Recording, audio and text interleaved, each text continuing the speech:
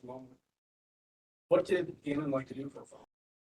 Oh, some of his favorite times, and all of his friends can attest to this, is just playing video games. I think he wanted to be a YouTube gamer. I think he actually was able to make one video and put it on YouTube, so it's out there. But playing Sonic and actually Mario was his favorite. So that was some of the favorite things I ever got to do with him.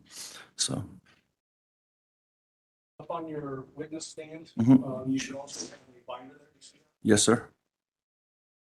It's going to get a little crowded up there. Slot camera there. Stand in front of me. See there too. Open it up. Two. Should be the first exhibit.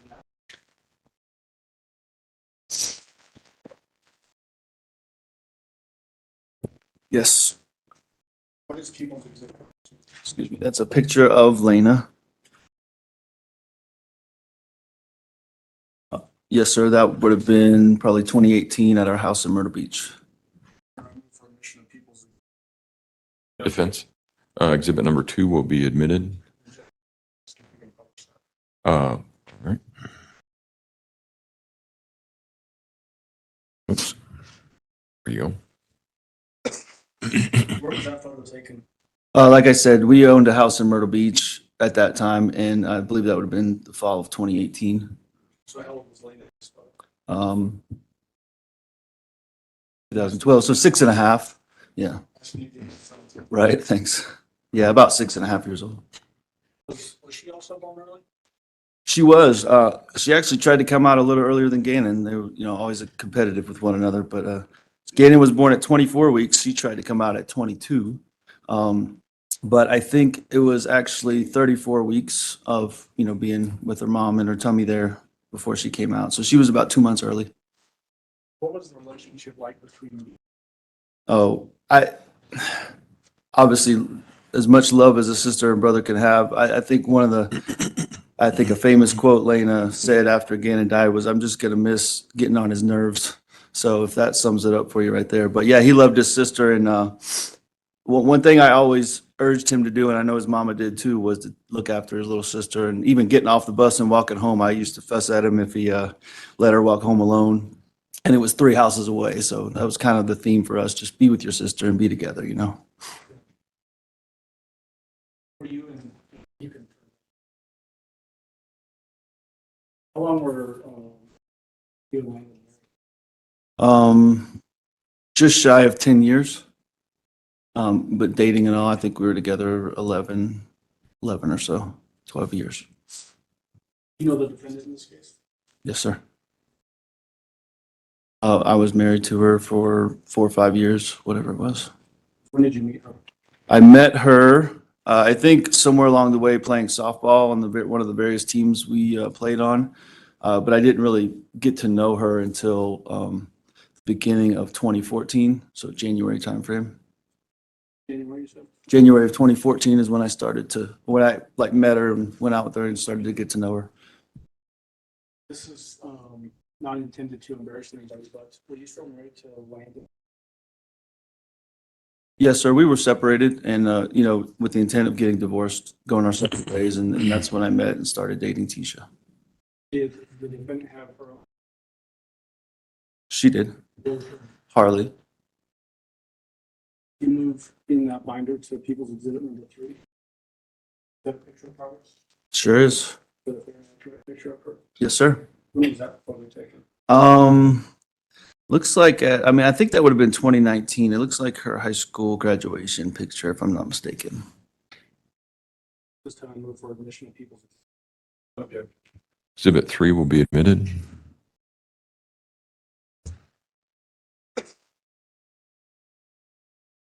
Yes, sir. Where was that photo taken? I believe it was in Columbia, South Carolina, where the graduation was, somewhere in South Carolina. Because she would, go ahead. I'm sorry. I was gonna say she finished her high school at an online school that was based in South Carolina, so she went back for the graduation. When you began your relationship with South Carolina? It was, yes, sir. Myrtle Beach.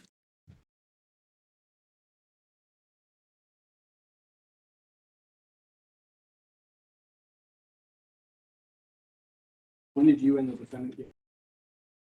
January 2015.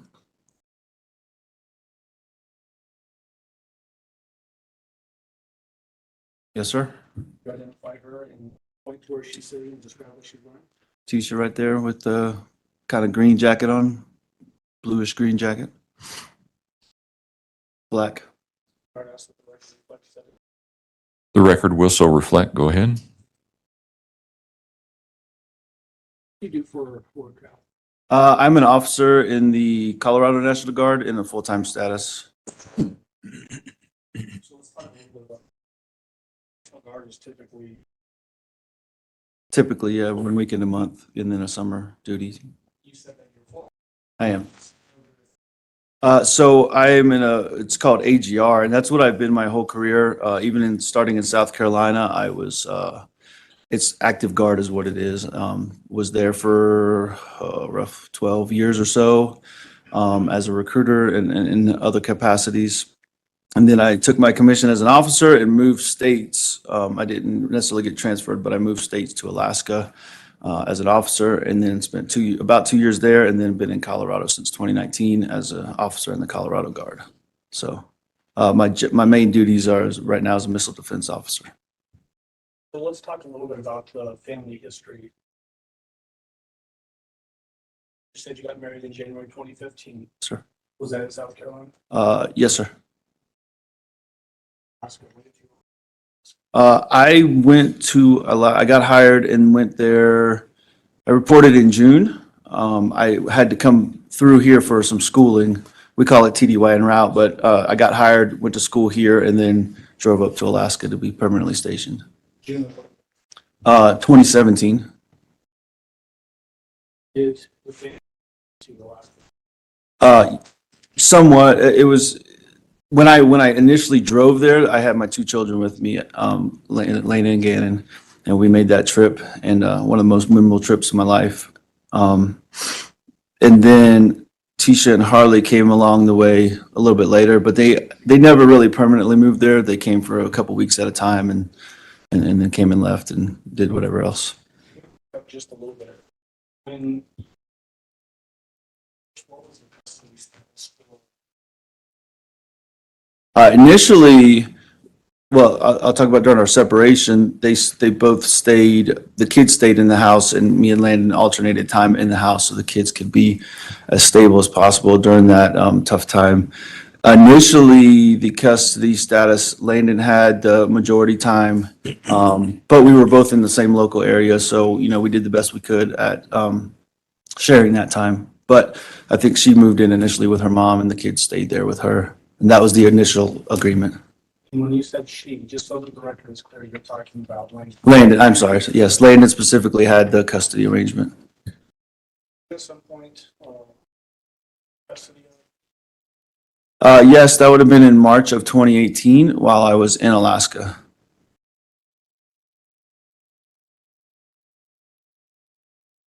You mentioned just a moment ago, driving to Alaska, I think. Yes, sir. So did you have custody of them before you actually got transferred to Alaska? No, because that was 2017 when I took that trip initially. And then they were still with their mom, Landon, with the majority time, custody time. What they did was they spent the summer with me in Alaska, and then I flew them back home or back to their mother for the start of the next school year. When did you move to Colorado?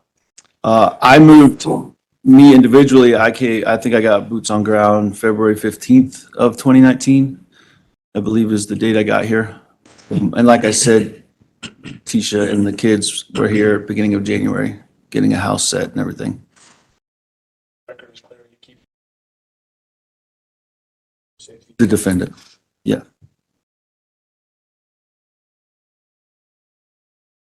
You may.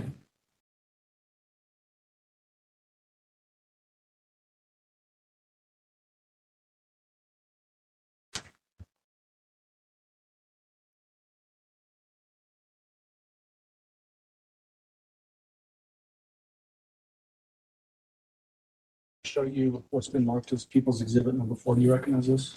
Yes, that looks like a map of Lorson Ranch neighborhood. Does it have a specific address notated on that map? It does. What's that address? That would have been our house at 6627 Mandan Drive. Is that a Colorado Springs address? It is. Is that in El Paso County, Colorado? It is. You're going to move for admission of People's Exhibit number 4. Mr. Tellini, exhibit number 4 will be admitted. Go ahead. For a moment. Can you point out the label where the 6627 Mandan Drive address is? Right here. Is that where you lived when you moved to Colorado from Alaska? Yeah, I think, just to be clear, initially, I think they had a little temporary housing on base, as you do when you PCS. And then the defendant found that house for rent, and we moved in. And I think they were already in the house when I got here. When did you all move into that house? I don't remember the specific date. I know they were already in the house by the time I got here in the middle of February. So February 2019, when you came from Alaska to here, you went to that. I went directly to the house from the airport. Okay.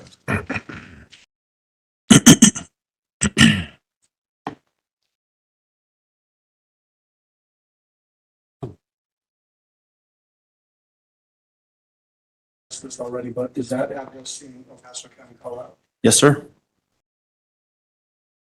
How long did you all live in that house?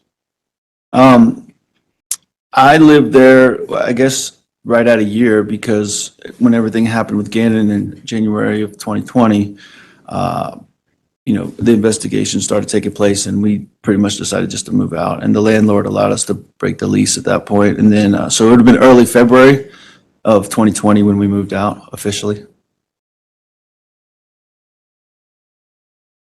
So let's just go through just a general description of that house. Was it a two-story, a rancher with a basement? I'm not too savvy on specific style of houses, but it had a main floor and a basement.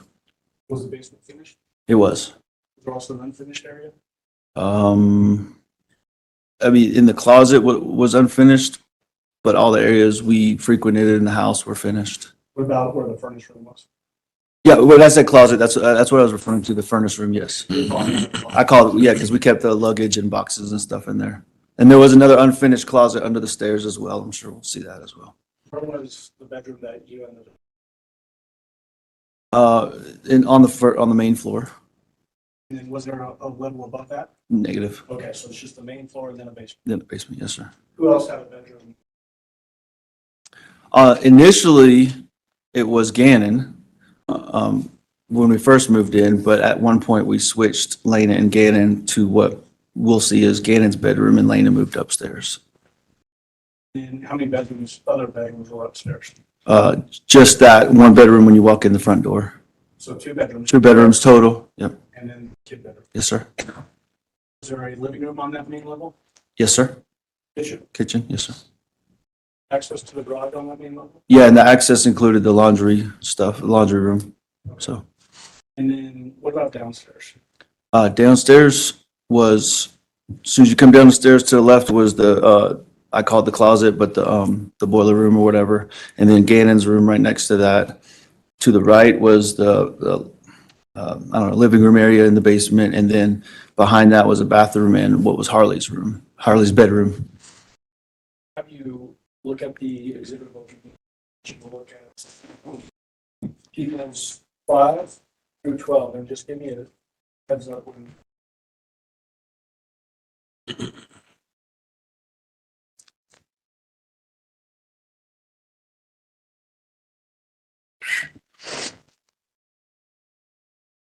Okay. What are those photos of? Just different viewpoints of the house you want me to go through specifically?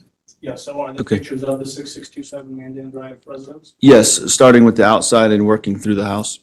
So People's Exhibit 5, is that the front of the house? Yeah, there would be a front view where you can see the garage and the front door, yes.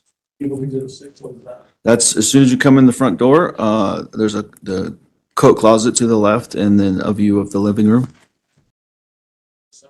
That's walking into the house farther, you can see the couch in the living room and the kitchen to the right, as well as the back sliding patio door. You can see what's behind the curtains, but that's what that is. And 8, Same thing, it's a closer up view of the kitchen. You can kind of see the dishwasher and everything, but yeah, that's the kitchen area. 9 is basically looks like it's standing at the back sliding glass door where you can see the living room, the stairs down, and then the garage entryway there. That would be the upstairs room. Upstairs living room. That is a view of the master bedroom as soon as you walk in. That is a view of the laundry area. And then the next door would be access to the garage. 12 is the garage. Are those all fair and accurate representations of those areas of the home that you just described? Yes, sir. Move for admission, people's 5 through 12. Okay. Exhibits 5 through 12 will be admitted. Go ahead. You may give me just a second, though. All right, go ahead. So it's the front, areas of the garage door open there, It is. moving on to people's 6. So point out, and there's actually an extended pointer behind there. No. Other side. Yeah, it's right here. Other side. Other side? Oh, yes. Okay. If you want to, you can just turn around and nothing is. Just make sure when you're pointing away from us that the furthest you're from, you can hear you looking. Okay. So what are we looking at here? So, like I said, this is walking into the front door. This is what I used as my closet, actually, but the front, what would be a coat closet. You can see the couch in the living room right there. As we walk forward, we'll see to the right is the kitchen, and this is a wall that covers the stairwell going down. But that's the living room area right in here on the main floor. So the front door, would that be basically to our back in this photo? Yes, as you walk in the front door is right behind us. Yes, sir. Okay. People's exhibit number 7. Tell the jury what they're looking at there. This is where I referenced the couch in the living room, kitchen area, and the back sliding patio doors behind the curtains there. There's a dog in the photo there as well. Yeah, that's Chance. And then it looks like there might be a person on the couch. Yep, and that would be Harley right there. Okay, people's exhibit number 8. Same thing, here's the kitchen. I said just a second ago, dishwasher and the back sliding doors once again. People's exhibit number 9. Yeah, so right behind us right now would be those back patio sliding doors.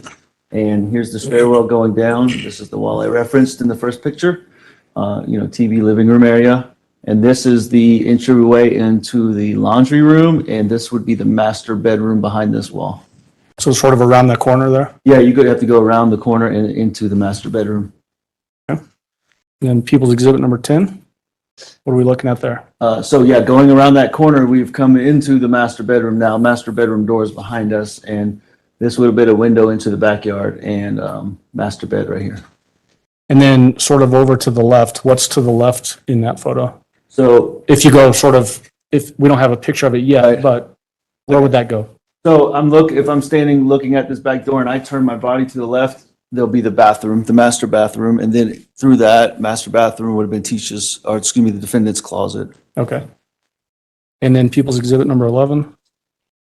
Once again, looking from that living room view, this is the garage entryway we discussed, and the laundry facilities right here, and then into that, through that door would be into the garage. Okay. People's 12. And that is the garage. Whose car is parked there in that garage? That was the car that belonged to Harley. What kind of car is that? It's a Volkswagen Jetta. I think it was a 2018 Volkswagen Jetta. Looks like maybe somebody's a woodworker. Somebody. Who's that? I try. I don't know if I could claim to be an actual woodworker, but I give it my best shot. So So that woodworking material there, various pieces of wood and table and all that kind of thing, that's your stuff. yeah, pretty much this whole side of the garage was dedicated with parking bikes. But other than that, it was, just to my supplies and my woodworking stuff. What kind of stuff would you build with wood? Well, this you see right here, actually I'm about 90% done, is a table for mom, and I surprised her with it the other day. One of my favorite things to make is like cutting boards and like epoxy boards and stuff like that, but that's kind of what I do. So you mentioned making a table for, I think you said mom. Do you mean your mom? Yeah, my mom sitting right over there. Yeah. Okay. So you would make some furniture Yeah, some and then also cutting boards? cutting boards and stuff like that, yeah. I want to have you take a look in that binder again. Okay. Should be the next exhibit, number 34. Do you see it there? I have 13 is next. So flip all the way to Flip to 34, okay. Yeah.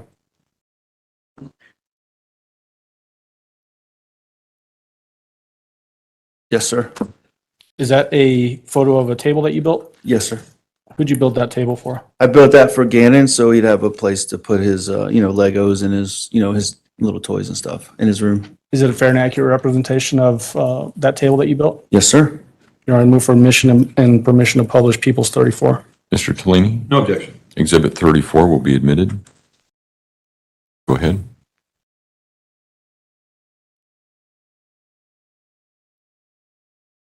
So People's 34 is now displayed on the two screens here. It's fairly obvious, but just point out the table that we're talking about that you built for Gannon. Right here, it's red and blue one, and the colors were specifically for Mario. Like I said, it's one of his favorite things, so I wanted him to enjoy that based on his Mario little thing. And then there's some scrap wood in that photo just to the left there. Can you point that out? Yeah, so a little piece of like OSB board, and then my circular saw here. There's more of that same OSB up there. I used that to build those in the laundry room. You saw that little shoe container. It was gray. Built it out of that wood. So you used a term that I'm not familiar with. I'm not a woodworker. OSB, what does that mean? OSB is like plywood, different types of plywood. It's Okay. a generic term Okay. for it. So. Particle board is another word that's used. Okay. And if you could pull that down the picture. And then I want to have you now flip back to People's 13 through 31. Okay. And then just flip through all of those and tell me when you're done. 13 through, 31. thank you.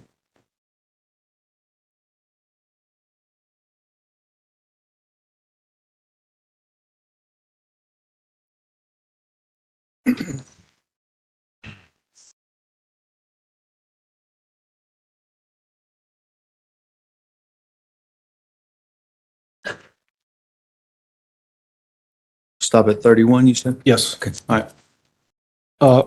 Are those basically just more photos of the 6627 Mandan Drive address? Majority of them, yes, sir. Are they all fair and accurate representations of that house? Yes, sir.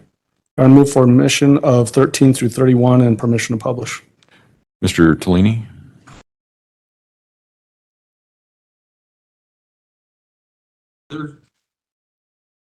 Couple, and I'm referring to kind of 19, 20, I'm sorry. and Yeah. 21. I think there needs to be more foundation laid for those photos, but for the rest of them, I don't have. Good catch. So those are coming later. So it's 13 through 18 and then 21 through 31. My apologies. Okay, let's go there. 13 through 18 and 21 through 31. Do you have an objection? I do not. All right, those photos will be admitted. Go ahead. And permission to publish those photos, Your Honor. You may go ahead.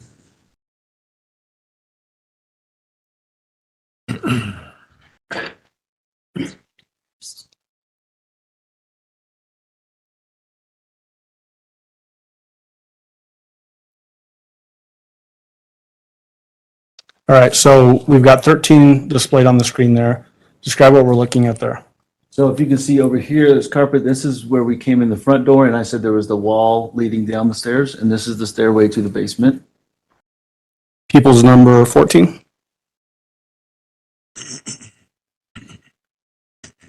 So, yeah, I forgot to mention the stairs kind of do a wraparound. So we came down the stairs, and now we're looking down into the basement, and we had a little computer area here. But yeah, that's the basement entryway. And 15. So coming down the stairs to the right, this is what you would have seen, the little, I call it the downstairs living room.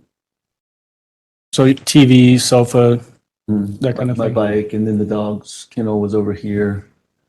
And then, mementos, you can see college degrees and pictures of the family and stuff.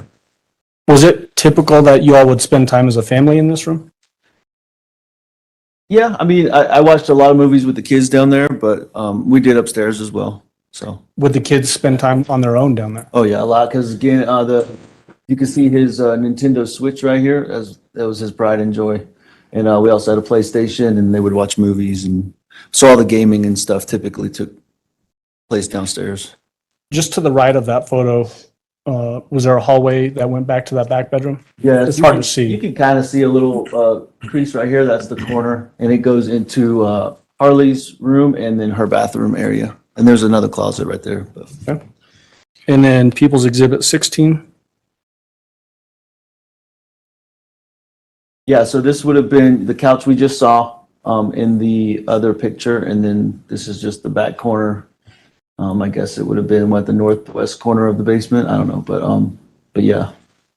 And then you sort of started to point at it there, but there's a blackish square there in the center of that carpet. Yes, sir. Just backing up a little bit. In January of 2020, specifically January 25th and 26th, which would have been a Saturday and Sunday, were you at home on that weekend? No, I actually, it's kind of hard to explain my duty schedule, but every other week I work Friday, Saturday, Sunday, and that week I actually had to work day shift on a Friday and Saturday, and then I left town on Sunday. So I was at work all day Saturday, came home, the defendant and my mom was in town, and the defendant and I and my mom and the kids ate dinner. And then my mom was leaving that night, so I took her to the airport in Denver for her flight, and then I stayed in the airport. I slept across from the ticket counter on the floor there. And then because I had an early morning flight to go to Oklahoma for training for 2 weeks. So when did you actually drive up to Denver? And I'm assuming you mean DIA. Denver Airport, yeah, DIA. So, I mean, I get off, I don't think I got off early that evening. I usually get off at 1800 or at 6 p.m. And then it was a 15-minute drive home or so. We ate dinner, and then no later than 8 o'clock, I would assume. I don't remember exactly what time mom's flight left DIA, but. So you drive mom up to the airport, and then you just stayed at the airport because you had a flight the next day? I had an early morning flight through Dallas, I think, to Lawton, Oklahoma. But yeah, I did. I just slept on my duffel bag or whatever right there. There's a little seating area right across from the American Airlines ticket counter at DIA, and I just laid down on the floor right there. So when you left on Saturday evening, whatever time it was, who was left at the Mandan Drive residence? The defendant, and then Harley and Lena and Gannon. Any other adults there? Not that I know of. No. How old was Harley at that time? She would have been, let's see, 5102. And that was, so she was 17, How old was approaching Ga- 18. How old was Gannon 11. and Lena? Lena was, her birthday's in January. So, sorry, I'm doing math here. So 8, she had just turned 8. Okay. You're doing math better than I could if I Right. was sitting on the stand, so thank you. So when you left the house on that Saturday evening to drive mom and yourself up to the DIA, was that carpet like that when you left? It was not, no, sir. Did you talk to the defendant about that? I believe she, Well, first, did you talk to her about it? I did talk to her. She said there was an accident and a candle spill. Okay. I don't know if it was, let me clarify, I don't remember if it was over a text or over a phone call, but there was a conversation about it at some Okay. point. Do you remember when you learned about a candle spill and a burn or whatever? Confident that it was that Sunday night, which would have been the 26th. Okay. Either that or the next morning in those Okay. text messages. And is that what we're looking at there is sort of a cutout area of that carpet as a result of whatever burn happened? Yeah, what I was told was, yeah, there was a spill here, but you can also see that she claimed the defendant claimed there's supposedly some candles spilled on the couch as well. You can see those little spots there. That's what she claimed that was. Did she ever say who cut that square out like that?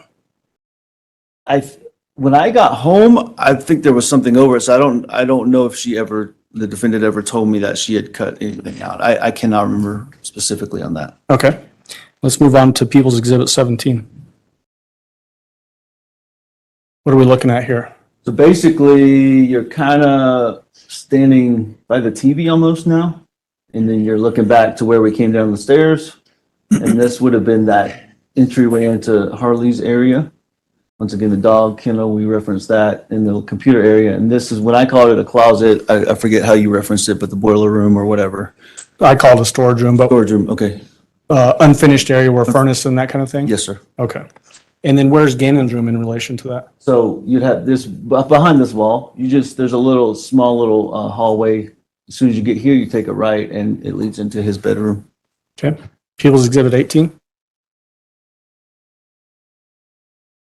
Is that just a closer up view of into that storage room? Yeah, now we're walking towards the storage room here, and then you can see this little, gap here. That's how you get into Gannon's room.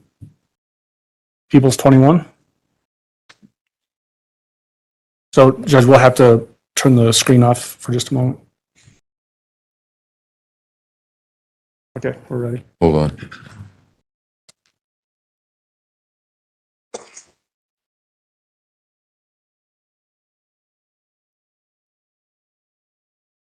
Okay. So 21 is on the screen behind you now. Okay. What are we looking at there? So we've taken probably 2 or 3 steps into Gannon's room now because we're kind of in the center. This was his bed. And as I mentioned before, you can see the remnants of when Lena lived here. Those are definitely not Gannon stickers, but his bed here, there's that table that I built for him for his toys.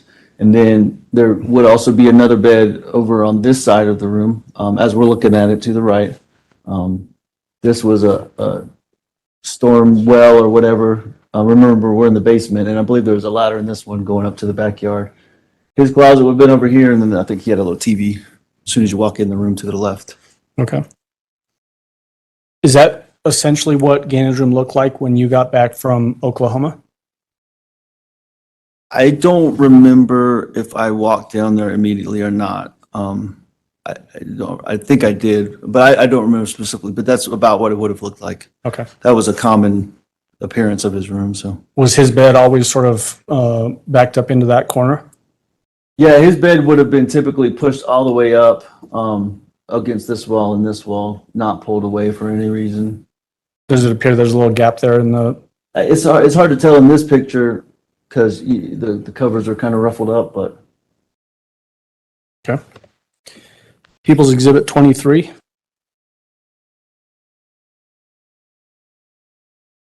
Do we need to pull it down?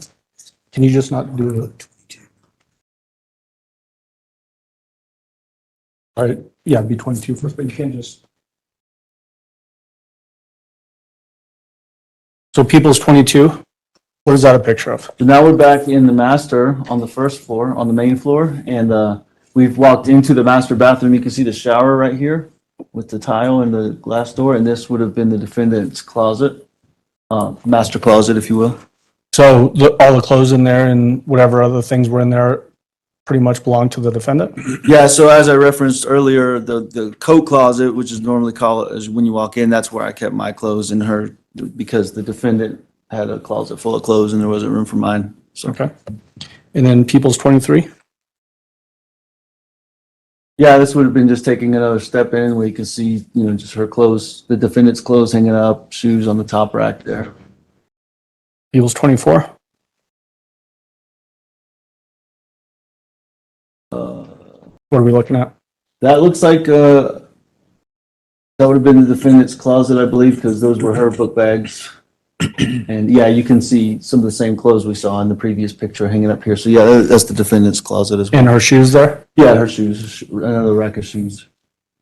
And then People's 25? That would have been, as soon as you walk in the closet to the right, the same closet. So I want to ask you some questions before we jump on to the next couple of photos. When did you learn about Gannon having something happen to him? You mentioned hearing something from the defendant about the burn downstairs. Was there a point in time when you learned that he was missing? Yes, I was in Oklahoma. We had our first day of class. Like I said, I was scheduled to be there 2 weeks. Just got out our first day of class. I went and ran a couple miles, whatever it was. And then I was already back in my hotel room preparing for the next day and whatever.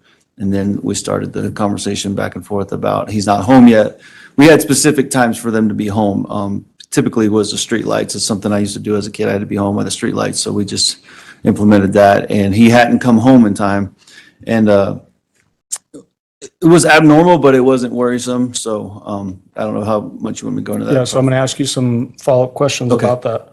When you say that he hadn't come home yet, did you know that he hadn't come home, or is this what the defendant was telling you? Yeah, based on the conversation that me and the defendant were having, of course, I was in Oklahoma, so I had no clue. I'm just relying on trusting her that he hadn't come back from his friend's house yet, which is where she said he had been. And what day was that you heard this information? This would have been the Monday, so that I believe it was the 27th. 27th? Yeah. Do you know if he went to school on the 27th? According to her, he did not. Her being? Excuse me, the defendant. According to the defendant, he did not because he was having stomach issues and he was sick, which in my mind at that time is like, why is he going to his friend's house if he's that sick? So it was a little confusing, but Would it be typical if he was having digestive issues to stay home from school? no, sir. Okay. So that by itself was out of the ordinary. Right. And when did you find out that he was going to stay home from school? I believe, without having timestamps, I believe it was that morning, and I think she sent me some photos Okay. saying, Gannon's home, here he is, or whatever. Yep. And then when you found out from the defendant that he had potentially gone to a friend's house and hadn't come home, do you know what time that was?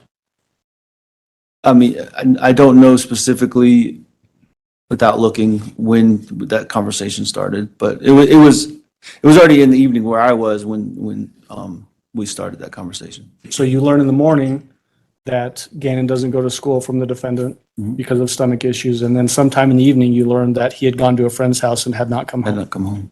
And that all comes from the defendant. Yes, sir. When did you get back to Colorado? I came as soon as I can after I decided basically that there was something actually wrong. So the 27th, as soon as I decided he's missing, I got to come home. Not to get ahead, but I think the defendant had called 911. I don't know about when the police came to the house, but I know I also called them and said, hey, what's going on? My son's out there somewhere. And at that point, I called our travel people and said, hey, I need an emergency ticket home. And I left. I had a buddy drive me to Oklahoma City, and I left from Oklahoma City airport early the next morning. So let's unpack that just a little bit. Sure. So to your memory, the defendant tells you that she called 911? She did. Was it that specifically, or was it an accumulation of things that made you worried and decide that you need to get back home and see what's going on? Yeah, so like I said, I didn't know how deep you wanted me to go at that point. I had also contacted numerous of Gannon's friends' parents in the neighborhood that I knew, he would typically frequent their house and play with their kids and stuff, and none of them had even seen him. So then it started to become an issue. There was also another claim about some new friend on the school bus and some other stuff surrounding that. I'm sure we'll get into. Do you want me to go into that? Not right now. All right. There was that, and so I started asking the parents about, do you know this person's name, or do you know anything about another person? And so it started compounding, as you said, to become more worrisome. So basically, you're accumulating information and growing more worried. Is that what you're describing? Yes, sir. And then when you said you called your travel people, do you mean you called the National Guard folks?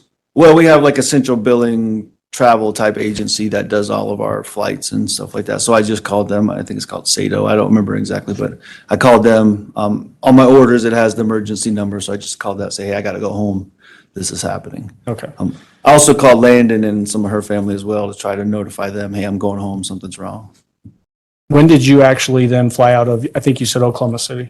Yeah. So one of my battle buddies or whatever, one of my guys in my class took me up to Oklahoma City because that was the only flight they could find, or the soonest flight they could find. And early the next morning, I spent the night sitting once again right across from the ticket counter at Oklahoma City. I don't remember the flight time. So when you say the next morning, is that January 28th? Tuesday, January 28th. Yes, sir. Did you get any sleep that night? No, I just sat there and whatever. Did you fly back to DIA or did you fly to Colorado Springs? I think I don't remember exactly.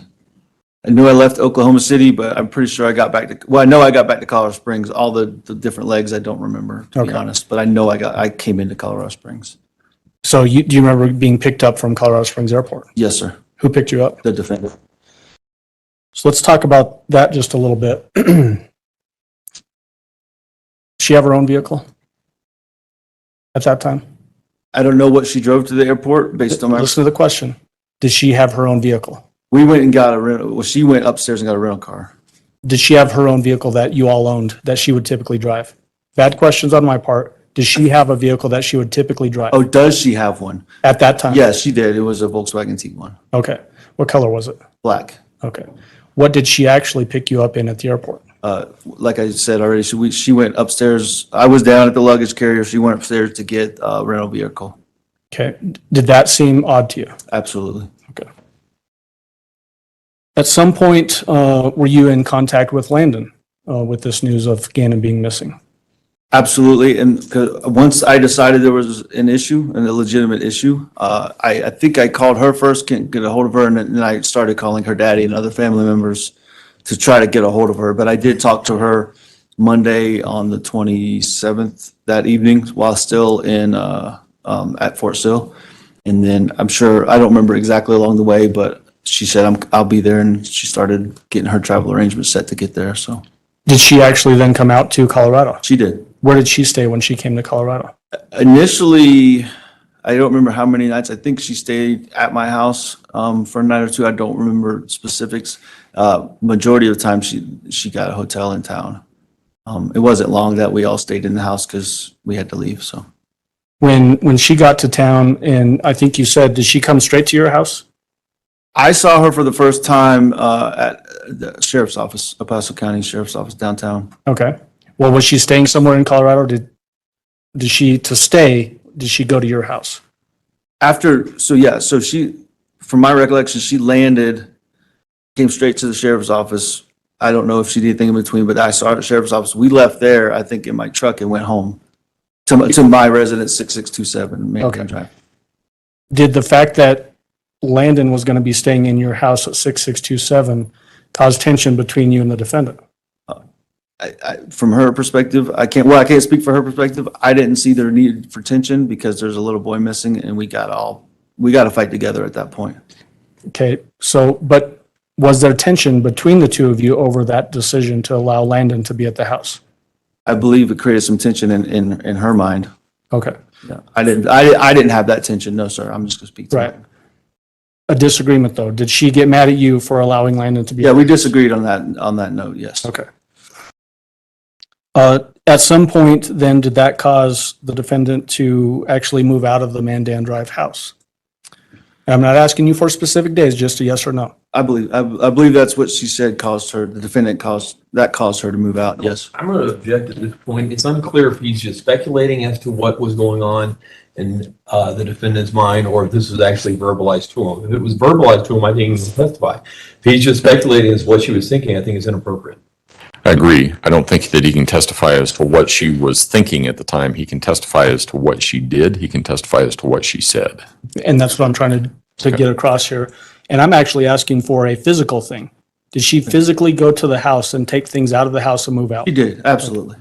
Roughly when did that occur? Within the first week. Okay. I don't remember exact dates. I'm sure we'll get to that. Okay. And so if we can put up People's Exhibit 26.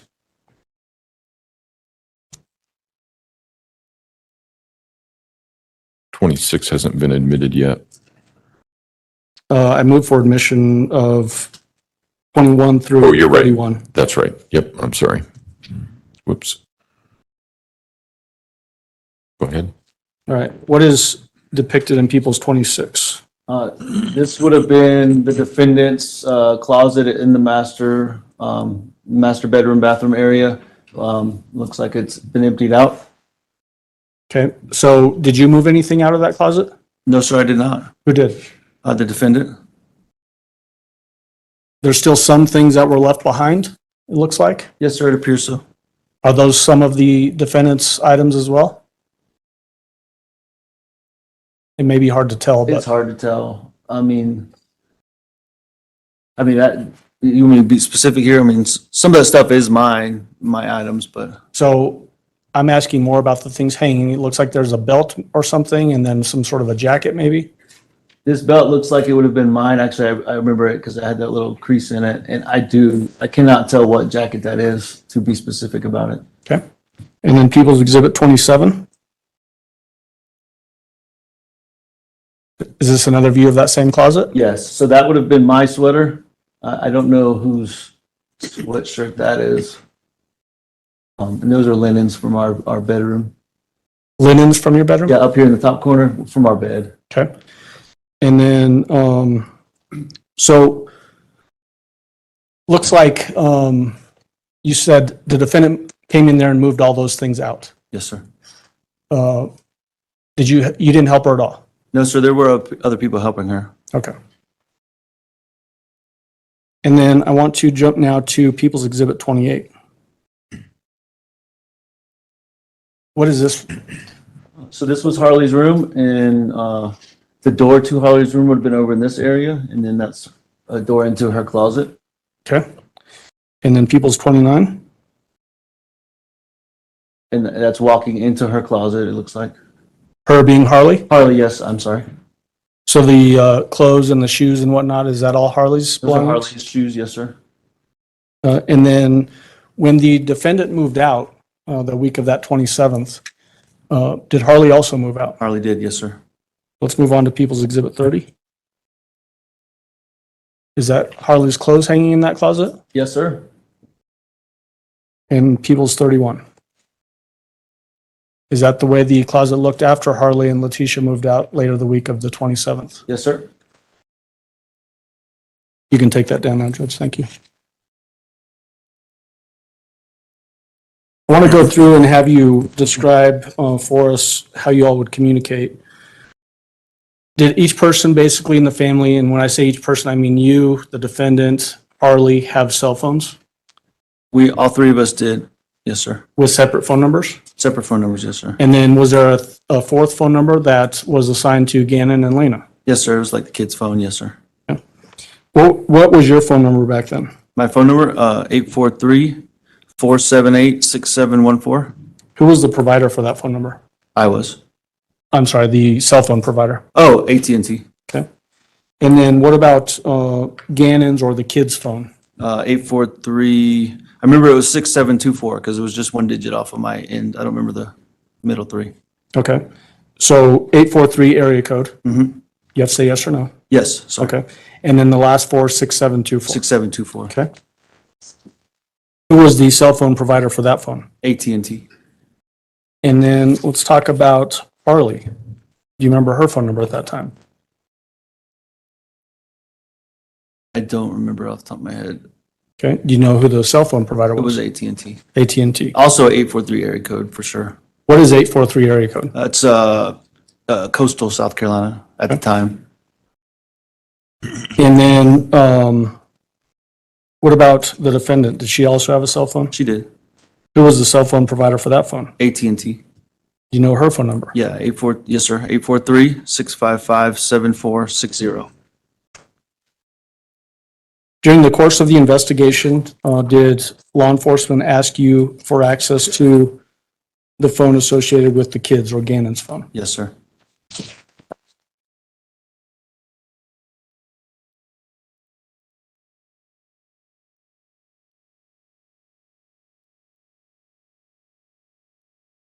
We'll come back to that.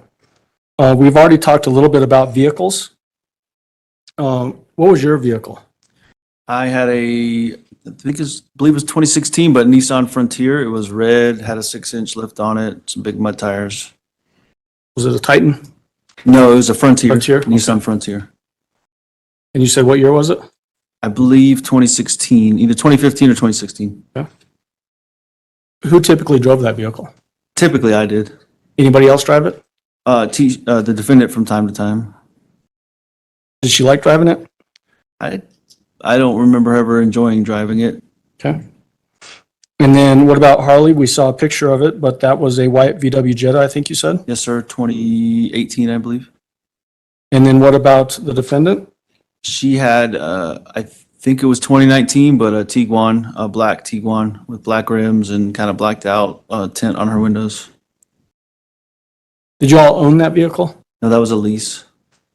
So now I want to jump back to what we were talking about earlier when she picked you up at the airport. Did she give you a reason? Did she say why she wanted to drive a rental vehicle as opposed to her normal vehicle? Yeah, her reasoning was we would be doing a lot of searching and driving around looking for Gannon, and due to her vehicle being a lease, she didn't want to go over the mileage on whatever those requirements or allotments were. What kind of vehicle did she rent? A little small. I don't remember. I think maybe a Kia. I don't remember exactly what it was, but it was a small little sedan.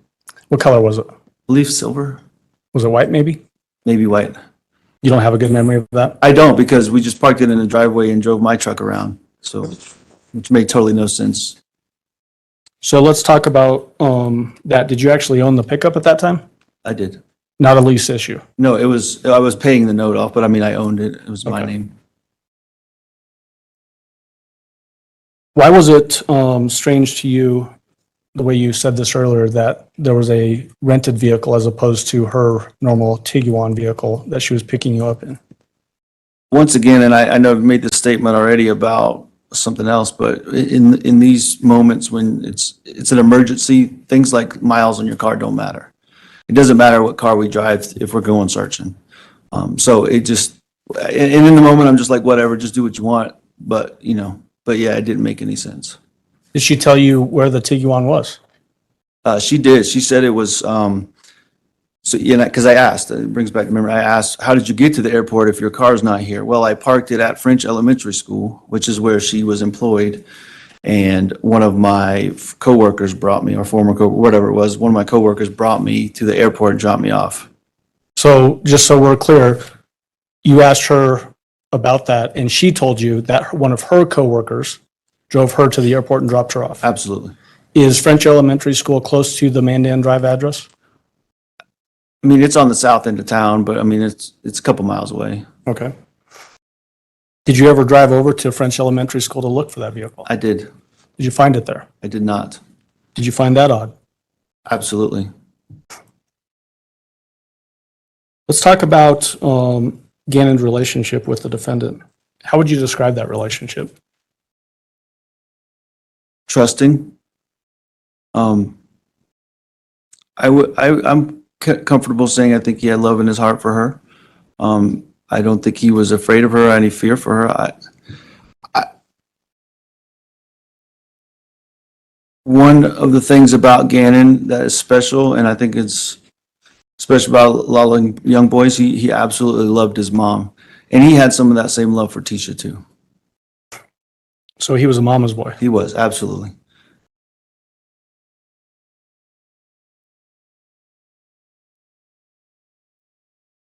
How was, I guess, who would discipline the kids? And when I say the kids, I'm talking about the little ones, so Lena and Gannon. Both of us, both myself and the defendant.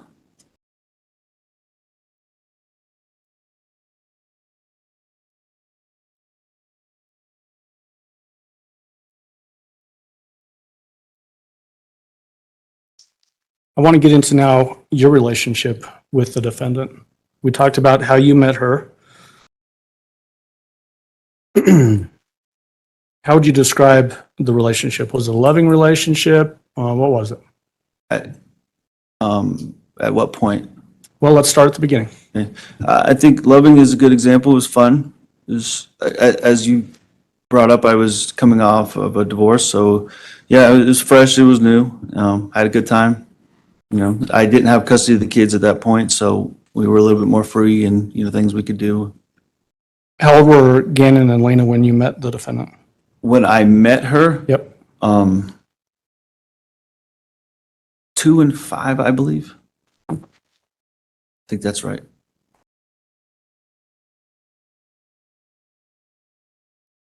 When did you first move in together?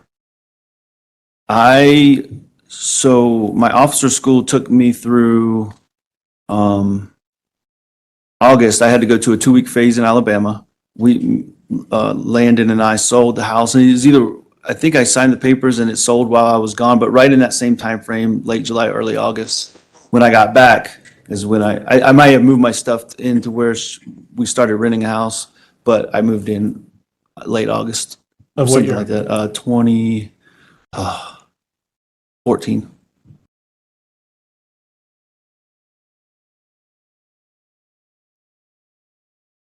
When did you first meet Harley? Earlier in 2014, maybe March. I remember, well, let me back up. I had exposure to her at the softball games and stuff, but I never really, had a conversation with her. But when I first met her, I actually remember helping her doing her homework the first time I met her.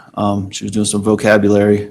I don't know why that stands out, but yeah, I was at Tisha's apartment in spring of 2014.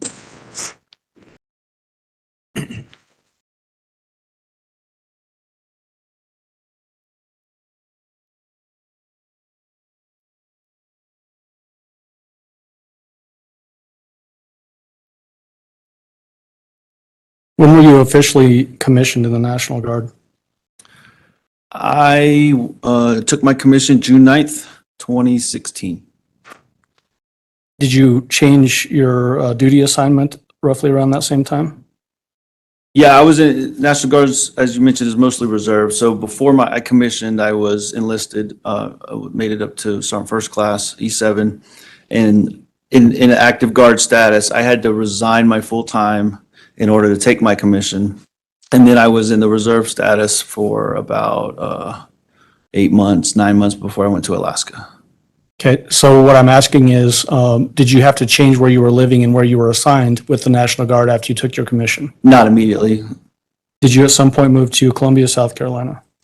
I didn't move there. As soon as I commissioned, like I said, it's kind of hard to explain. National Guard's a little different. I resigned my full-time status, but you can get on temporary orders. And so I was on temporary orders in Columbia for a couple months. But I was close enough where I could commute, half the time or whatever. Okay. But I just stayed at the Armory in Columbia, South Carolina.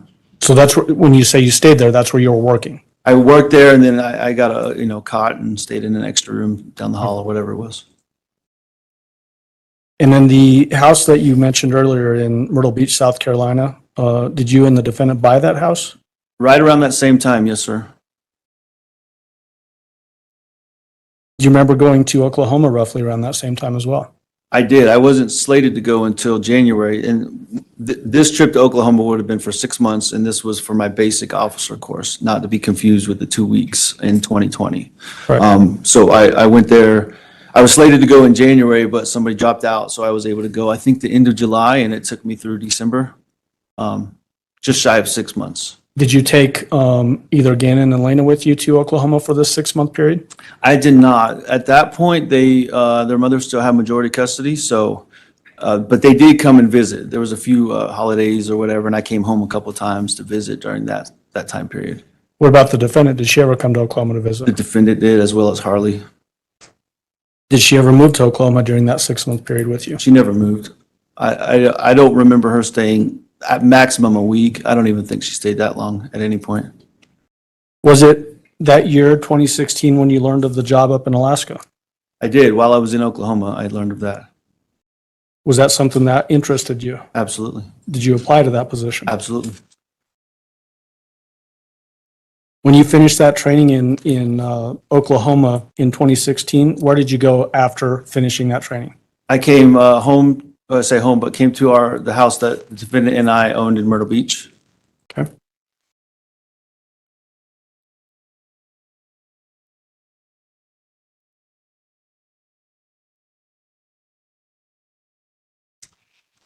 When did you actually get transferred up to Alaska? If you can tell us. Yeah, so I spoke to this earlier. I came here for schooling. I got here, I think, April 1st, did 2 months here, and then I took the trip with the kids up to Alaska. So I think June 9th or something like that, I got up there. But I was on orders in the Alaska Guard on my way here, and then just did my training, so. You said June. What year are we talking about? 2017, once again, yeah. What was I'm a Navy guy, so I don't understand National Guard. Okay. Are they bases, forts? What are they called? Most of the time, your typical National Guard duty is going to be at an armory, like a local reserve center or something. They're all over Colorado Springs. This one is a little different because it was an active guard unit, which is kind of rare in the Guard, but it was at Fort Greely, Alaska. I was stationed and lived on base. So how long were you stationed up at Fort Greely? Just shy of 2 years. Like as I mentioned, I got hired on in March, went to my school here, and then that was 2017, and then February 2019, I was transferred here. Was it roughly around that time that you actually filed for custody of Gannon and Lena? No, I think I actually filed for custody before I left to Alaska. So is that the time period you're talking about? Yeah, so when did you file for custody of Gannon and Lena? So like February or March of 2017, I don't remember specific dates, but it was before I was leaving, yes, sir.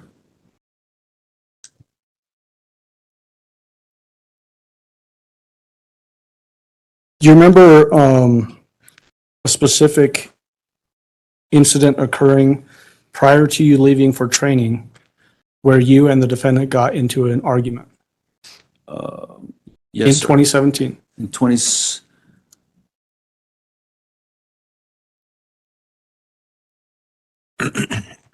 don't remember. Is there more you can give me? on a I specific- can't ask you leading questions, so I Okay. got to ask an open-ended question. Yeah, I mean, yes, I think we did get into an argument, a verbal argument about me taking the job in Alaska. That was it's a point of tension for sure. Did she tell you whether she was supportive of you taking that job in Alaska or not? I don't remember specifically if she said supportive, but all indications were no. Was that the sort of the source of the fight? I would say yes. That was the source of many verbal disagreements and arguments in that time period. Were you all living together at that particular time? Yes, When this- sir. When this fight occurred? Yes, sir, in the house in Myrtle Beach. Okay, did the defendant take specific action regarding your belongings in the house? Yeah, yes, sir, the day I was supposed to leave to come to Colorado for training, which would have been late March. I don't remember the specific date. Yeah, she threw all my stuff in the front yard and whatever, just said, I'm done with you kind of thing. Said that, so you said, she said, I'm done with you kind of thing? And I'm not quoting directly, but that's the theme of it. I'm done. You can take your stuff and go and whatever. Obviously the relationship didn't end then, is that right? No, I think it was actually about a week or 8 or 9 days before we talked again. Not a lot of communication in those. I did talk to her the whole trip here, and then it was a couple days after I got here, I think. So, yeah, it was tough times. You mentioned earlier that the defendant actually did come up to Alaska. Yes, sir. When did that occur? Various times. I don't know. I don't remember specifically when she first showed up. Had already been there for a while. But she did come and then stayed for a week or 2 or 3 weeks here, a month there. I mean, she never moved there. I never felt like she moved there, I should say. Well, and I'm probably just asking a bad question, but was there a period of time where it seemed as if there was a move where she actually brought Harley with her to Alaska? Yes, there was a period of time, and this would have been that first summer, because what she told me was that she was looking for a job at the school and that she had enrolled Harley at the school in Delta Junction is the town, but that she was enrolled there. And then, that's where we're at. Delta Junction, Alaska. Yeah, which is where Fort Greely, the base is located, is Delta Junction.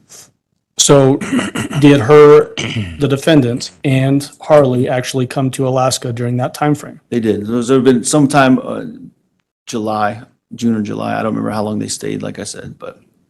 Did the defendant ever tell you, did you say something, Judge? No. Okay, sorry. Did the defendant ever tell you whether she enjoyed being in Alaska? She actually told me the opposite quite a bit, that she hated it there, that we should give it back to Russia.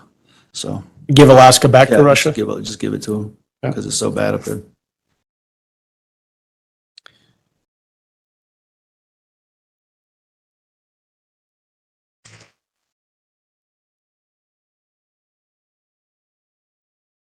Would the defendant use manipulation on you in your relationship? Absolutely. Objection calls for speculation.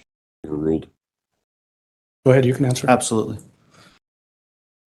In this time period that we're talking about where you were in Alaska, and she's telling you that she hated it, did she manipulate that situation to try to get you to leave that duty station? Yes, sir. At the end, she did. When you say the end, what do you mean by the end? That's what, her manipulating a situation is what led me to leave Alaska.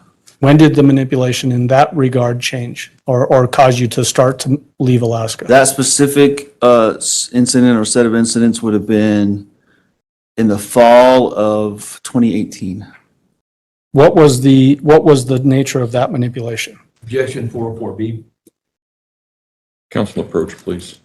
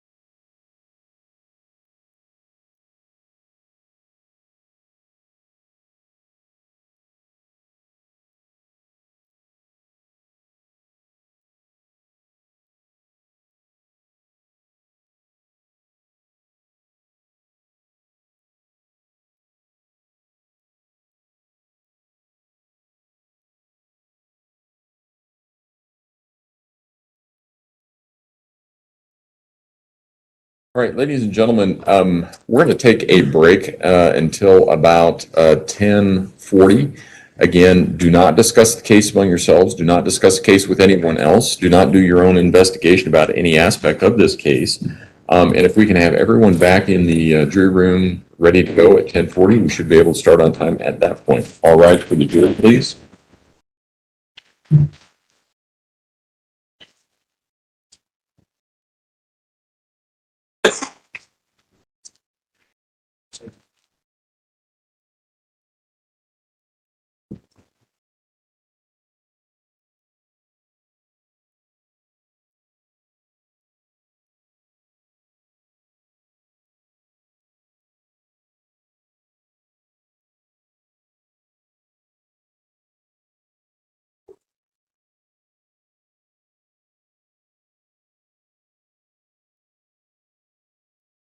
Thank you. You may all be seated. Record should reflect the jury has left the courtroom. We were having a discussion at the bench regarding the permissible areas to go into. And it seems to me, Mr. Allen, that what you can do is, I think it's probably safer just to use some leading questions, talk with your witness as well. But I do think that he can talk, as I understand it, what the evidence is going to be, or the offered evidence is going to be, is that Ms. Stauch made a claim regarding sexual harassment That's right. against some other people in his unit that may have made it uncomfortable for Mr. Stauch to remain in that unit, and apparently that's why he decided to change duty station. We're not going to get into what the substance of those allegations were. Mr. Stauch, you would be prohibited from saying or testifying whether or not you believed those allegations, whether or not you thought she was making them up, those kinds of things. You can say that she made them, and you can say that you can testify about how that made you feel and why you wanted to move, but you cannot testify about whether or not you thought they were true unless she told you something different. Okay? All right. Well, Judge, I think it's as I was saying at the bench, it's a form of manipulation to get that to happen. And so I do think it would be proper for him to say whether it was an attempt by the defendant to manipulate him being assigned to that duty station, He can go ahead. leading to him then changing duty stations to Colorado.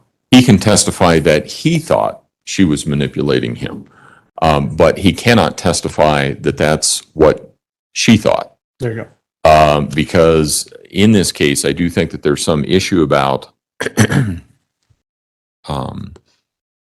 whether or not the defendant may have manipulated certain events, or whether or not the defendant may have manipulated certain conduct at some point in time. And so I do think that that is relevant. I think it's admissible. I think it goes to some of the heart of the issue of the evidence in this case.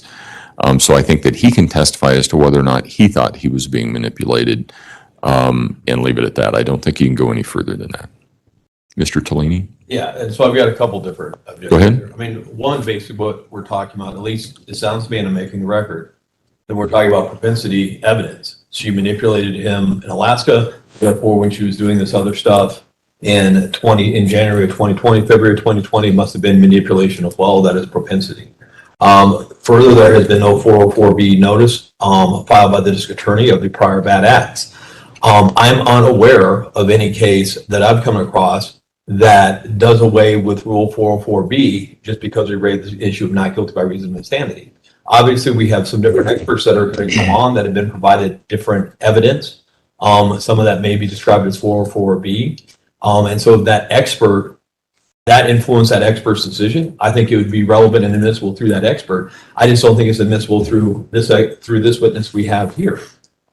Because whether or not he felt manipulated or not has no real bearing on what was going on in 2020, unless we're talking about propensity, or unless we're talking about other motive, other types of stuff that would need to be endorsed under 404B. Mr. Allen? Judge, they have put the defendant's mental condition into relevance by claiming NGRI. This witness specifically spent a lot of time with this defendant over many years. And case law is clear that he can comment on whether she was sane or not, and if she was having any mental health issues, which I do intend to get into. There is evidence that, as we know from preliminary hearing, that the defendant attempted to manipulate this investigation, and we're going to have evidence from different people on that point as well. And that's sort of the track record of this particular defendant. That's not a bad act. That's mental condition evidence that they have put in play by claiming NGRI. I tend to agree with the prosecution here. I've read I have read all of the psychological examinations, the competency and the sanity examinations. I'm also familiar with the facts that are involved in this case. I don't think it's necessarily propensity, but I also think that it would be appropriate to ask any of the experts that are coming whether or not conduct by the defendant in I think this was fall of 2018, would be an example of manipulation by the defendant. And if this testimony is not permitted at this point in time, or this evidence is not admitted at this point in time, there wouldn't be a basis by which to ask the expert that question when they take the stand. So I understand that you disagree. But I think that I do think that's appropriate. I think it is more of intrinsic rather than extrinsic evidence. So I am going to allow it. But again, Mr. Stauch will not be permitted to say whether or not he believed that those allegations were false or not. And he can testify as to what happened, how he reacted to it. And we're dealing with a relationship between the people. It has a lot to do with his mental state, Mr. Stauch's mental state at the time that the investigation was going on based on his history with the defendant. It also has something to do with the way that the defendant may have acted at the time all of this happened based on her history with him. So I'm going to allow it, and you can do it through leading questions. All right. All right, with that, we will take our break. And so if Ms. Stauch needs a break, we need to do that now. Oh, all right. Thank you, Mr. Cook. All right, court will be in recess. Thank you. Mr. Stauch, you may want to talk with Mr. Allen about what the parameters are. Yes, sir. Okay, thank you, sir. Yes, sir.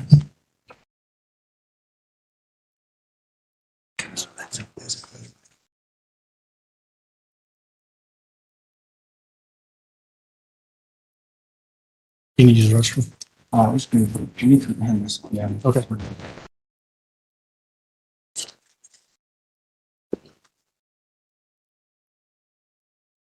Oh, absolutely.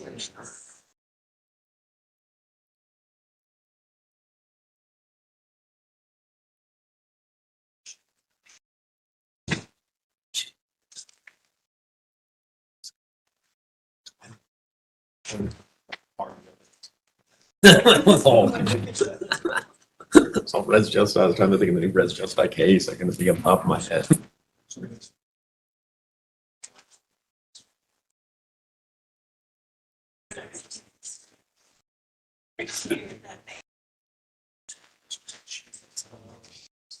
You did say it has 4 steps.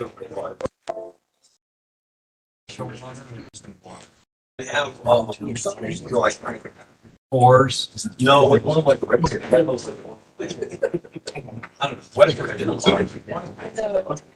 I'll get the finest bottled water they have. That's what I'm like. Well, I could just go check this.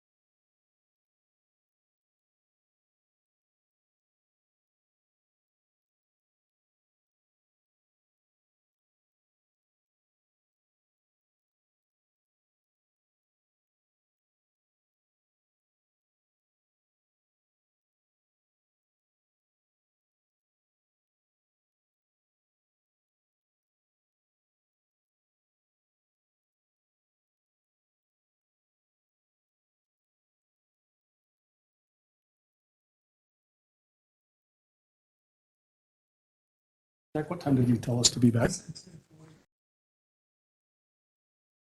Okay.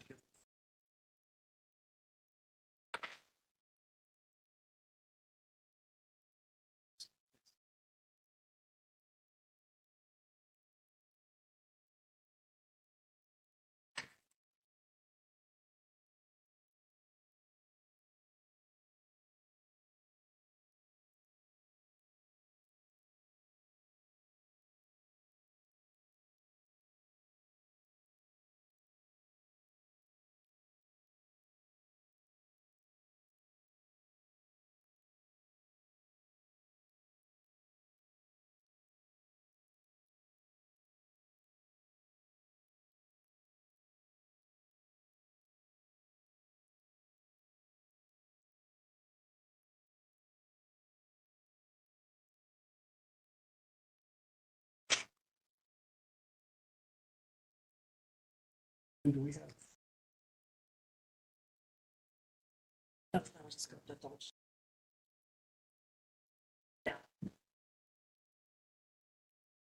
Thought I had this earlier. This is Gannon's phone earlier. Okay.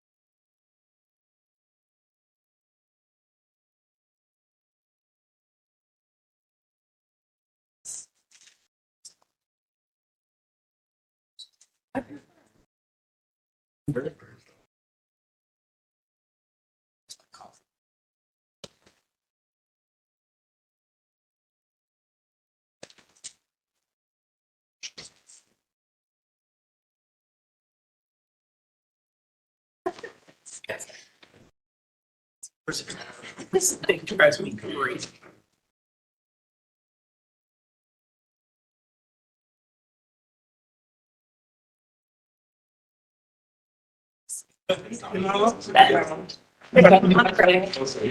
I'm a young man, but right hand. We both had decided. You're like, yeah, it's like a duck. It's not that. That's the only way to go, boss. That's all. Yeah.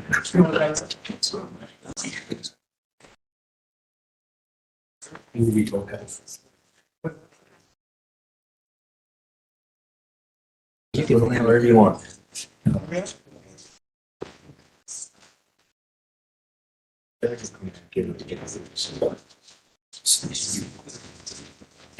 Are we gonna, Mr. Allen? Where's Mr. Allen? Oh, he's in the back. I'll get him. Michael? Yes. No, not again. I'll just remind you that you're still under oath. Okay. So, are we good to go? Yes. Yeah, okay, so you've had your time with Yes. Mr. Okay, all right. Okay, let's go ahead and bring the jury in then.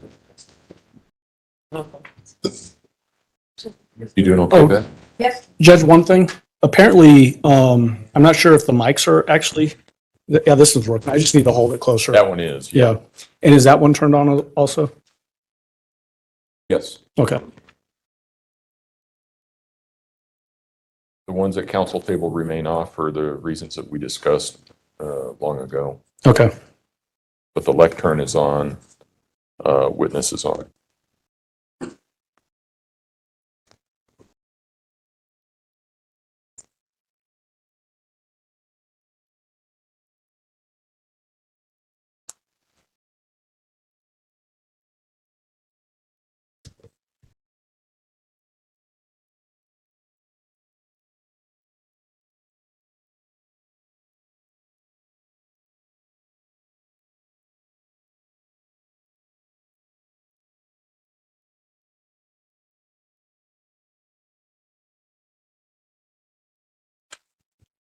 All rise for the jury, please.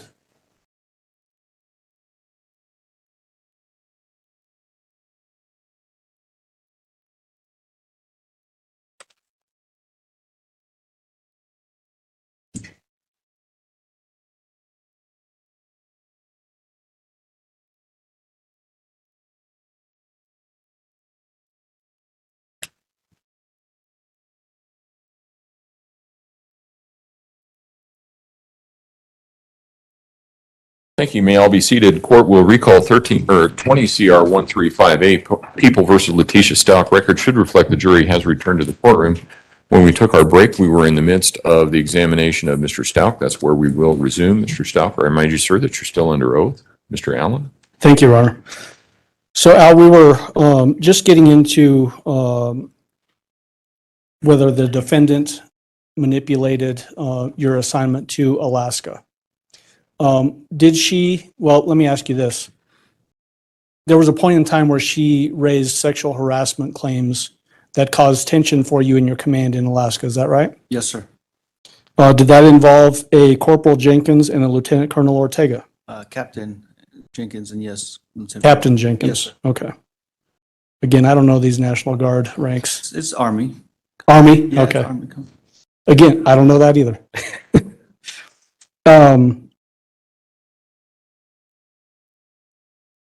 I had asked you before whether she was happy being assigned, having you all living up in Alaska, and I think you said no. Absolutely not, yes. Did this claim of sexual harassment, not asking you whether it was true or not, but did that lead to you eventually leaving Alaska and coming to Colorado? Yes, sir, it did. Were there two specific things that you witnessed that were sort of at the heart of these sexual harassment claims? Yes, sir. Did one of those involve Captain Jenkins? Yes, sir. Was that a time when you were at some establishment and there was some drinking involved? Yeah, me and the defendant showed up for dinner and the other person was already there and had been drinking. Yes, sir. The other person being Captain Captain Jenkins? Jenkins, yes, sir.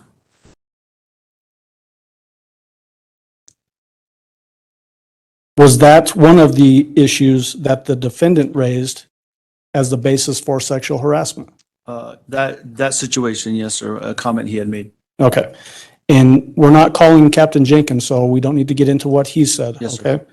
And then as it relates to Colonel Ortega, did you witness a specific event that was an interaction between Lieutenant Colonel Ortega and the defendant? Yes, sir. What was that specific thing? Let me describe the event. Yes, So that you witnessed. I was the S1, which is the personnel officer for the battalion. Lieutenant Colonel Ortega was the battalion commander. I was still in the office. The defendant was coming to pick me up because we only had one vehicle in Alaska. And she was coming from the house to pick me up. And when I came out of the building, he was leaning over into the truck, talking to her. I don't know what they were talking about or anything. And then as soon as he saw me, he left, didn't stop and, communicate with me, he just left and walked away. And that was it. Okay. And so did the defendant specifically use that incident as another part of the allegation of sexual harassment? Yes, sir. Did she file a formal complaint with your command?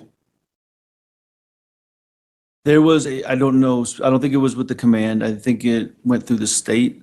So Okay. the Alaska National Guard. I don't know the specifics of it. My only involvement was to basically say what I just said. Okay. So what I'm asking you is, when I say command, again, I'm not informed on National Guard.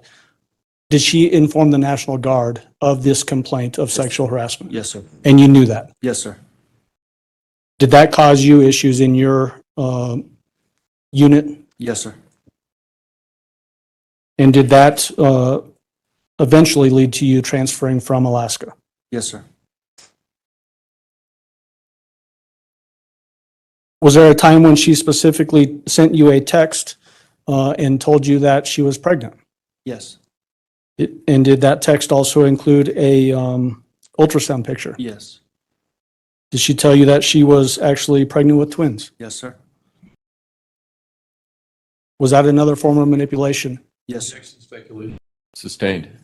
You can ask him how he felt Sure. about it. Did the defendant ever give birth to twins? No, sir. Did it ever turn out that she was pregnant with twins? No, sir. Sustained. Jury will disregard that answer.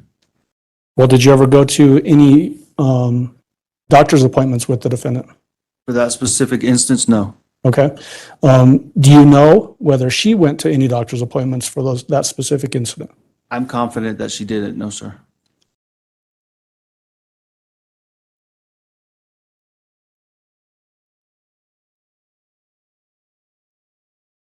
So we talked about the sexual harassment claim and that causing tension in your unit, and that eventually leading to you transferring from Alaska, right? Yes, sir.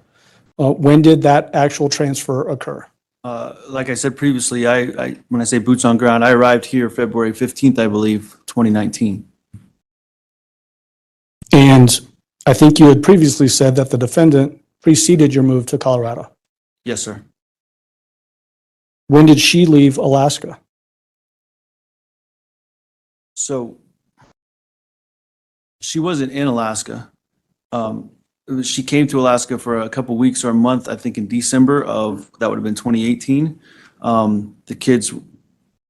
She brought the kids with her, that being Gannon and Elena, and Harley as well. And then we stayed there. Actually, we stayed in a house on one of the bases, like a temporary house. And then, like I told you, they came ahead of me about a month and a half or so. Okay. So you're saying that they being the defendant and the kids, Yeah, all the names I listed, the defendant, Harley, Gannon, and Elena. would that have been in January of 2019? I believe they came in January because we did Christmas in Alaska.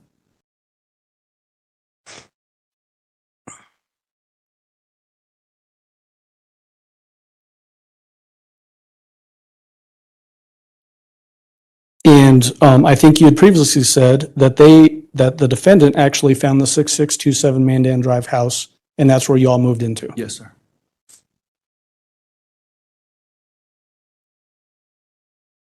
Do you remember the defendant filing burglary allegations in 2019? Yes, sir. How many different ones did she file? I believe it was 2, to my recollection.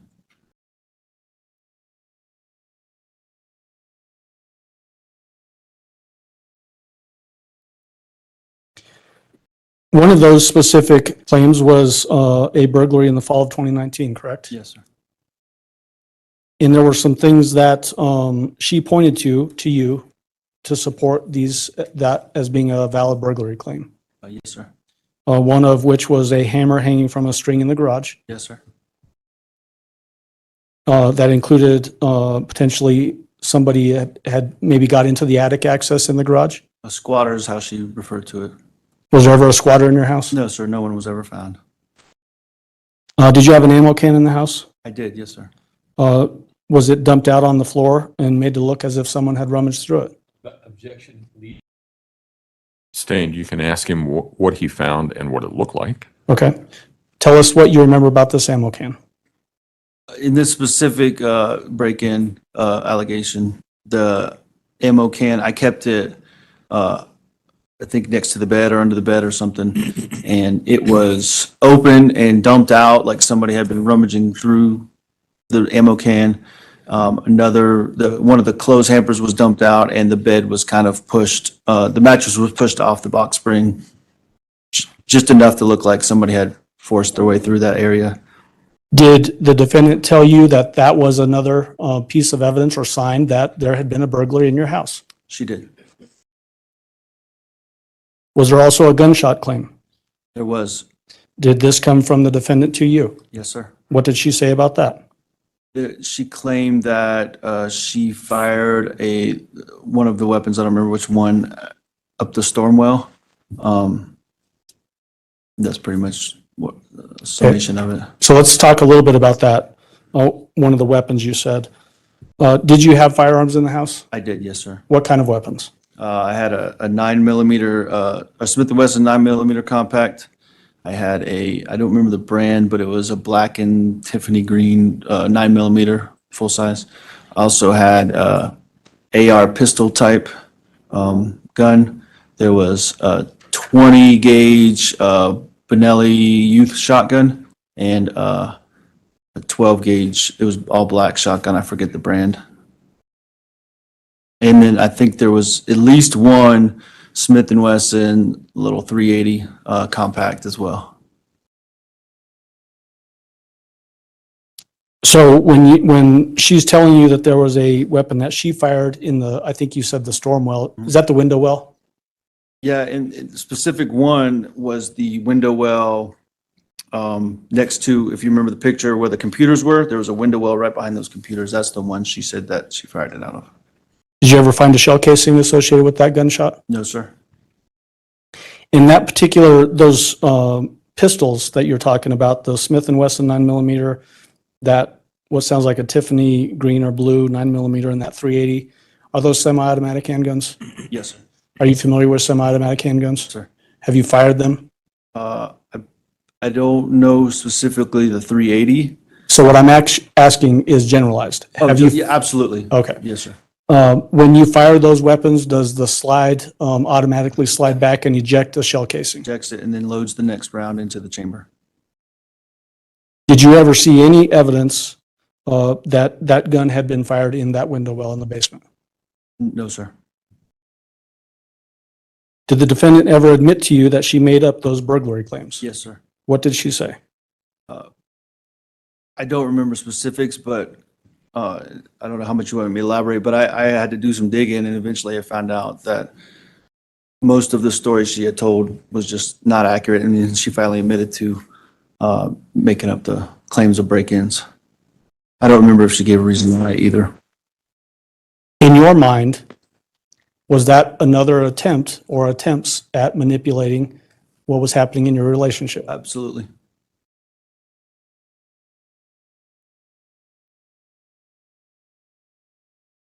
At some point in 2019, did you and the family get into family counseling?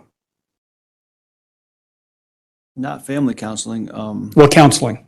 Yeah, Gannon and Lena specifically. Okay. What about the defendant? To my knowledge, I don't think she had counseling. Okay.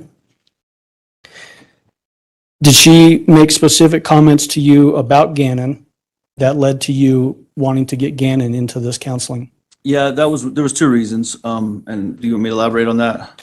Yes. Okay. As long as these are things that she told you as to things that led you to want to get Gannon into counseling. Yes, sir. One of the reasons is the other reason was, like I said before, he was a mama's boy, and both the kids had struggles with, we had a little bit of back and forth of custody issues. So that was part of the reason. The other reason is she made a claim that he was coming after her to some degree.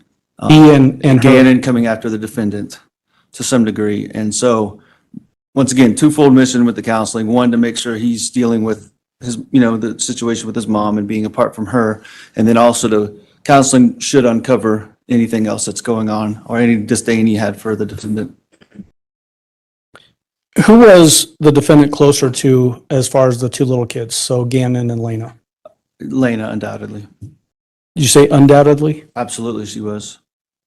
Whose idea was it to move Gannon to the basement? It was mine. Okay.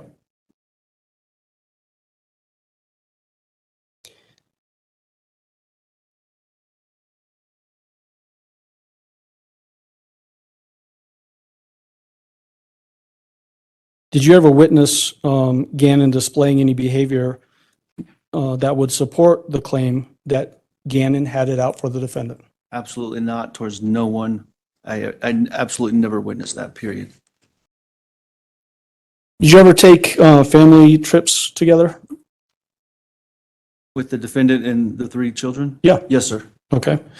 Specifically, was there a trip in early January January. of 2020? That would have been just myself and the defendant. Okay. What was that trip? It was to celebrate our anniversary, and we went on a cruise out of southern Florida. Did you need a passport for that cruise? I don't believe so. No, sir. Did you ever take any trips with the defendant that required a passport? I don't remember specifically. We had one when we went through Canada just to get it stamped, just for, remembrance. I don't remember specifically. Well, we did. We went to Mexico. Yes, sir. Okay, Yep. Sorry, I forgot about that. that's okay.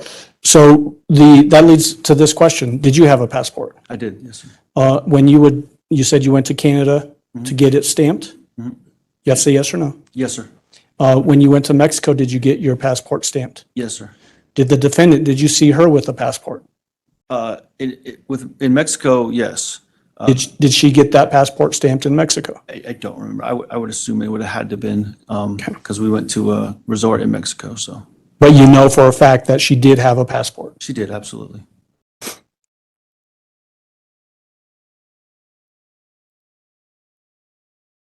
In this, and I'm going to ask you to give me a more specific timeline, but in late 2019, early 2020, where was the defendant working at that time? Early 2020, I don't know, but late 2019, she was employed, I believe it's Whitefield School District 3 and French Elementary School, as I referenced earlier. She was attempting, is what she Well, told. let me get to that. I'll get to that in just a second. So she was working in late 2019 at Whitefield School District. Mhm. That's it? Yes, Okay. sir. And again, that's for our court reporter. She'll get mad at me in a minute if we keep doing that. Was she enjoying her work there?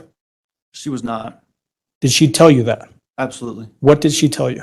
She had a conflict based on her educational status. She had a conflict with principal where she thought she was more educated and should have more of a leadership role. And then just other stuff surrounding that. I don't remember specifics, but So let's unpack that a little bit. When you said that she had a conflict because she felt like she was more educated, you mean the defendant felt like she was more educated than the principal? yes, the defendant, yes, sir. Did you ever go to French Elementary School? I did, yes, sir. How many times did you go visit her there? I don't remember exactly, but I would cook lunch and take her lunch for her and her coworkers. And you can elaborate on that a little bit? Just, you would go there and take lunch? Yeah, with her and sit and eat sometimes with her. Sometimes I would drop it off. Yes, Did sir. you see her interactions with people at the school? Yes, sir. Did you see any problems with anybody at the school? Not with her, the team that she was always with. That conflict that you described with her and the principal, did that lead to her manipulating, in your mind, getting out of that particular school?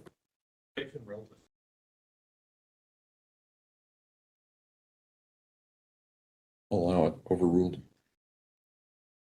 In my mind, it did, in accompanying with an injury claim she had as well. Did she, okay, so let's ask, I'm going to ask you about that. Okay. Did she specifically tell you about some allegations she made about being injured at the school? Yes, sir. What did she tell you? That she was standing on a bench or standing on the bookshelf or something, but she fell and a bookshelf fell and hit her in the head, and she had a head injury from that. Did you ever see any signs on the defendant of being injured from either falling or having a bookshelf fall on her head? No, sir. Did that lead you to believe that this was another manipulation by the defendant? Yes, sir. Did she tell you what kind of work she was hoping to get into? Yes, sir. What was that? She always had talked about wanting to be a airline flight attendant. And so I think from what I understand, she started pursuing that late 2019 through the Christmas holiday and into early 2020. Who was she pursuing employment with? Spirit Airlines. Where is Spirit Airlines out of, to your knowledge? I have no clue. I know she went to Orlando, Florida for Spirit Airlines training is what she told me. When did that happen? I think shortly after Christmas, within a day or two after Christmas, 2019. And it was a short trip.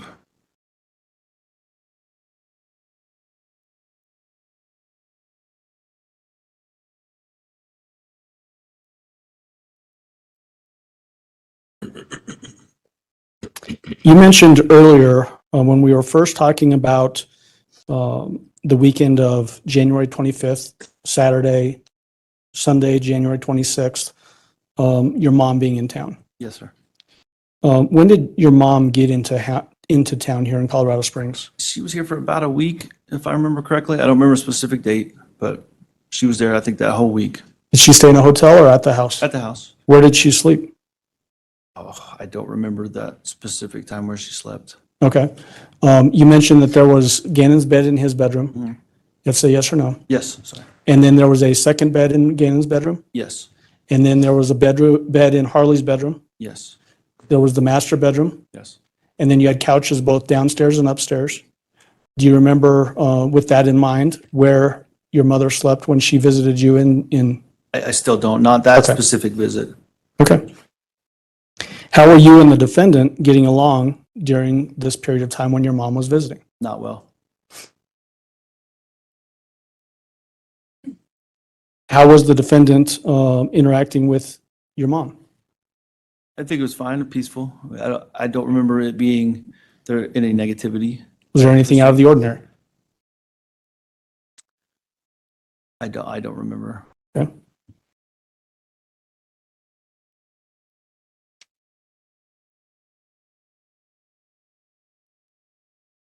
You mentioned going up to DIA on January 25th after having dinner and all that sort of stuff. Is that the last time you saw Gannon alive? Yes, sir.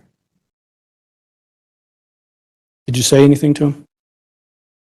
Yeah, he was, we were at the top of the stairs And I was getting ready to leave with Mom, and me and Gannon were at the top of the stairs, and I just gave him a hug, and I always used to rub my fingers through his hair, and just told him I love you. And something I would always tell the kids when I had to leave or when they would go back to their mom's house was like, you're always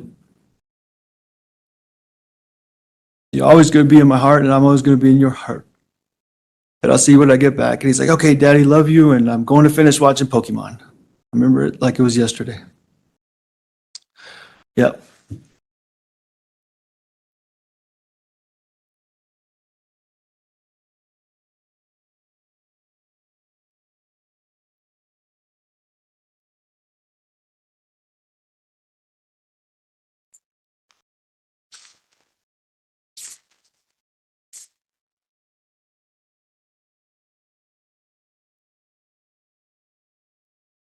We got into this a little bit earlier about the phones, and I asked you specifically about the phone that was assigned to Gannon and Lena, and whether law enforcement asked you for access to that phone. Do you remember that? Yes, sir. Your Honor, may I approach? You may.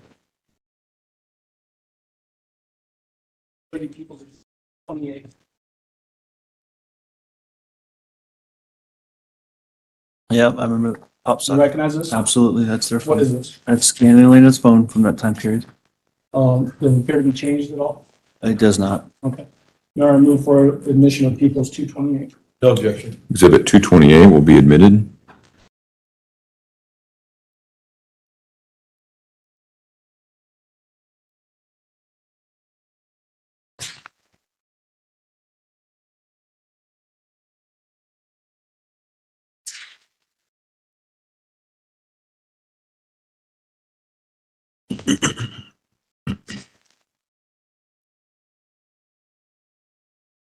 I asked you earlier about when you would take trips together.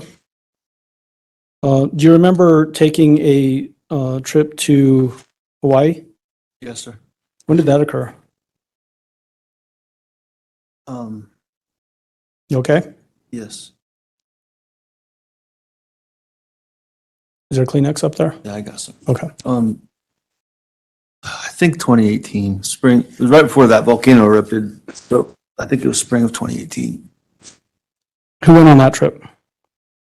The defendant, myself, all three children, Harley, Gannon, and Elena. Do you remember taking a video of Gannon in Hawaii? Yeah, we took multiple pictures and videos. Yes, sir.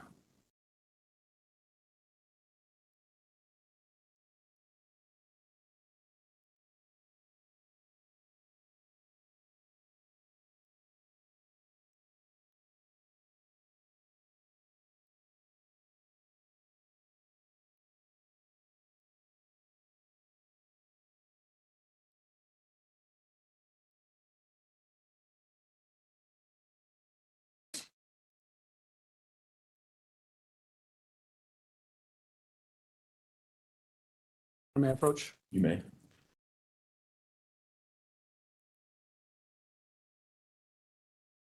People's Exhibit number 15. If you need to take it out of the sleeve, you can do that. Excuse me. I recognize it. I recognize my initials right there. What is People's Exhibit 50? Now I also see the date of when I initialed it. It says Facebook video of Gannon Stauch. Is this a video of Gannon in Hawaii? I believe so. Yes, sir. And you saw the content I of did. this disc? Yes, sir. Is it a fair and accurate copy of that recording from Gannon in Hawaii? Yes, sir. Or I move for admission of People's 50. Laney, Your approach. is there an objection? Yes, it's relevant. Alan? Do you want me to say it from here? Yes. All right.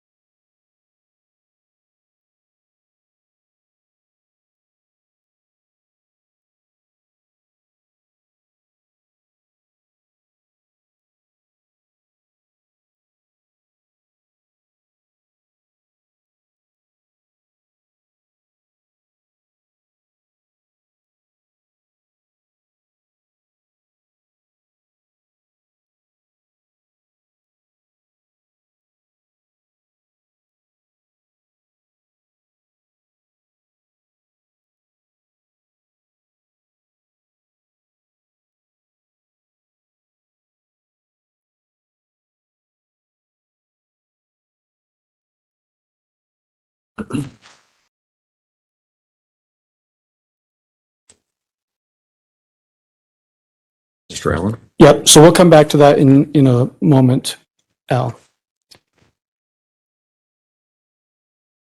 I object to hearing witness by the board. Yeah, Mr. Allen, you need to refer to the witness by Mr. Stauch. Okay.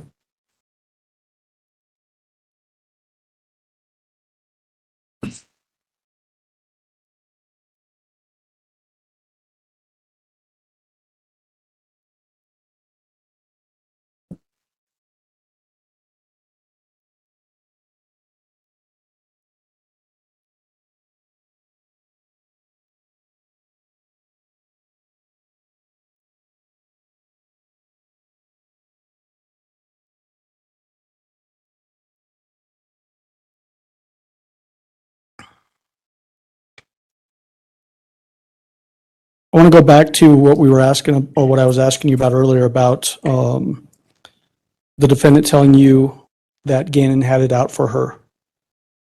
Did she make a specific comment to you about Gannon and a knife? Yes, sir. To you? Yes, sir. What was that comment? Something about he had threatened her with a knife or came at her with a knife. Did you ever see Gannon threaten anybody with a knife? No threats ever out of Gannon, knife or no knife. And was that right before you got Gannon into counseling in 2019? Yes, sir.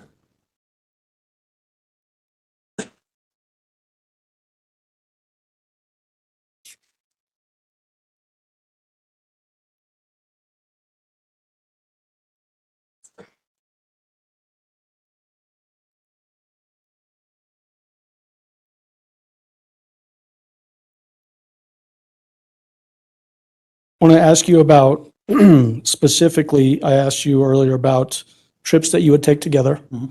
You also mentioned that the defendant was trying to get a job with Spirit Airlines. Yes, sir. Did she like to travel? She loved to travel. Yes, sir. Did she like to travel to Disney? Yes, sir. Did you ever go with her to Disney? Yes, sir. In various configurations of family, I should say. Did she ever take any other trips that you're aware of, either with you or without you? Yes, sir. Did you take cruises with her to the Caribbean? Yes, sir. Did she ever take any cruises to the Caribbean by herself that you knew about? I don't know about by herself. I know with just Harley, I know she took a few. Okay. What about to Australia? Never heard of a trip to Australia. No, sir. What about a trip to Bogota, Colombia? Never heard of a trip to Bogota, Colombia either, sir. What about Jamaica? Don't know about Jamaica. Like I said, she went on trips to the Caribbean, so I can't attest to that. You mentioned that cruise in Florida in, I think you said in January 2020 to celebrate your anniversary. Yes, sir. That was just you and the defendant. Yes, sir. Did you take other cruises together? Yes, sir. Did you take a cruise in Southern California? We left out of Southern California, went to Ensenada. When was that roughly? Mexico. While I was in Alaska, I don't remember exactly. So between 2017 and 2018, somewhere. Did you take another cruise with the defendant in the summer of 2019? We did, yes, sir. Who was on that trip? Myself, the defendant, Harley, and Gannon, and I think one of Harley's friends as well. You mentioned taking a trip to Mexico. When was that? That would have been right before I went to Oklahoma for 6 months. So 2016, Where in Mexico did you go? Cancun. Was the defendant with you? Yes. Was she with you besides going to the bathroom or shopping or something like that, was she basically with you the whole time during that trip? Yeah, there was one time I was sleeping and she said she went out and got dinner. Other than that, I think we were together 90% of a majority of the trip. Did she ever tell you about waking up in a tent with cartel members? Never heard that story from her mouth, sir. No. Did you ever have stressors in your relationship between you and the defendant as it relates to finances? Yes, sir. What kind of lifestyle did the defendant want to live while you were with her? Based on things that either she told you or that you saw? I mean, a classic example is she always compared herself and wanted to be like Kim Kardashian. That was kind of her main thing she looked towards. I think a best way to sum it up is always wanted to live above our means. To live above your means? Yes, sir. That's a good way to sum it up.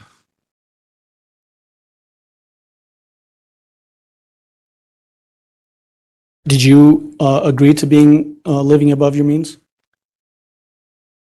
There was examples where I gave and there was examples where I didn't.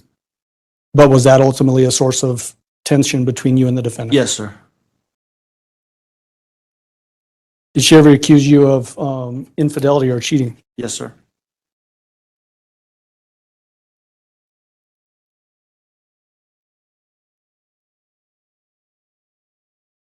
I want to ask you about that storage room. Was it typical that you would keep luggage in that storage room? Yes, sir. Do you remember any specific suitcases that were kept in there? Yeah, there was like a reddish orange one. They had some flowery, I don't know how to explain it, but some patterns on it. There was a large green one. I'd say extra large green one, actually. There was a few smaller, like carry-on size black suitcases. So we had quite a few. Where did the large green one come from?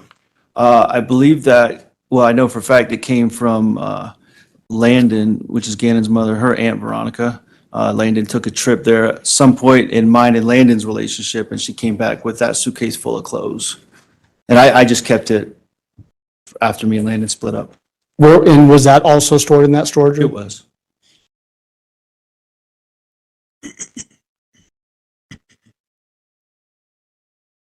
Did you ever use that large green suitcase on trips? I used it more so when I moved or PCS'd. I don't remember using it on a trip or vacation because it was just too big. Do you remember being shown a picture of a suitcase under a bridge in Florida? Yes, sir. Did you recognize that suitcase? Yes, sir. What did you recognize it as? That same extra large green suitcase from my house.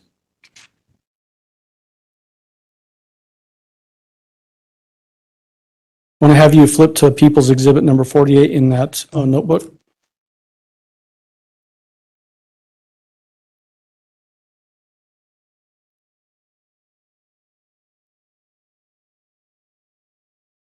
Yes, sir. Do you recognize that? Yes, sir. What is that a picture of? That's a picture of that extra large green suitcase we've been discussing. Under a bridge? I can see the footings of the bridge. I can't really see the bridge structure itself, but Does that appear to be the same suitcase that we've been talking about that Landon's Aunt Veronica gave to Landon when you and Landon were married? yes, sir. That was stored in the storage room. Yes, sir. Now I move for admission of People's Exhibit 48. No objection. Exhibit 48 will be admitted. Go ahead. And may we publish? Oh, there we go. What do you remember about that suitcase other than it being large? There was a few things that were broken on it. I don't know if I remember. I don't know if the wheel was, but I think the handle on the other side was broken. There's a few things that had just worn down over time on it. But the size is the big thing. I remember how large the suitcase was. So. Okay.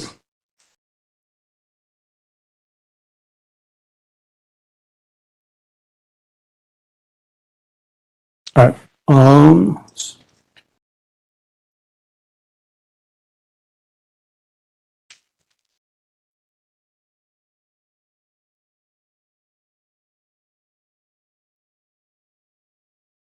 All right, may I approach? You may. What's been marked as People's Exhibit number 33. Obviously a disc. Do you recognize this disc? I do, How do you recognize it? because I initialed and dated it 31 March. Did you watch the contents of this disc? I did. Is it a fair and accurate representation of a video that you have seen? Yes. Okay. I move for admission of People's Exhibit 33. Defense? Objection. Exhibit 33 will be admitted. Go ahead. In permission to publish, right? You may.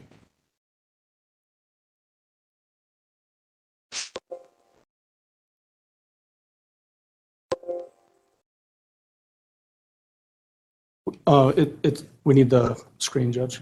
It's not, you're not feeding yet. I have a pre-screen up here so that I can see. Okay.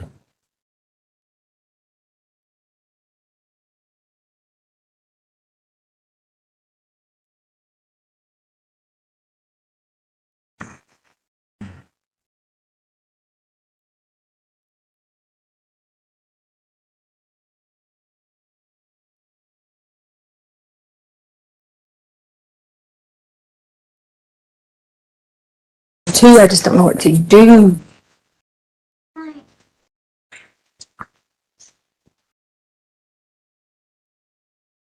Well, devastating. Initially, Scott, I can't lie when the TMZ information. Gannon, I promise this is the last time I'm gonna ask you. I'm just freaked out, okay? Are you sure you didn't do it on purpose? I did it. Okay, you promise. You promise. Pinky promise. Pinky. Okay, all right, so, listen. We're, all right, we're gonna have to sell stuff to fix it, okay? So, we figure out what we gotta sell. We can sell the sofa, we can sell whatever, because we gotta get it fixed, so lady, don't be mad at us and kick us out of the house, okay? You got it? You got it? I'm just worried about my Okay, shh, listen. So tomorrow, Tell us a couple of.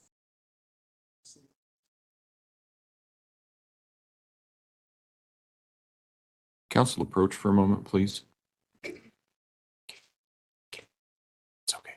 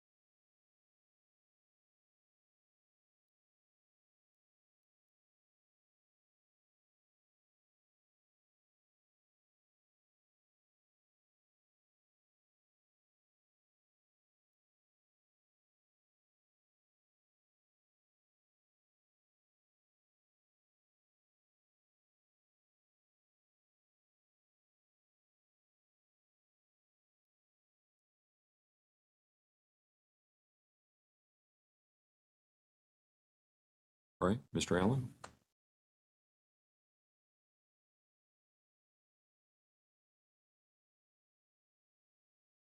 two, I just don't know what to do.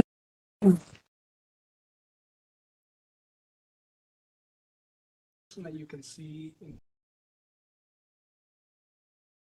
Who is that? That's Lena, absolutely. And then the female voice that you hear on that recording, who is that? Tisha, excuse me, the defendant. And then the other voice that you hear towards the end, whose voice is that? Those are the last words I ever heard Gannon speak.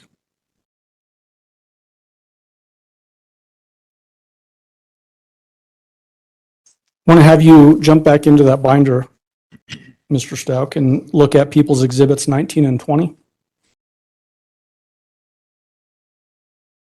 Ones I mistakenly tried to admit without any foundation earlier.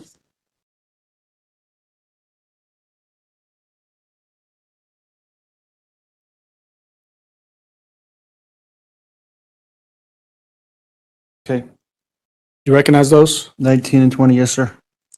Are those, what are they? Those are two different angles, pictures of Gannon in his bed. Have you seen those pictures before? I have, yes, sir. When did you see them? I don't want to mix it up. I know I've seen them in, through various things, but, one of these specifically, or at least one, if not both, the defendant sent to me that morning, which would have been, Monday, the 27th. Okay, so we're talking about January 27th of 2020? Yes, sir. And then you received those specifically from the defendant? Yes, sir. What method did you receive them from? Text message. Text message. Are they fair and accurate copies of the photos that you received on January 27, 2020? Yes, sir. I move for admission and permission to publish 19 and 20. Mr. Tellini, exhibits 19 and 20 will be admitted. So I think we have People's Exhibit 19 up on the screen now. Tell the jury what we're looking at in People's 19. So once again, that's Gannon in his bed. I referenced the TV off to the left. You can see it here, a TV in his dresser. The table we discussed earlier, and then once again, there's Gannon in his bed. Is that typically the way Gannon would sleep in his bed with the blankets just piled on top like that? No, sir. There was a couple things I noticed that were different. There seemed to be a big, I don't know, pillow or bulge or something down here. I don't remember this red and green blanket actually being on his bed. We've discussed that. I don't remember that. Okay. I can't say 100% that it wasn't ever, but. And then People's 20? This basically just another depiction of that same scene? Yeah, it appears to be, I think it's different though, because is it okay if I show Well, differences? let me ask you this.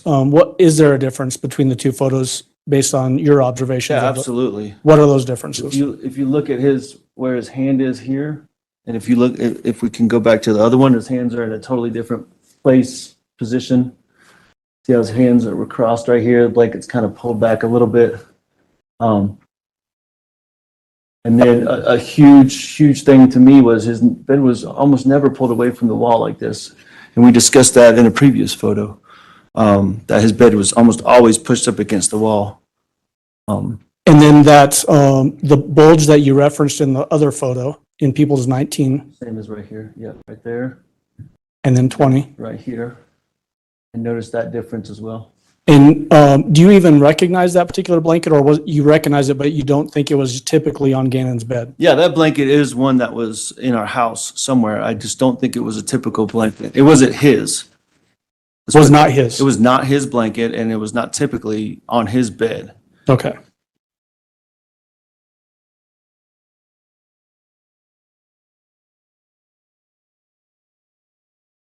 You can take that down for now.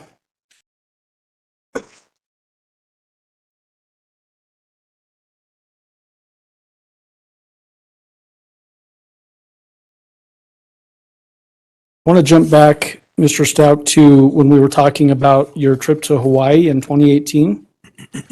And I previously showed you People's Exhibit number 50, which was that disc. I think I might have left it up here. Let me check, actually.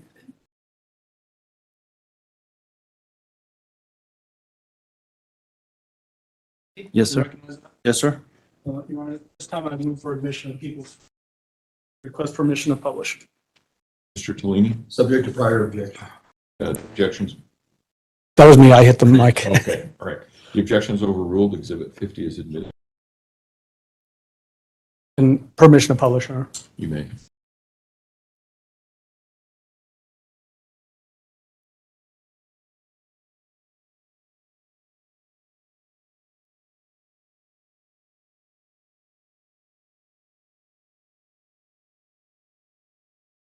So before we start playing People's Exhibit 50, who do we see on screen there? That's Gannon. Go ahead and play it.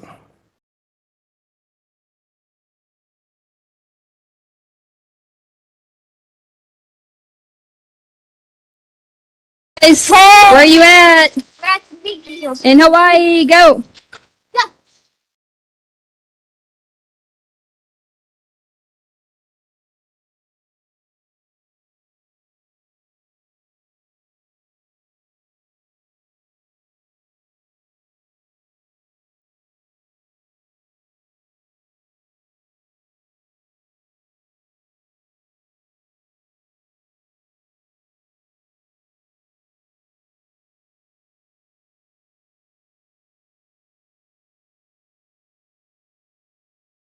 When you got back from Oklahoma, Mr. Stauch, did you participate in searches for Gannon?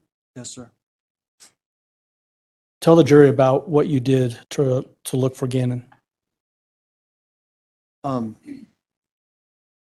first day, which would have been Tuesday, 28th, left the airport and then came home and just got somewhat organized. And then there was a story about Gannon running away or walking away. And there was, somebody said they might have seen him at a gas station in Fountain. And so, So let me ask you specifically, you don't know whether that was a true statement or not, correct? in the moment, I didn't, no. Okay. But did that cause you to go do things to see if that was in fact a legitimate sighting of Gannon? Yes, sir. What did you do?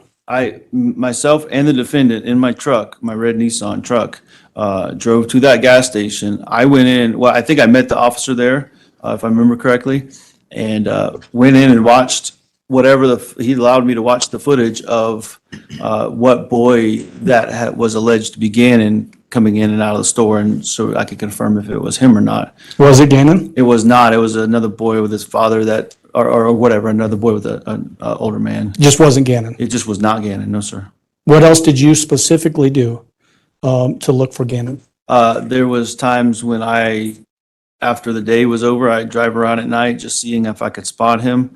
That specific, I believe it was Tuesday as well, I had been downtown to the sheriff's office, given an interview, and then came back home and checked on the girls, being Harley and Lena, and then told them I was going out searching again, and went to the Walmart in Fountain. I was heading to the Walmart in Fountain, just maybe he's in the video game section or GameStop or something. Just thinking of places he would be. And then it occurred to me, or I remembered that the defendant had said her car was at French Elementary School. And so I never actually went to Walmart. I went directly to French Elementary School to look for her vehicle. And you previously told us that you didn't see her vehicle there. Absolutely not. I drove around the school 3 times just to make sure I wasn't missing it. Did she ever tell you where her car actually was? Never did. That was the only thing she ever told me, was that I left it at French Elementary School. At some point, based on things that you're learning, did you, in your mind, did it change from Gannon didn't come home from a friend's house to something different? That was really the key moment. There was a lot of things we've discussed, a number of them, some discrepancies in the pictures, the rent-a-car situation. I think I had already known at that point that I had talked to my neighbors and surveillance from their house. He had never walked.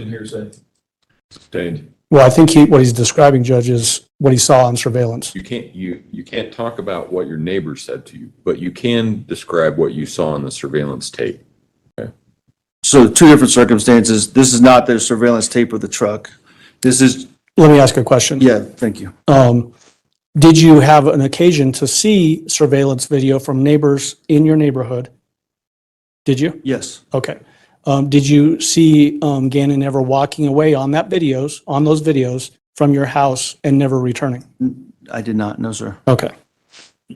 So back to. So, well, I have to Okay. ask a question. Okay.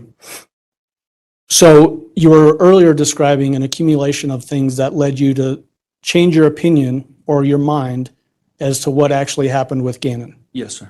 And you said, I think one of the big things was the defendant telling you that her car was at French, you go to French, and it's not there. Yes, sir. Is that accurate? Yeah, that was the key moment when I switched from, she knows more than she's telling me she knows.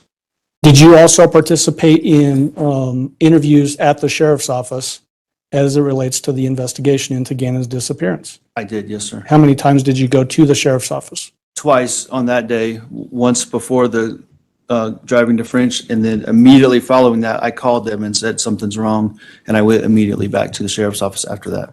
In that same time frame, did the defendant add any additional information that she told to you as it relates to Gannon's missing? I don't believe so. I don't think so. Well, did she at some point tell you that she was raped? That was the next morning. Okay. Yes, sir. What did she say about being raped? I'm not sure of the date. Sure, I'll clarify. We were talking about January 28th, Yes, sir. just Tuesdays, now yeah. about you doing interviews at the sheriff's office. You said the next morning, so that would be January 29th. Is that accurate? Wednesday, January 29th. Yes, sir. What did the defendant tell you on January 29th as it relates to being raped? So I slept on the couch. She called me into the room, and then she proceeded to tell me a story about how a man got in the house somehow. I don't remember that specific version, but he got in the house, raped her, abused her, beat her, and then beat Gannon up and took Gannon.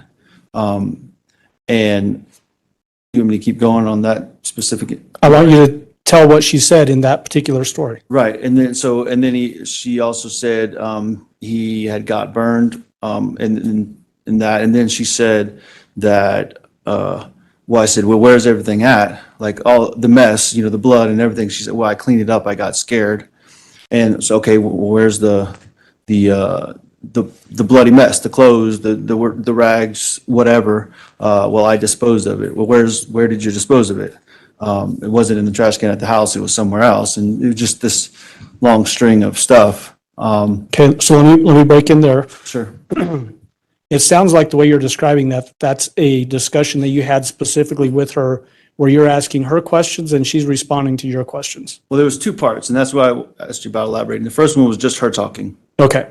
And so, but the last part that you just described, it sounded like you were describing an interaction where you're asking questions and she's answering questions. Yes, and at this point, Landon was also sitting in there talking with us as well, just to Okay. clarify.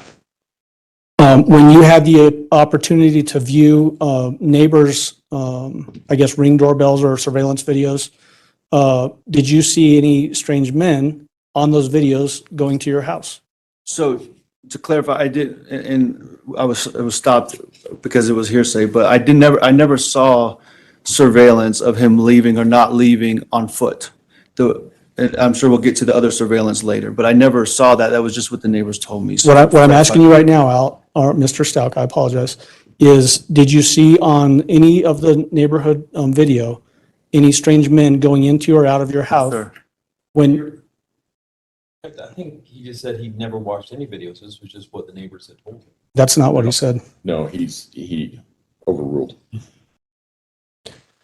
Re-asked the question. Yep. Just so the record is very clear. Okay. Did you watch surveillance video from neighbors in your neighborhood to see anything as it relates to Gannon's disappearance? No, sir. You didn't watch Well- any videos? Well, I did watch the one video with the truck, but I don't think we've gotten there yet, or are we there? I don't know where we're at. Okay. Mr. Allen, I'm sorry. Yeah, you're fine. What I'm asking is very specifically, did you watch some neighborhood video from neighborhood surveillance video about the time that Gannon went missing? I watched one, and that was him leaving the truck and coming back home. That's Okay. the only one I watched. Okay, so you didn't watch any other videos to see, to either confirm or not confirm that a strange man had come into the... I've seen nothing Okay, else. all right, thank you for clarifying that. At some point, did you become involved in the investigation? Yes, sir. Tell the jury about that. At some point, and I don't know the reasons why, but I was directed to go to the FBI's office and start, I call it being questioned, but just kind of given a background history of our relation, mine and the defendant's relationship, and kind of what we've been doing so far this morning. And from that, it turned into pretext phone calls. Okay, what do you mean by pretext phone calls? Phone calls where I would get on the phone with the defendant while I was at the FBI office and be giving direction, and they also gave me the flexibility to talk with her normally, but be giving direction on things to say and things to ask and whatnot. Who was involved with that process? Obviously you were, but who else from the investigation side was involved in that process? So, of course, yeah, I was there. The defendant was on the phone, and then there was Mark Riley was present. So I'm going to break in every time you say a name. Who is Mark Riley? Mark Riley, I think a detective at the sheriff's office or investigator. I'm not sure his role at the time. Jess Bethel, a similar role to Mr. Riley, from what I understand. FBI agent, Mr. Hughes, I don't know his title, a specific title. Amber Cronin, Who was Amber Cronin with? FBI as well. John, I always say his name wrong, Grusing or Grusling. Brucing? With the FBI. I saw in passing other agents, but those were the ones that I remember being specifically in there. There may have been others. I don't remember specifically. Do you remember maybe like this agent back here, Andrew Cohen? I remember him walking around a lot. I don't remember him being specifically with me on any of the phone calls. I may be wrong about that, but Would these phone calls originate sometimes by you calling the defendant and other times where the defendant would call you? yes, sir. How do you know that it was the defendant on the other end of that phone? I recognize her voice, and we would always talk about something relevant that would, I would know it was her, whether it was Gannon or something about our relationship or our life in general. Would you also in those conversations talk about specifics to the investigation? Yes, sir. Would the FBI agents or the sheriff's office agents, detectives, pass information to you to specifically ask the defendant? Yes, sir. On some of those recorded phone calls, can you actually hear people whispering to you? Yes, sir. Okay. And Judge, what I intend to get into next is admitting discs and then playing those discs. And some of these phone calls are pretty long. I don't know if you want to go through the admission now and then we can do that other process when we get back, or. So are any of them less than, say, 15 minutes? Because of contextual issues, I think it makes sense to play them in order as opposed to breaking them up. The very first one is an hour and 57 minutes. All right, so let's do the foundational elements necessary for admission. Okay. And then we can play them after lunch.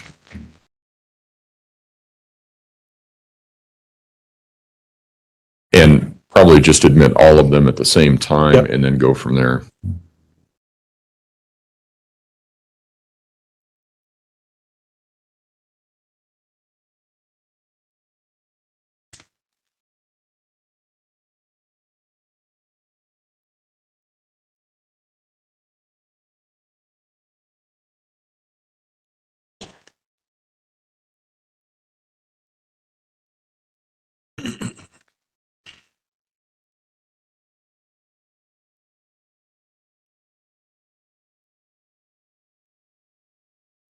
And so for the record, Judge, what I'll be showing him for admission is People's Exhibits 35, 36, 37, 38, 39, 40, 51, 52, 53, 54, 55, 56,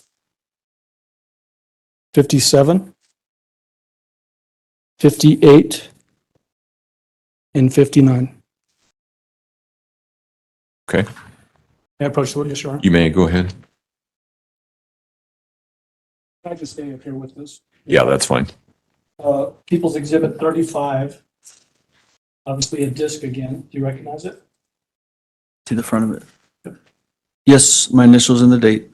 Have you had a chance to listen to this recording that's on this disc? Yes. Is it a fair and accurate representation of that phone call? Yes, sir.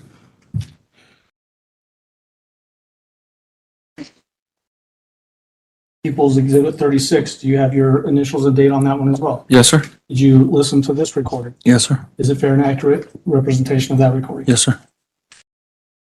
People's 37, are your initials and date on this? Yes, sir. Have you had a chance to listen to this item? Yes. Is it a fair and accurate representation of that recording? Yes. Equals 38, do you have your initials and date? Yes, sir.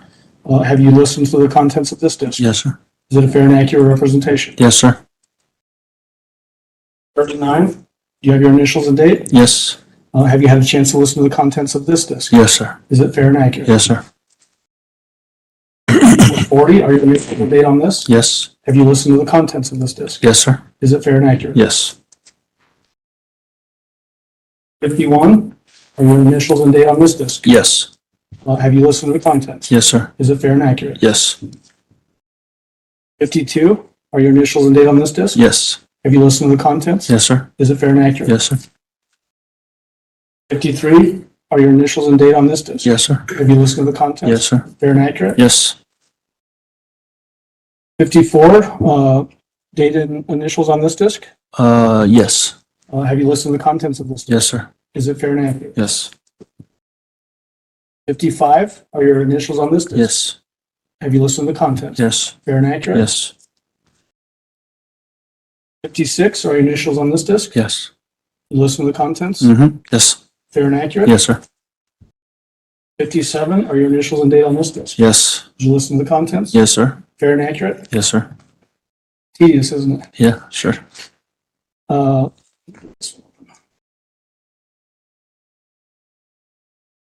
your initials and date on this disc? Yes, sir. Have you listened to the contents? Yes. Is it fair and accurate? Yes, sir. You didn't identify that one. Oh, I'm sorry, 58. Thank you. Go ahead. And then 59, initials and date? Yes, sir. Have you listened to the contents? Yes. And is it fair and accurate? Yes, sir. This time I move for admission of those exhibit numbers, and I can reread them, or if you have them. I have them. Mr. Tellini? No. All right, exhibits 35, 36, 37, 38, 39, 40, 51, 52, 53, 54, 55, 56, 57, 58, and 59 will be admitted.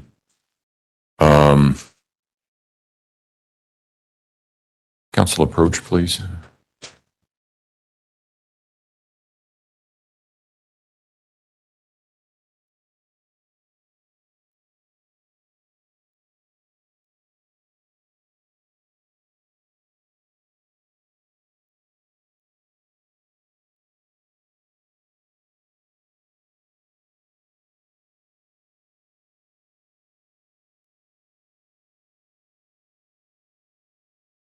All right, ladies and gentlemen, I think you know where this is going and what my conversation was about. We are going to take our lunch break a little bit early. We'll have you come back a little bit early too. And when we come back, we will be playing, it sounds like the telephone calls one after the other. So if I can have everyone back in the jury rooms at about 1:15 so that we can start at say 1:20. Again, do not discuss the case among yourselves. Do not do any research about any aspect of this case. Do not discuss the case with anyone else either. Mr. Combs had relayed to me a question by a juror as to whether or not you can receive a transcript at the end of the trial. The answer to that is no. The transcript is for other purposes. No jury is ever provided with a transcript of the court proceedings as they are occurring. So you'll have to rely on your individual and collective memory as well as any notes that you take, but you will not receive a transcript. So with that, I think it's still a nice day. We're not to tomorrow yet when it's not supposed to be. So if you want to take a walk around the courthouse, something like that, that would be a good thing to do. Again, you already know where all of the eating joints are here in Colorado Springs. And we'll see you back at about 1:15. All rise for the jury, please.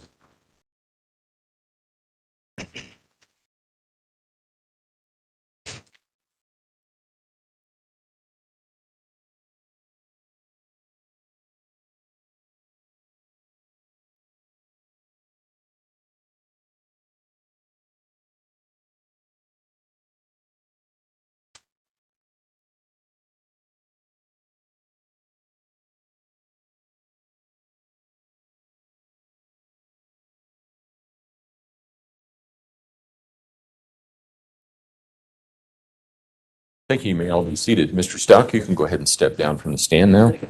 And I don't see any reason to have Mr. Stauch sitting on the witness stand while we play these are just phone calls. It's all audio, right? They're all audio. There may be some times where I want to pause it and ask him a specific question, especially at the beginning when we hear voices, who that Okay. voice is, that kind of thing. But I think once we get started into the meat of them, I think we can let him down if it's okay with Okay. you. It's fine by me. It would just be a little bit awkward having him sitting there and not saying anything for, it sounds like we're talking about more than 5 or 10 minutes. Yes. So we'll leave it at that. Is there anything else that we need to address at this point in time? Prosecution? No, you are. Defense? No, sir. Okay. All right, then court will be in recess. Thank you. All rise.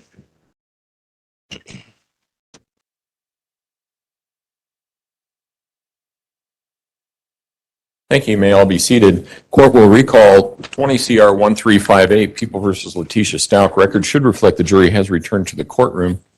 When we took our break, we were getting ready to start listening to some audio recordings of telephone calls. That's where we will resume. Mr. Allen? And, excuse me, sorry, Judge. What I would like to do before we actually jump into those phone calls is clean up some of the timeline, any confusion, Judge. And what I want to start with first is showing the Mr. Stauch, People's Exhibit number 32. May I approach the witness? 32, that was not one that was, so that's new. That's new. Okay, all right, Yep. go ahead. It's text messages.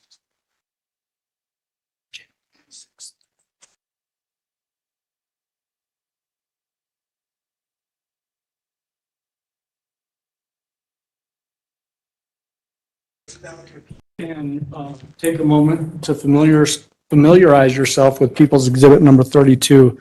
Flip through it, and then let me know when you're familiar with it.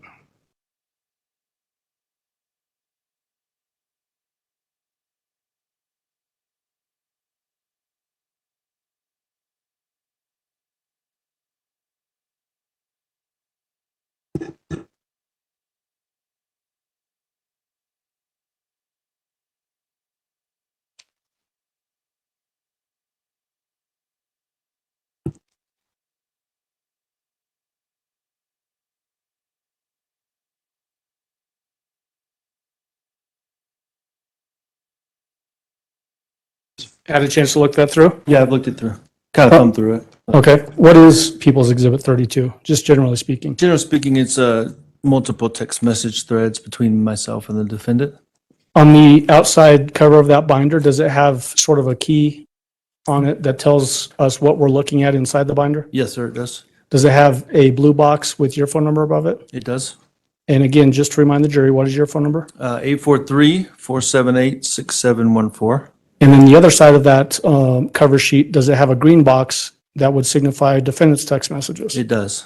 And does it have her phone number also listed there? Yes, sir. What is that phone number? 843-655-7460. In the date range, so you'd have to go to the very first text message in that binder and then look at the very last text message in that binder. The first one, is that on January 26, 2020? Yes, sir. What time? Should have the time on it. I have a timestamp of 12:59:05. And then the very last text message? January 29th at 8:16:48. Say that time again, I'm sorry. It says 8:16:48. So 48 seconds. 48 seconds, yes. Yep, okay. Are those fair and accurate, basically depictions of your text messages between the defendant and yourself for that timeline, January 26, 2020 through January 29th, 2020? Yes, what I've seen so far, yes, sir. Okay. Your Honor, at this time, I'd move for admission of People's 32. Defense? I don't mind if they use this exhibit to refresh his recollection as to time and dates and so forth. I don't think the proper foundation has been laid as far as the admission of the exhibit, as far as where these text messages came from, how they came into being and so forth. I think they'll probably be laid through a different witness later on. I don't have Exhibit 32, so all I know is that they are generally described as text messages. Let me see them. And that's accurate. I don't have 32, right? No. Okay. What you have is photographs. That's what I thought. Okay. Assume you want us to.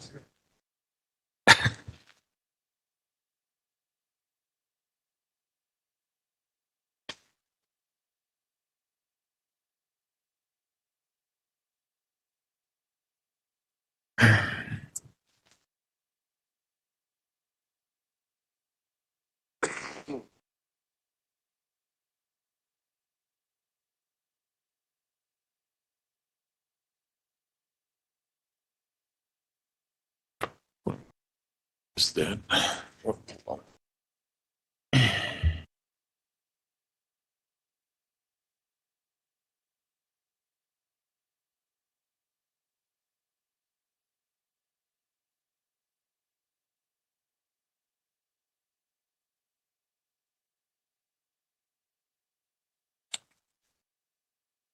Mr. Allen? Thank you.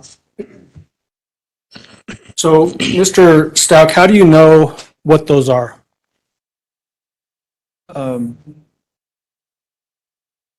Just some of the ones I've looked at so far come back to my mind of text messages and conversations myself and the defendant had in this general time frame. Did you receive those on your personal cell phone that is signified by the phone number on the front cover of that sheet? Yes, sir. To the best of my recollection, yes, sir. And the number that they are attributed to as to coming from, is that from essentially what you understand as the defendant's phone? Yes, sir. The objection's overruled. Exhibit 32 is admitted.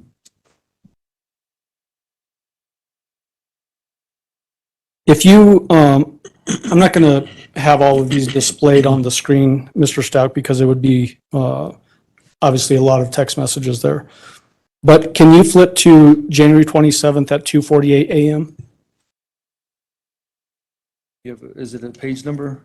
No, you'll have to look at the time Okay. and date stamp, so it'll be closer to the front. January 27th at what time? 2:48 a.m. 2:48 a.m.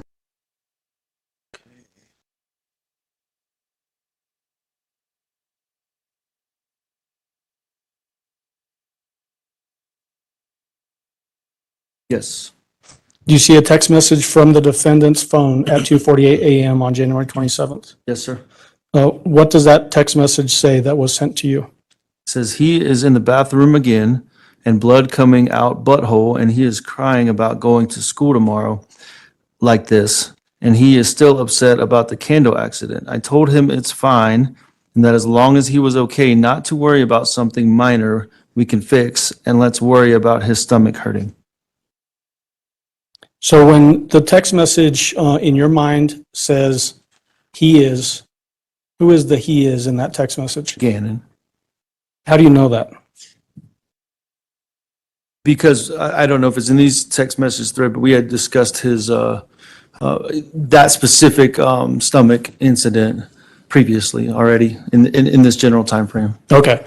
So based on context, you were able to determine that at least from the defendant's phone, is a text saying that Gannon is bleeding out of his butt. Yes. Had that ever occurred before? If there was any, I mean, so and I mentioned this previously, he did have a stomach issue where he'd get severely constipated and would have, that'd be too graphic, but have, some large pieces of stool that was hard to pass. And he may have a little bit of blood in the stool or but he would never bleed like a gush or drip or anything like that. It would just be a drop or something associated with that. So nothing serious like this. Okay. Can you find a text at 8:10 a.m. that has a reference to lighting a candle, Gannon lighting a candle? What date, Mr. Allen? Same day. Same date. If I change the day, I'll tell you, but Okay. 8:10 a.m. Thank you. 8:10 a.m.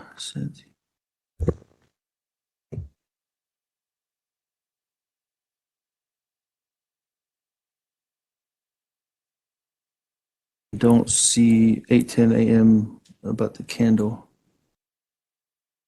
Well, do you generally remember getting a text from the defendant's phone referencing that Gannon lit a candle because because of the smell from poop? Yes, I remember that. Was that odd to you that purportedly Gannon would light a candle? Yeah, I don't remember him ever playing or lighting candles on his own accord. Okay. If he was directed to, maybe, but never, going in and doing that on his own.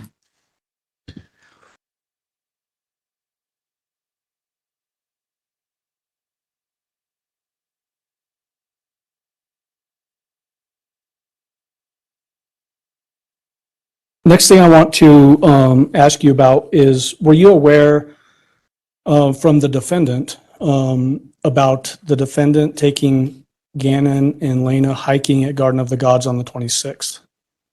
Sir? What did the defendant tell you about that hiking trip? I believe there was some talk about him pooping in his pants or having an accident during that hiking, somewhere in that afternoon that they went hiking. Did the defendant express any frustration with that incident? I don't remember, I don't know if frustration is right word. I don't remember what the feeling was that she displayed, but there was a conversation about it. Well, how would you characterize the way that she was expressing that story to you? I mean, I can speak more generally. I just know that it was always a frustrating or she didn't like to have to clean it up or deal with that part of Gannon. Having to clean up after? Yeah, when he had an accident. Okay.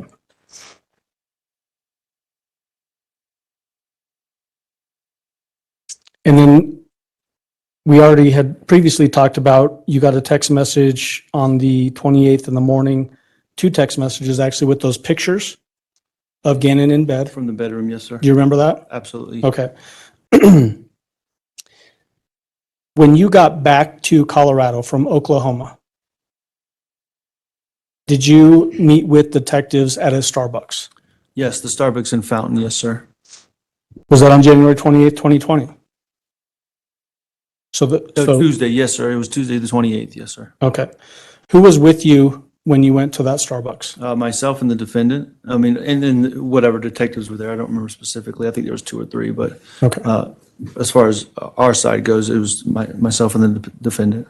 The phone that we admitted earlier, Gannon's phone, is that when you gave that phone to the detectives so that they could use it for investigative purposes? I believe so, but I don't remember specifically when I turned it over to them. Okay. What did you tell the detectives at that time? And I'm asking in a general sense. Obviously, you probably don't remember word for word. Yeah, I know we're working through he's missing and what we had done so far, I think, and what I knew about what I had done as far as like calling his friend's parents and, calling his mom and stuff like that. I remember that being a part of it, I think. Also, we had his Nintendo Switch box because he was. So let me stop you there and Okay. we'll get to some of that. Okay, When you said what you had done as a result of he being missing, you're talking about Gannon, yes, sir. just for the record again. Were you sitting at the same table as the defendant during that time? We were sitting side by side, yes, sir. Were you able to hear what she was telling to the detectives? Yes, sir. What did she tell the detectives about Gannon's disappearance? I don't remember specifically, but it was all centered around him being missing or running away, not coming home, the storyline up to that point. Well, okay, so what we had talked about earlier was that he had gone to a friend's house and had not come home? Right, yes, sir. Same thing. Yes, sir. She was telling the same story at that time. Yes, sir. And then we talked earlier about you going to the sheriff's office to give an interview. Do you remember that? Yes, sir. And then you had a follow-up interview at the sheriff's office as well. Yes, sir. Did those both occur on January 28th? Yes, sir. When you went the first time, where was the defendant at that time? I do not know. I went because, So, okay, yep. So you don't know where the defendant was? I do not. Did she go with you to the sheriff's office? No, sir. Okay. What did you tell the sheriff's office detectives during that interview? I don't remember all the specifics. I have heard the interview, but I don't remember all the specifics. I know I was more vague with what I was telling them about mine and the defendant's relationship, because I didn't, this was before I went to search for the black car, or before I went to search for the defendant's car. So I didn't really suspect anything for you. Like I mentioned previously, that black car was really, or the search for that black car was really what changed my mind about what was going on. So I was just trying to find my son at that point. I didn't think anything else really was going on. I thought he was just missing. So once again, I don't remember all the specifics. I just remember I was more vague about whatever was going on in my life. So, again, just to make sure that we're all clear, the defendant didn't go with you to the sheriff's office? No, sir. Did you reiterate basically the same story that Gannon was missing and hadn't come home? I believe I did. Yes, sir. And it sounds like what you're describing is that you were telling this in a more general sense because of all of the things that you were talking about. Yes, sir. Okay. And then it was after that, based on the way you just said that you went to look for the defendant's car at French Elementary School? Yeah, like I said this morning, I left that first interview, went home, checked on the girls, and then went out to search again to Walmart, planning on going to the game section or whatever. And then it hit me to go look for the car at French Elementary School.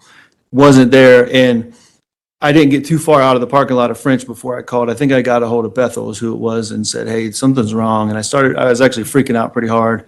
And they're like, calm down, just come back downtown. And that's when I did the second interview. So what was it about you not finding the car at French Elementary School that caused you to, as you just now described it, to freak out? Well, two things. It was a flat out lie in my estimation. That's my perspective. Because she told me the car was there and never told me she had moved the car. And a few other things, and once again, I don't want to get into hearsay, but things I didn't see that people had told me. I was putting all these pieces together, and then that was the first lie I in my mind I had confirmed. So, yeah, Oh, hold on. Just stay. I'm trying. so there's a lot here. Yeah. And obviously, we're talking about your son and Yes. understand that this is a stressful moment for you, having to recollect this from 3 years ago. Really listen to what the question is and just answer that question, okay? When you went to look for the defendant's car at French Elementary School, did you find it? No. Did that cause you to change your opinion as to, along with other things like you said this morning, as to the nature of Gannon's disappearance? Absolutely, yes, sir. When you went to the sheriff's office that second time, so later in the evening on January 28th, did you specifically tell the detectives what you thought was in the defendant's car based on the information you had? Yeah, I made a statement to them about, they asked me that question and I just replied with what I thought I was going to find in the car. What did you think you were going to find if you found the car? I think my hope was to find Gannon. That was the whole point of searching, was to find Gannon. So you thought Gannon might be in that car? I had no clue, but that's what I said to them. Absolutely. Yes, sir. Okay.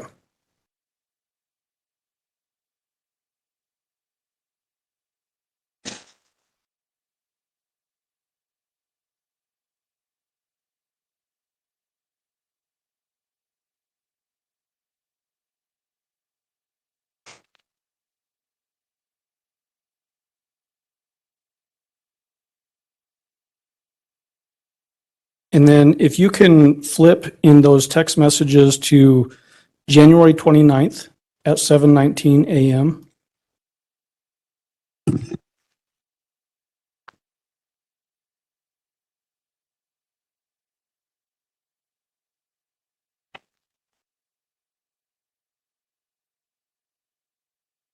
Sir, I believe I'm here. Do you see text messages on that time frame from the defendant? Yes, sir. Do you see any text messages wherein you're getting text messages about a rape? About what? Rape,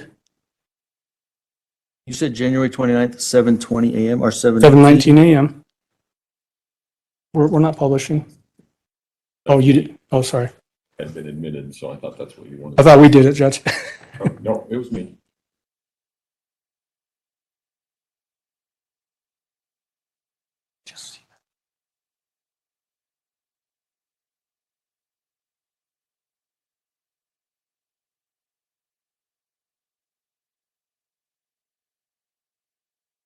I don't.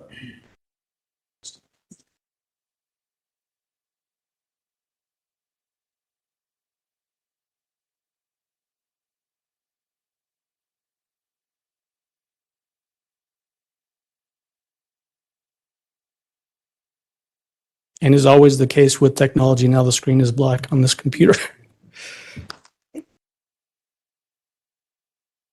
So while I'm trying to get this computer up, Mr. Stauch, do you remember when it was that you were notified from the defendant about a rape story?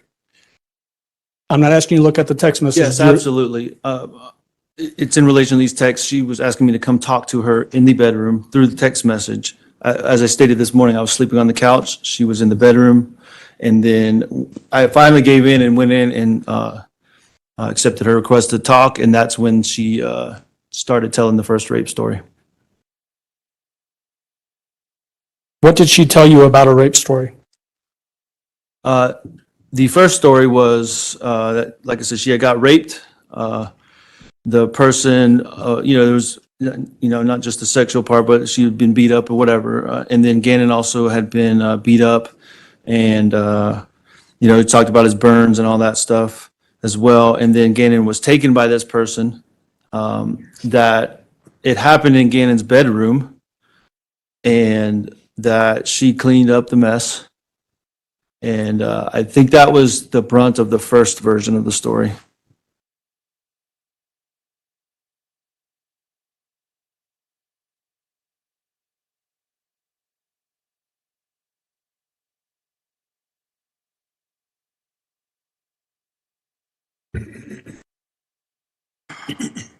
Did she tell you where that rape had occurred? Yes, sir. I think you were messing with computers, but Yeah. it happened in. I was. Yeah, absolutely. She said it specifically happened in Gannon's bedroom.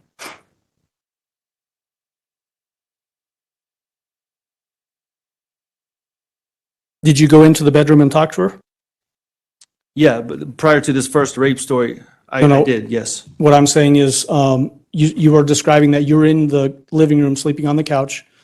I think you said that she was inside the bedroom texting you. Yes. Did you go into the bedroom and talk to her? Yes, sir. Prior to her starting the rape story. I see, okay. Yeah. I got enough computers here. What was her demeanor like when you went into the bedroom?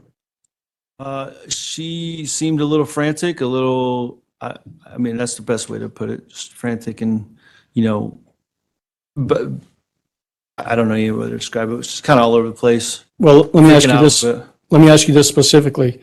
Did she appear to be crying? No, sir. What about her voice inflections? What was her voice doing? I mean, it seemed normal, not normal, but it seemed, I mean, she was frantic, like I said, freaking out. So it was kind of rushed and, you know, she was telling me about how she got raped allegedly, so. What did you do with that information, now that you're hearing this for the first time, that there's potentially a rape that had occurred in Gannon's bedroom? So 3 specific things. Well, before those, first I asked her to stay in the room, that I'd be right back. My mom and my sister had slept the night before in Gannon's room, so I immediately went and told them they need to get all their stuff and get out. And I told them very limited, I don't know what all, I specifically told them, I just said it's maybe a crime scene now. I think I notified the authorities to some degree, and then I went and got all of the weapons in my house and basically confiscated them and put them in my truck and locked them, made sure I had the key.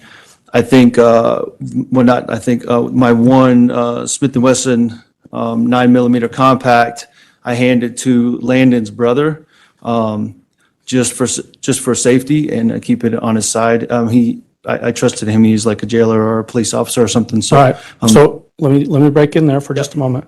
When you say you went to gather all the weapons, are you talking about those firearms that you described earlier? yeah, every single one of them. And I did it in a specific order. I got all the ones that were mine registered to me. And then I went back and asked her, said, I need you to Who is her? excuse me, the defendant. Okay. I went back directly to the defendant, said, I need the ones that are in her name, which the 12-gauge shotgun and one of the pistols possibly. And I said, you don't have to because they're yours, but I need these and I'm gonna put them away for safekeepings right now. And she did, she complied, and I went and put those in the truck as well. So what was in your mind? Why did you think you needed to lock up the firearms in a vehicle? Because my first impression was a bullshit story, and that something else was going on, and then something happened in the bedroom that I just wasn't sure. And I guess it's my military training, I don't know, but safety was the first priority for everybody. So get all the weapons out of the house, put them somewhere safe, and then I went back and talked to her again. What did you do after you put the guns in the vehicle? I went back and directly went straight to her and asked her to retell me the story. Who else was in the bedroom at that time? Landon was also in there.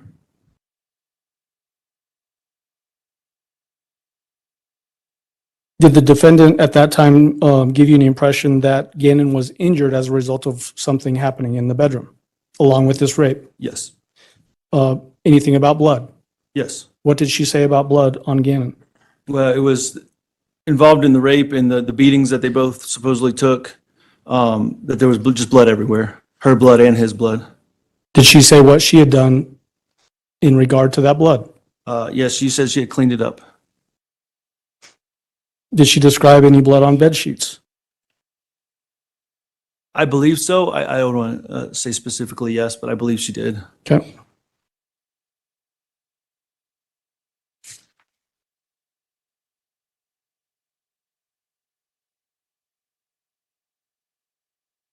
I want to jump ahead to January 31st. You remember sharing some text messages with the defendant about her coming back to the house, so this would be after she'd moved out, to collect things from the house? Or phone calls? So let me clarify this. You said after she had like physically moved out or came and got her stuff and moved out? Where she had physically removed herself from the Okay. house, but wanted to come back and get her belongings. All right, I just want to clarify. Yes, yeah, absolutely. There was multiple phone calls and text messages throughout those few days. And I remember specifically, we scheduled a time for her to come, and I scheduled a time that way I could ensure a deputy would be there to kind of monitor the situation, because it became very volatile by that point. So, did the defendant in fact come to the house? Not on that first time. I think it was the second scheduled time, but she did. Who did she come with? The defendant came with, herself, Harley came, her mother, and her brother, Dakota Lowry. What is her mother's name? Deborah, I don't remember, I don't know exactly what Okay. her last name is.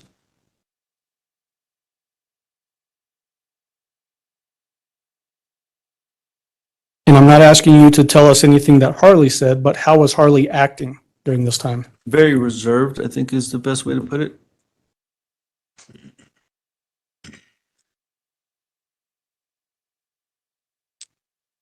As far as people that were already in the house at that time, not talking about who came with the defendant, but who was at the house separate from that group, who was at the house? My brother Les, Stauch, I think Landon would have been there, and Veronica, the deputy, Veronica being Landon's aunt, to clarify, whichever deputy, I think it was Berklich, I'm not 100% sure. I was there, of course. I think my sister Becky would have been there as well. Rebecca Lynn. I think that's it. Where was Lena? Elena as well. Yeah, Elena was there. Thank you. Were you watching what stuff was being carried in and out of the house? I stayed in two main areas. I stayed in the kitchen for a while. So I did see, when I say traffic, coming up and down the stairs from Harley's room, bringing stuff. And then I went into the bedroom at one point while Tisha was gathering some of her belongings. And I do remember the deputy followed me in there. He was in there as well the whole time I was in there with Tisha. So, the defendant, excuse me. So that suitcase that we talked about earlier, that green suitcase, did you ever see that come out of the house on that day? No, sir. Did you ever see it come out of the house in relation to this investigation? No, sir.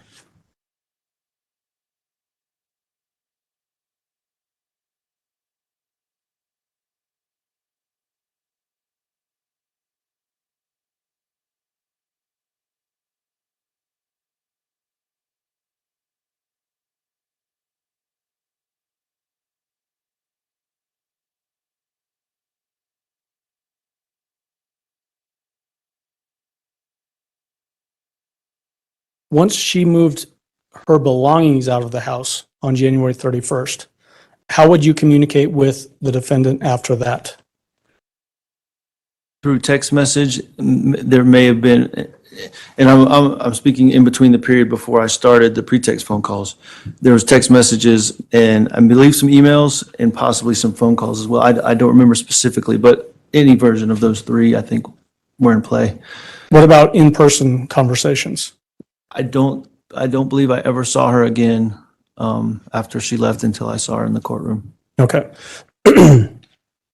During that particular time frame, so from January 31st until we start into these pretext phone calls, did the statements that the defendant was telling you about what happened again and ever change?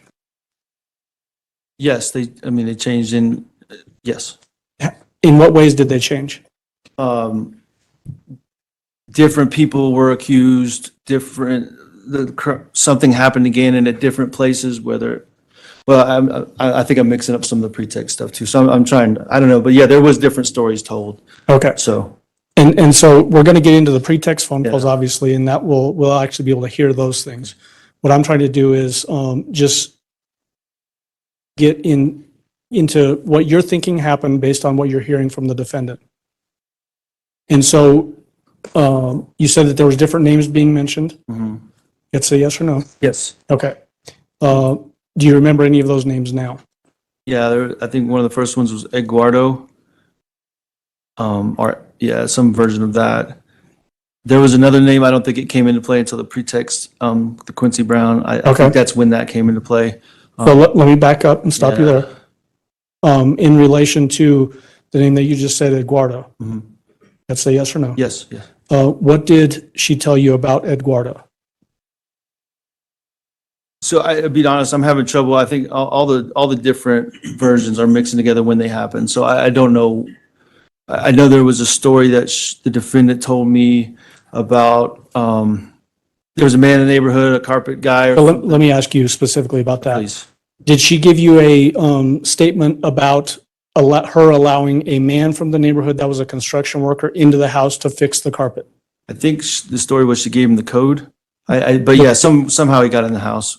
The question is, did she tell you a story with those sort of details in it? Yes. Okay. Yeah. What was the story that she told you in relation to that? Like I just said, I think it involved in that specific one that she gave him the code of the garage and he came in. I'm kind of at a loss on that, Mike, or Mr. Allen, I'm sorry. You're fine. Yeah.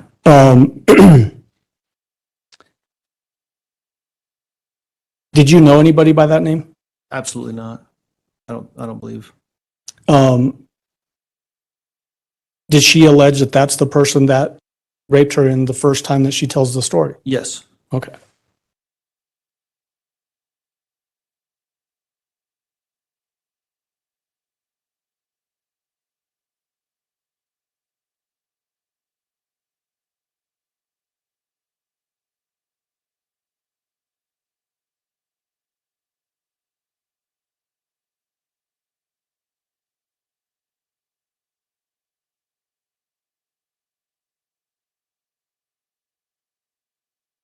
Now I want to jump into these phone calls and we're going to have to reconnect our computer. So just a moment. That first pretext phone call,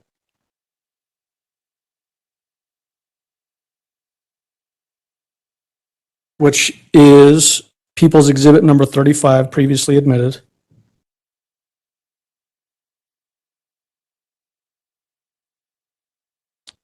Who was on that particular phone call? It would have been No, myself. yeah, it's not tricky. Yeah, it's Were you myself on and the that? defendant. Yeah. Okay. And then there's other people that are feeding you information to ask them. Yes, sir. Okay. Your Honor, at this point, I would ask you permission to publish People's Exhibit 35, this is that longer phone call, an hour and 57 minutes. Okay. Because there's so many, what you'll need to do is when we stop one and begin the other, you'll just have to tell, for purposes of the record, what it is that you're doing. Yeah. And what I intend to do, Judge, is play it for just a second so we can hear voices, have Mr. Stauch identify who those voices are, and then just let it play from that point. All right, that's fine.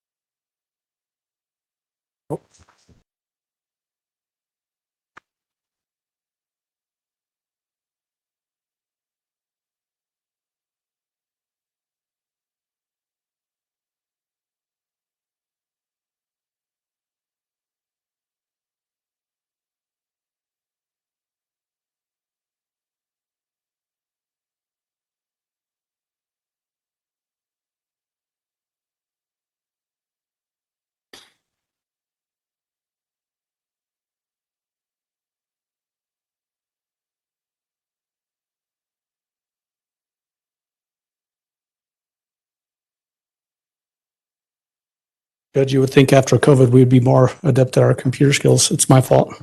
All right. We'll have our technological issues, but it's not mine.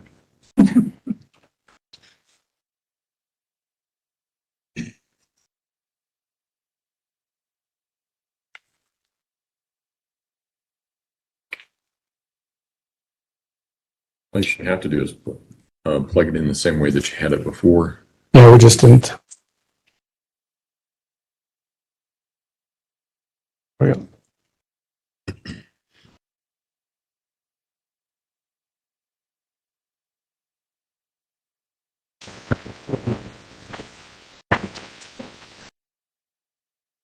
Hello? Whose voice was that?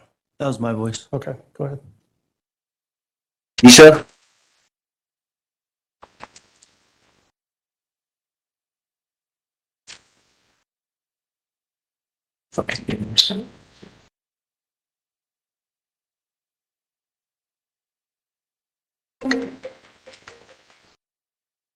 Hello? Hey. Whose voice is that? That was the defendant's voice. Okay.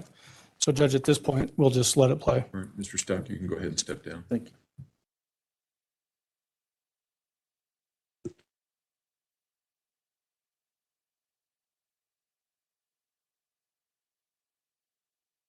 Why didn't you say anything?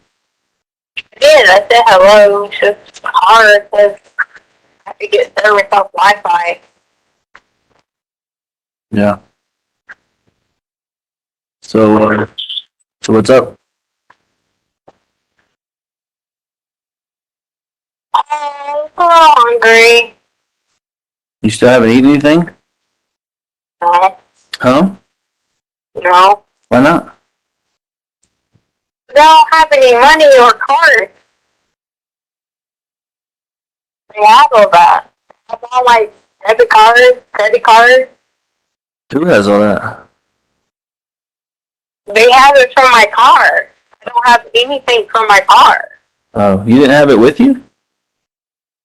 I did. I had my purse with me, but they took my purse and they took my Apple Watch and all that. They took everything I had possession on. Why did they do that? I guess the same reason they took everything that was in my book bag and all they car. I mean, they even took the dog paperwork and the social security card and my birth certificate. My passport, which is why I can't be at the airline because I have to have a passport. You're not working at the school anymore? I thought you had the early college thing going on. Right. They took my laptop and they took my car. So I called them and said, hey, I don't have a way to get to work right now. I'm going to work on it. I should have my car back in a day or two. Well, I'm still waiting and I don't have a way to get to work. Sure as heck don't have a way to drive to Denver. And I don't have a passport because I have to have my passport and my crew badge to get on DIA. So you still Need to help me get any of it. who's no one, like the police or whatever? Like I've called the evidence department several times and just been like, can I at least get my tax? Can I at least get anything that deals with my everyday life of operating? Like my cards, my passport. And then the guy was like, well, why do you need your passport? I said, well, it's required by FAA to have it with you at all times, or you cannot even get to the airport, can't do anything. Yeah, you told me that. I forgot. I'm sorry. So I just want to get my concepts like that because how am I supposed to work if I don't have any of it? Yeah, I know. Placed on hold. Please wait for your contact to return. Hello? That was weird.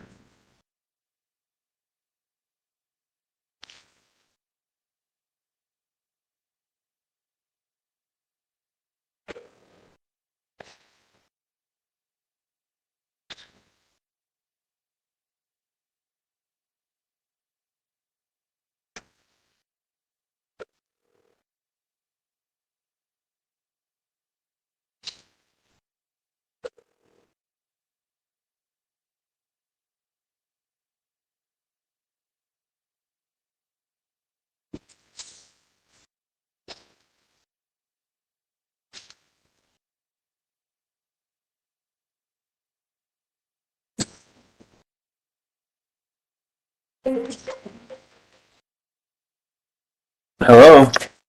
Hey, What happened? the Wi-Fi, I don't have a number, so the Wi-Fi just dies, so I had to use this Indian dude's number here, phone number here to call you back on because I only have Wi-Fi. Okay. But anyway, so like, I don't have any of that stuff. So I'm not trying to purposely not go to work, not do anything. I just need help obtaining any of it to even do anything. Well, I'm having trouble too because they still freaking got my truck and you know how I have those badges I got to get in? Yeah. I can't freaking get into my secure part of my job, so I can't even do what I'm supposed to be doing either. So it's freaking driving me nuts. So like the people are fussing at Harley because she needs her high school diploma and she needs a report with her ID, social, and high school diploma. And I'm trying to explain to them what's going on. Yeah. And like I just can't get any help because she's supposed to be there every week on base doing stuff. She leaves in 28 days. For basic. Yeah. Yeah. So did anything ever happen with that job? That new MOS? Yeah, the guy wants to talk to her about it. That's why he told her, he said to come in, but we didn't have a way, so we explained that to him. So we didn't have a way. We don't have a way to get on base because they have IDs. They have everything. It's in the book bags, everything. Okay. What were you talking? What is what was that thing you said you called? I just popped in my head. CIB or something? Yeah, you guys, I'm trying to talk to you about like help, and I'm not downing or talking about anyone, but they don't need to be the lead agency if they're not going to lead. So the Colorado Bureau of Investigations can even look at it from a different approach. So I called the Colorado Bureau of Investigations and I talked to someone and they're going to call me back. What did you tell them?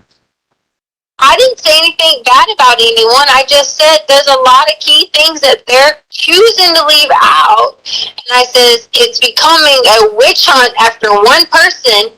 I said when they're barking up the wrong tree and they're not even following what credible things that I've told them. Like they want tips from the public, but the public was not there. Well, what credible things have you told them? That's what in our emails I'm trying to, and I know you said you were waiting to talk to me and everything, but what is it that you've told them? Because I know we had some, uncertainty about some of the things initially, and that's fine. But like, what is it that you told them that they're not looking at? What is the? Can you walk me through it? I know I asked you for that timeline. Hold on 1 second. I can't breathe. Give me 1 second. Take your time. Just try to get some deep breaths. I'm just trying to put the window down on this stupid thing because, it's hot. And like I'm having to like run into people I don't even freaking know. They could be mad killers and shit to be like, hey, can I use your phone? Hey, can I sit in your car for a minute? Hey, do you think I could drive your car to the store? I know I'm starting to feel some heat too. Like I told you when I went to Bass Pro Shop last night, I wanted to get some clothes, but I was trying to hope to run into you on the north end, like you said you were out there, but Yeah. Well, like I said, I was just trying to hope to bump into you or something, but I feel like I'm having to hide now. That's why I went and got some redneck clothes, like the clothes that you don't like, because all those nice clothes I have at the house that you got me, I would just stick out like a sore thumb, and I'm just trying to hide too. I don't know how long you got, but I just wanted to start with you for Saturday what I have. Okay. Listen, I scooted away for lunch, so probably hour and a half, so we got plenty of time. All right. What do you mean scooted away from lunch? You don't have a car? Yeah, I got a rental car. Uncle Jeff helped me out with a rental car, but I just had to get away from all them people, like I've been telling you. It's just crazy. So. You stand by yourself? Me and Uncle Jeff. Okay, so your Uncle Jeff is there with you. Yeah, Okay. it's been me with my family members the whole time. So how long can your Uncle Jeff stay? I have no clue. It's people been kind of jumping in and out, but I just didn't want you to be by yourself because I've been trying to be with you because I don't think that you should be by yourself with them because it's a bunch of vultures. That's all. Yeah, I'm not. I'm starting to slowly see that. So, but yeah, let's just So, timeline because I want to hear. so- I want to hear your timeline so I can try to make sense of it. Saturday, okay? You said you wouldn't question, you would just listen. Saturday. Hold on, Tisha. Saturday. Like, what do you mean Saturday? Like right before me and Mama left. Saturday. After you left. Okay. Gotcha. Okay. So this is the paper I have. I had to get it notarized because that's what that guy said to do. Right after y'all, whoever found us and took Holly's car, that's where we had left from, was the attorney. But anyway. Alright, so I'm gonna just go through certain things. I'm not gonna read it verbatim how he did it because it would be more of like in law terms. But you know, key one, Albert and his mom left for Denver. We put DEN in there. Around the house, cleaned up. G helped with stuff. Helped me get stuff out of his car. Gannon's always barefooted because that was something that he asked me. Even taking the trash out, things like that. He took the trash out. He stepped on something in the garage. So my car parked. You had those boards that were underneath my car, right? Yeah. Gannon was going to go help because he was saying that there was some kind of piece out there that was going to help me. You know the little zip ties that you have on things and it's hard to get off? Yeah. So he knew where something that to go pop those off. So he was going to go get it because I had bought them some things from the clearance store. All right, so Gannon cut his foot on those boards. We flipped the boards over because we were freaking out because I was like, oh my God, your daddy said don't get oil or anything from your car leaked on those boards. You know what boards I'm talking about? Like the 2x4s that I have, like that you drive over to park in the garage or whatever. Yeah. So I let Gannon sit down in the back of the car. You know how funny I am about my car. But also we just bandaged it up, whatever. All we did was stick a bandage on it, whatever. And I said something to him about, Gannon, you gotta quit coming out here barefooted, which I do the same thing. I take dogs out barefooted anyway. Yeah. Hey, let me ask you. Hold on. Wait a second. I'm just thinking here, and I'm going to listen to everything. Just something that popped in my head. He always goes out the front door to do the trash. That's so weird. But he was helping me unload. Like, I had bought them a bunch of stuff in the clearance store. If you look in the garage. I got you. Okay, I thought you said take out the trash. I'm sorry. Let me explain this to you. There's 2 bags that was put in the garage because I had put a bunch of stuff in there. I went and bought them a bunch of crap that went on sale from the clearance store because they were changing over to like warm weather stuff. But obviously in Colorado, you can still wear the cold weather stuff. Which I saw Lena online wearing, so therefore I knew it was in the house. Anyway, so my point was, he was really, helping me out, whatever, just talking to me about something. Who knows what he was talking about? He tells me about video games. I listen, but I don't understand them. Anyway, so he was bleeding on his foot, and we turned the boards over because I was like, oh my God, I was going to freak out, because these are the boards. He said, don't you get oil on my car, don't drip on my car, whatever. All right. So during this time frame, was supposed to be taking the trash out. I said, you might as well go and take out recycle, whatever. But Gannon kept going to the gate with nothing. And I kept saying, why are you going to the gate? He was like, I'm going to make sure the gate is locked. Well, okay, this is the first I'd known. I knew we were talking about locking the gate, but I didn't know Gannon had the key. I thought maybe you just had the key yourself, whatever. I didn't know Gannon had the key. Babe, he didn't, but hold on. He had the key was in our room in the on top of the dresser the whole time. Remember, he kept. Yeah, I didn't pay attention or remember. All right. So he kept going out there with the key and saying that he was checking to make sure the gate was locked. Okay, benefit of doubt, maybe he was, because we had talked about making sure that gate was locked, or talking to somebody. I don't know. I'm not speculating. I know I got on him about, hey, doing this. Yeah. So underneath there was a rug. That rug that we stepped out on, it was a rug.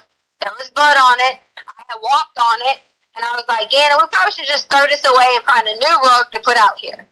So what rug are you talking about again? So the one in the garage. Right. Yeah. When you stepped down, there was a rug. I said, we probably should just throw this away. said, because we can always just get another piece or another rug, or I'll go to Dollar Tree and get a rug, whatever. I got you. Okay, so that was that. Okay, so then on the next section, it says, I replaced rug, blah, blah, blah, blah. Okay, yep, bam. All right. And then it says, we came in house, and he immediately ran downstairs to the room. So then I kept going down there, because his door was locked. He said he was keeping Lena out, which, again, I didn't question, because they always get where 1 minute they want to play with each other, next minute they're like, get out. Okay? So then I sat on the sofa to put on the Peloton shoes because I was going to ride the bike again because my friends had said they were going to redo a later time that we could do the bike.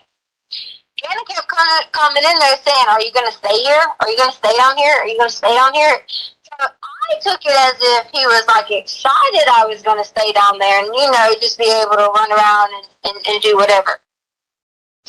But then I had to go upstairs and help Lena, yada, yada, yada.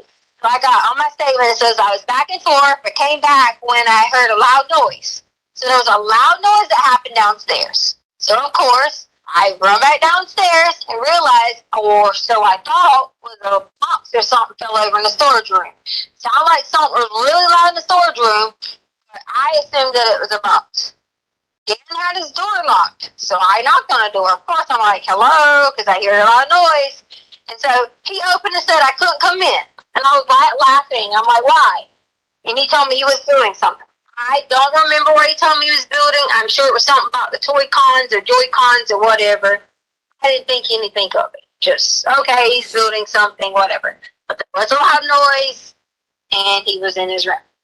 So then, he said his stomach started hurting a little bit or whatever, so I told him to come upstairs. I had some special ice cream. I had those Pedialyte pops. I had already went and bought them because I thought, you know, this time of year, this is when I got the cold last year, I'll take them. So I let him take the Pedia pops or whatever, and he took some Miralax. So that was a normal day for Saturday. Like, you were already, you know, going on. You probably already got the plane. We all laid down, yada, yada, yada, right? Right, right. We're about Saturday. Yeah. Crystal. Sunday, all right? Sunday, we talked to you in the morning. Remember I told you, I sent you a few messages, and I was like, hey, we might go on a hike, whatever. Everyone's going to get dressed, you know. Then suddenly we saw the news about Kobe Bryant. So then, of course, that delayed it because I'm sitting on the sofa crying, trying to figure out, like, oh my gosh, Kobe died. Is this true? Remember I messaged you. We talked back and forth about it, whatever. Yeah, I had just gotten to the airport at Lawton when you told me that. Right. So Gannon hadn't talked at all. I mean, Gannon didn't know who Kobe was. Or maybe he knew from, like, hearing it, but didn't really know who Kobe was. He just noticed that I was sitting there, like, crying, like, oh my God, you know, like, upset. And we were sitting there talking about it. So I was telling him that, hey, you know, Kobe has a lot of daughters. He only had sisters. You know, Gannon went over the whole, like, I don't want you to think any of this is irrelevant because I want you to think of anything that I say that might have triggered something. Yeah, right. I'm listening very closely. So then we were talking about the daughters, and I was like, yeah, he always wanted a boy, but he never could have a boy. He had daughters, blah, blah. So then I let him in on a little secret, which I already told you over email what it was. Okay, I don't need to say it again. You already know. So me and him were talking about that. He was kind of like, really? And I told him, I said, yeah, you know, like I lost a lot of babies. I said, it was kind of hard. I said, you want one thing and it don't ever happen. You know, I felt like I was in a situation to talk again about this because we're over here upset crying about Kobe. And so I was like, I'm telling you because I know that you'll be able to pray and keep a secret. And we were like, you know, kind of being silly about, oh, this is a secret we have between each other. We'll tell Daddy, you know, yada, yada, yada. So we sat there and talked about that for a little bit. So then Holly got called into work. So I was like, crap. We had everything packed, ready to go on a hike, had the Getty, had everything. We were going to plan on staying for a while and then go get dinner. Well, she got called on the hike. So we decided to take 2 hikes. So this is where all this confusion comes with hike, Harley went, hike, Harley not went. So we took the dogs on the hike through the trails in Morrison Ranch. So if you leave out of our neighborhood, go out to the side, go up to the little whatever, you could take the dogs on a trail, come back, yada, yada. So that's what we did first. Came back. Gannon had his water pack. I'm sure you saw the pictures online from Garden of God that some other creeper people took. He had his water pack on his back or whatever, so we got ready for round 2. So hike 2 was Garden of the Gods. So then it says, Garden of the Gods was our hike 2. We went about 2 miles in, lots of talking about things. G asked me, did I know any of his mommy's friends from Coastal? It was a random thought process. So I just figured he was trying to be curious about it. I said, and did I remember Brian? And we laughed about some new friend named Mike too. So we were just having this conversation about whoever these people were. And I was like, I don't know anybody named Brian. And I don't know anybody named Mike too. I guess a new Mike or whatever. All right, so again, the stomach hurt. And he was, let's see, again, the stomach hurt. And most of the night he had a stomach ache and he tried to lay down and poop and stuff like that. So during this time, I'm messaging you, which you're probably tired, jet lag, whatever. It's like, hey, again, the stomach's hurting, yada, yada, yada. Right. If it happened regularly, you know he would get, you know, whatever. So that's when he asked me about the bath salts. Still, hadn't talked to you about it yet, didn't know whatever. He took a bath, and then I gave him a bath salt, because I thought, maybe he just wants to be clean. You know, whatever. Bath salt, I didn't know any of that stuff. So then, next section. Alright, so then the next section was, I don't remember exactly who took the bath first, but everybody had their baths. Everybody was doing their own thing. Gannon was like going back in his room. I said, okay. So then here's my next note. Alright, Albert had grounded Gannon from the switch.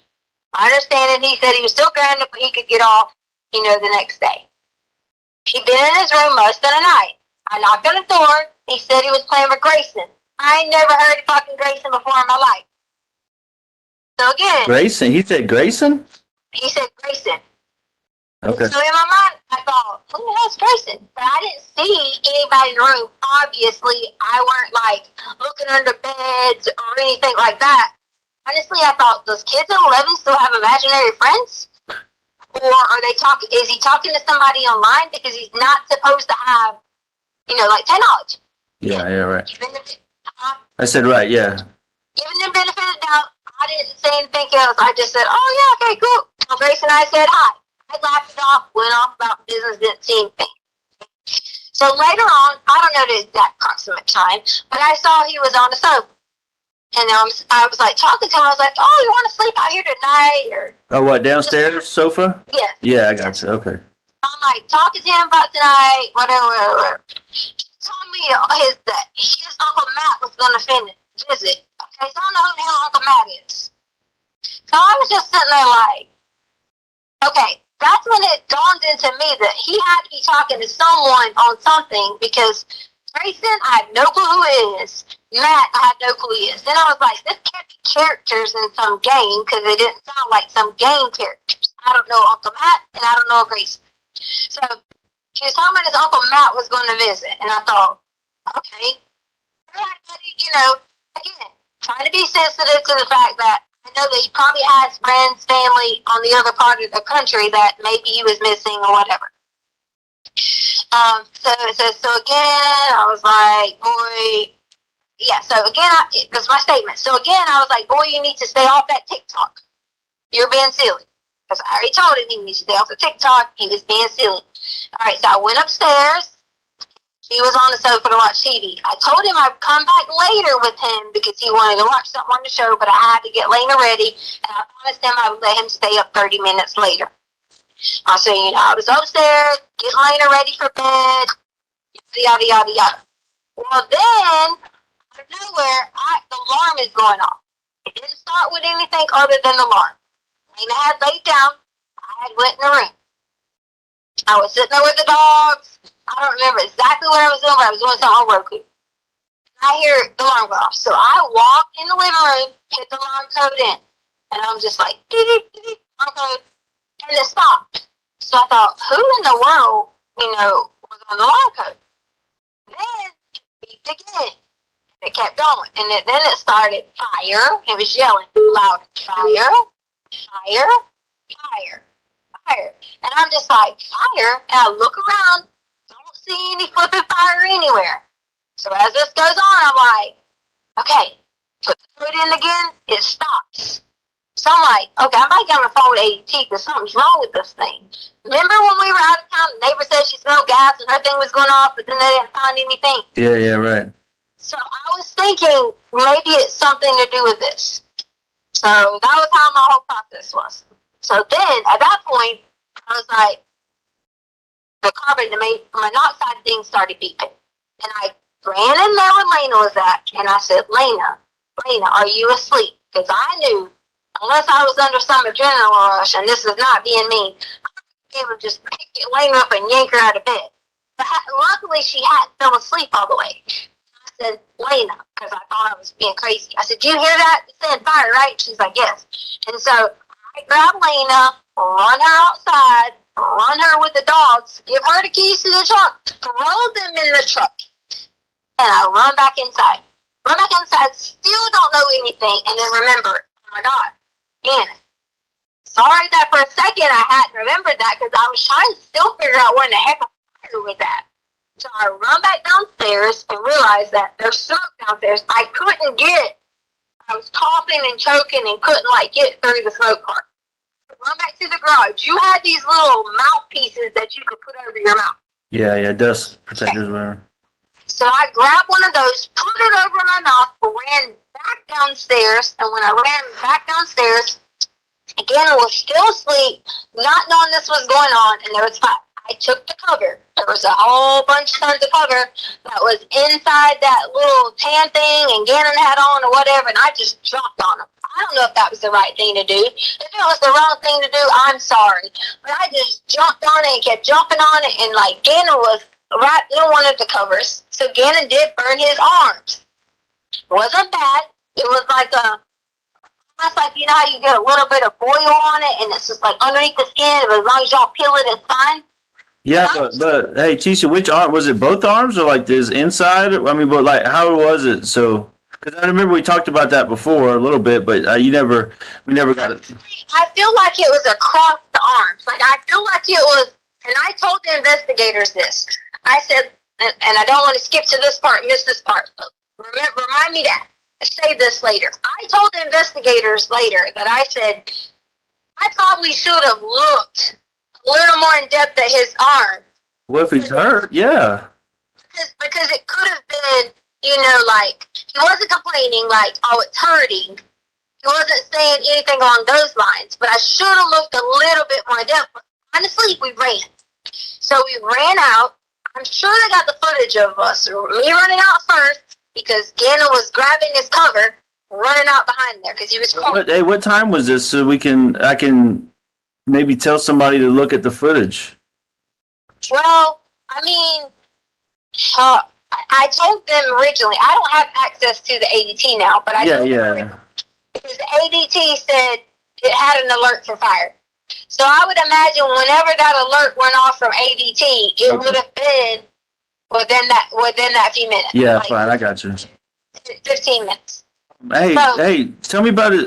So I'm really concerned about these burns because he's freaking hurt. What were they big? Were they small? What was it? Was it from the candle wax or what? Let me get to that part. It's not going to worry you in a minute when I get to that part. Okay, because I'm freaking out right now because. I understand. So when he runs to the car, he runs in because I'm running. He's running behind me. I jump in your truck. The only reason I jump in your truck is the keys were laying there. Okay. I jump in your truck. He jumps in on the driver's side. He's screaming, crying, whatever. Lena's in the back seat with the two dogs. We turn your truck on, and we drive the hell off. Don't ask me why we drove off. I was freaked out because I was like, oh my God. It was the carbon, it was the smoke was more scary and terrifying than actually the fire. So okay. What we did was we drove around the block, and I kind of had to be like, okay, what do I do? A, do I need to call the police department? B, does anybody need medical attention? So then we go back in the house. Lena's freaked out. I put Lena in our bed. I said, Lena. So you drove around for how long and then came back? No, I drove around the block. I'm sorry. I didn't hear that. Yeah, I didn't hear that. I'm sorry. Yeah, I drove around the block, Wando, that area. Yeah, I know. pull back up in the drive. You didn't have much gas because I hadn't put gas in your car yet. You didn't have much gas. Right. My process of driving was thinking, oh my God, like I was in shock. So I pulled back in the driveway and parked. We all get back out, go inside. Lena's freaking out, crying. Lena and I are standing there looking at Gannon. At that point in time, I didn't see anything on his hands, arms, or anything other than take your hand where you're holding your phone and look on the insides where the edges are. That part right there had little bubbly spots. Okay? So they had bubbly spots on both sides of his arm. And I think that was from when he grabbed the cover and I was trying to grab him up and he came down with me with the cover because he was like latched onto the cover. Yeah, yeah. And I was trying to grab the whole cover to put out the fire. So from the inner parts of his arm had these little bubble spots. So you said both sides, or is it just the inner parts? I'm just trying to, because this might be key information. Like both sides, left arm, right arm. I got you. Okay, so both sides of both arms. From what I remember, both sides of both arms, because he had when Gannon was laying down, I grabbed him to get him up. Okay, because I remember it was that Oh God. It's one of the covers. I grabbed him to get him up, whatever.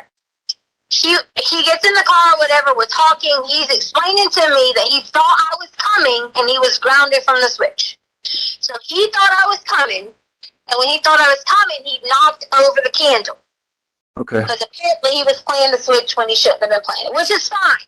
But he had the candle on the couch, I guess, right?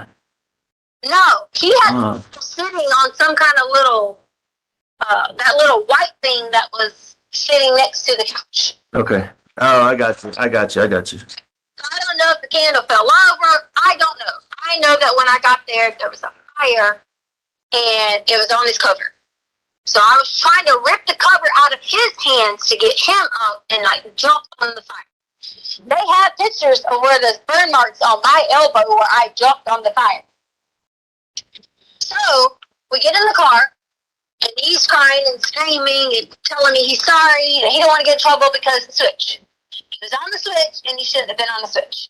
And so we drive around the block and I'm like, it's okay, we'll figure it out. Honestly, I flipping lost my mind because I thought in my mind, like, had I not gotten downstairs when I did, had I not heard it or the alarm system or covering outside or whatever, if I would have hit that couch, I don't know that I could have gotten to Gannon. And that was my biggest thing that my brain was sitting there like freaked out on. Come back inside. Lena's terrified. I said, Lena, go lay in the bed. She's laying in the bedroom. Gannon was like, he doesn't want to go back to his room. I said, okay, will you lay in Lena's bed? He said yes. He started to say he was cold and had a little bit of shivers. And so I was like, Gannon, I took him and put more clothes on top of him now. Blame it on me, whatever. I didn't take his clothes off to go through anything, but I asked him, was he hurting? And was anything else, whatever. He told me it was just his arms. So I didn't see anything that would have thrown a flag that I had to be like, oh my God, emergency or think like that. I didn't see anything like that. But if his arms was bubbling, that's not an emergency? Well, it hadn't broke skin. Like, it was just like underneath. It hadn't broke skin or whatever. Okay. All right. In my mind, I'm like, okay, let's evaluate the situation, tomorrow and see or whatever. It wasn't burn marks like carpet burn or like, anything like that. It was bubbly. And I told them from that, I said, I honestly probably could have, got him in the car and said, hey, can you just check this out to make sure? Because I was, in my mind, in his arms, I didn't see it as a bad thing. I just knew he was like, it's not hurting. We put aloe on it, and I assumed, okay. So then we put on the long sleeve shirt on him because he said he was kind of cold or whatever it was. He lays down in Lena's bed. Lena sleeps in my bed, our bed. Charlie comes home. I go in, and I had already prepped Charlie for what was going on. I was like, hey, don't panic when you get here. I was like, there's smoke, the house is smoky, Gannon, this happened, yada, yada, yada, yada. I was scared to go to sleep, so we both went in there and checked on Gannon. We went in there, we gave him water, in Lena's bed. We gave him water, we set him up, we were like, are you okay? He was more scared of anything. And so I panicked. Of course, I was like, whoops, someone said something because I said sell the couch. I wasn't talking about sell the couch to fix the daggone carpet. I was talking about, like, I would get rid of that couch and get a new couch. Don't panic. Like, my point was, honestly, I wasn't even going to tell you because I was like, Gannon was scared of being grounded a year. And I was like, I'll buy a new couch. We'll fix the couch. We'll replace everything in here. Don't worry about it. And that was my whole point. I said, as long as you promise me you didn't do it on purpose, you didn't purposely do this to hurt yourself or hurt somebody, we will fix it. And that's how we ended on Sunday. So Gannon was still like, upset. He was not only emotional about the situation, his stomach was hurting. So that's where we were at with Sunday. Okay. You give me 1 second to pee. Yeah.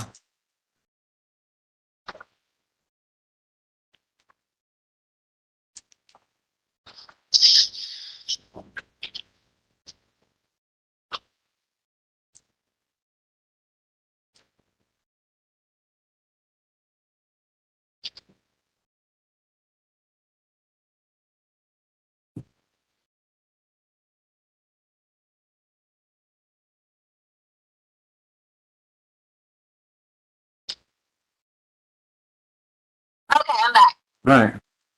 All right, so later on in the night, Gannon woke me up a few times. He said his stomach was getting worse. So I hadn't pooped yet. I messaged you, but you were already asleep. And I was like, hey, Gannon wants to know if he can stay out of school tomorrow. He's scared of pooping in his pants.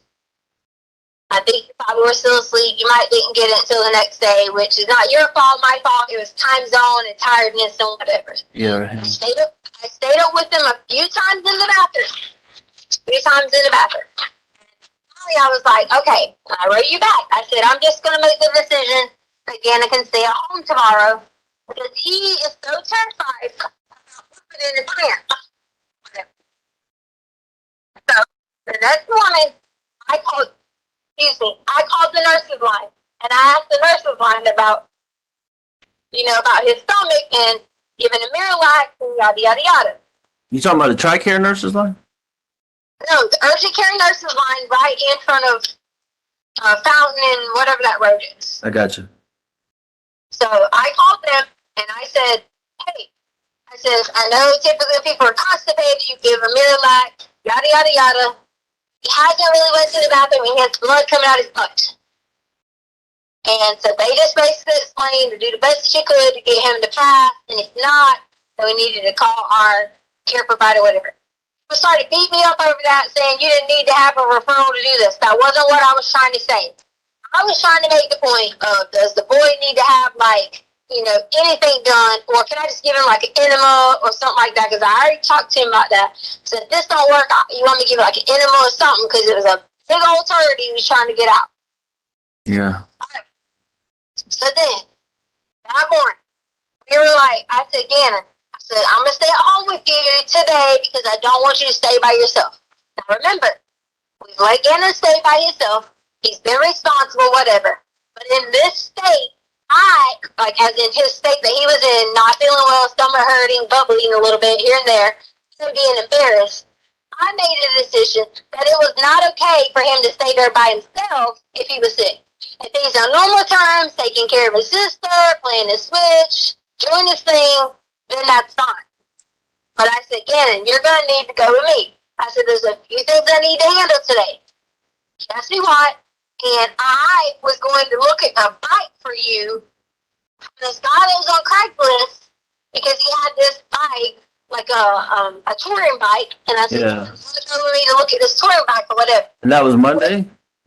Yes. Hey, so did you give him Miralax or the enema or anything like that? What else did you give him? I have in this notes what day I gave him Miralax. All right.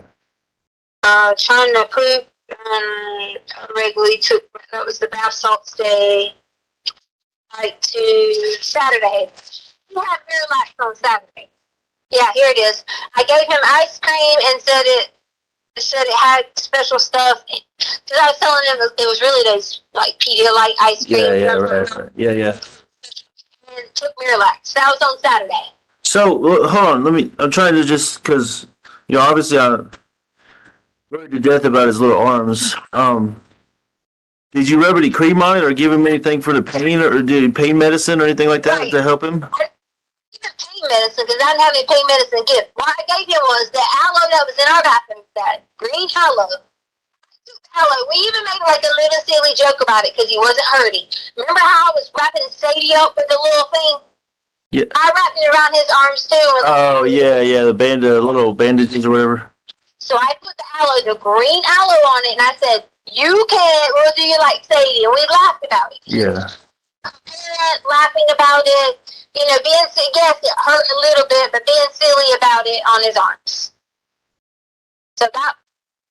So you didn't give him any like children's Tylenol or anything? I didn't give him any kind of, he wasn't saying that he was hurting in any kind of pain to give him any kind of Tylenol, to give him anything at all. And if you feel like that would have been a lapse in judgment on my part, then I'm sorry. No, I'm just trying to sort through it. I know how both of them are about, every time they scrape their finger or something, they want a Band-Aid. So I would just assume that if his arm was all bubbled up, did his arm stay bubbled up like until the next day, or did that go down that night, or how, like, that's worrying me too. Okay, so to get to the next part, Gannon started to peel it. Like when? When did he start to peel it? Gannon started to peel it because I guess he was either asleep, I don't know, anxious, I don't know. Monday, he started to peel it, like peel his skin. Yeah, like Monday morning or whatever. Again, I swear to Jesus told detectives this. I said he started to peel it. When he started to peel it, it had like, I don't want to say like, not gooey stuff or whatever, but it's almost like it was like popping it type thing. And I said, oh yeah, like a blister or something. Yeah. I said, listen, if it gets worse, we're gonna drive straight. Okay. And that was already the plan. That's why I didn't go to school. I said, if it gets worse, after I put all that stuff on there, whatever. I'm not that type of person where something happens immediately, run to the hospital. You and I've had that conversation before where you would say, like, every little thing, Lena ran to the hospital. I was trying to evaluate it to see, as long as he was talking fine, normal, acting normal, I didn't see at that point in time that he was under any kind of pain. I got you. Or say that to me. Okay, all right. That was a lapse in judgment on my part. I apologize. But he started to peel it because, obviously he starts to peel things. So along with peeling that, he started peeling his fingernails. So, and I'm like, that morning, I sent you a picture of Gannon laying in bed on Monday morning to your phone. Yeah, right. Gannon was laying in the bed, whatever. I went back in there, checked on him, gave him some more water, made him drink some more Pedialyte because he wasn't eating because he was so upset. And that's when I noticed he started peeling things, like on his arm. And I said, and at that point in time, which I told you, like I told them, Gannon had blood that was on his arm and on the side of his wall. I guess from sleeping through the night, whatever it was, peeling it. We toted him back down to his room after Lena decided to go back to bed. On the side, you said on the side of his wall? You never told me that. No, I told detectives this. Oh. You never talked to me about this. Okay, fair, fine. This is new. I've never heard that before, so now I'm even more worried about him. So they should have told you this. So then I went in there that morning, sent you a picture. I said, Gannon, why do you have blood on your wall? I was like, it wasn't a lot. Don't panic. It wasn't like. Oh, so it wasn't like a lot, like all over the place? It was just like little streaks or something? Oh. I said, Gannon, says, did you peel those things? Yes, he did. I said, okay, here's what we're going to do. We're going to re-bandage your arm. I says, and if you're feeling bad or it starts bleeding, you get a fever, anything like that, I says, as soon as because I was going to go talk to the man about the bike. Right. He says, you have to go there first. If you want to go to the hospital now. Of course, maybe I shouldn't have asked the kid that, but based on my judgment and what I was seeing with him, I didn't think that he needed to go right away. we went on about our business. And I said, if you start to feel any pain or hurt or whatever like that, we'll just drive to the base. We'll explain to them what happened with the fire. We monitored it through the night, so on and so on. That was our intent. That was the plan the whole time. Everything. Nothing wavered from doing that at all. Gannon asked me questions. He was just like, why does this happen to me? Why do I always get hurt? Because, he had hurt his foot on the boards outside. And I said, Gannon, we're going to figure all of it out. Don't worry about it. We will replace it. Okay? So Monday morning, after all this, I was like, Gannon, we're going to go find, which I probably shouldn't have said to him that he would have known that it was on him. But I said, we're going to go find someone to replace the carpet. He says, and then we'll get it fixed. We won't worry about it. We'll monitor your arm through the day. Yada, yada, yada. So we're going to go get some coffee.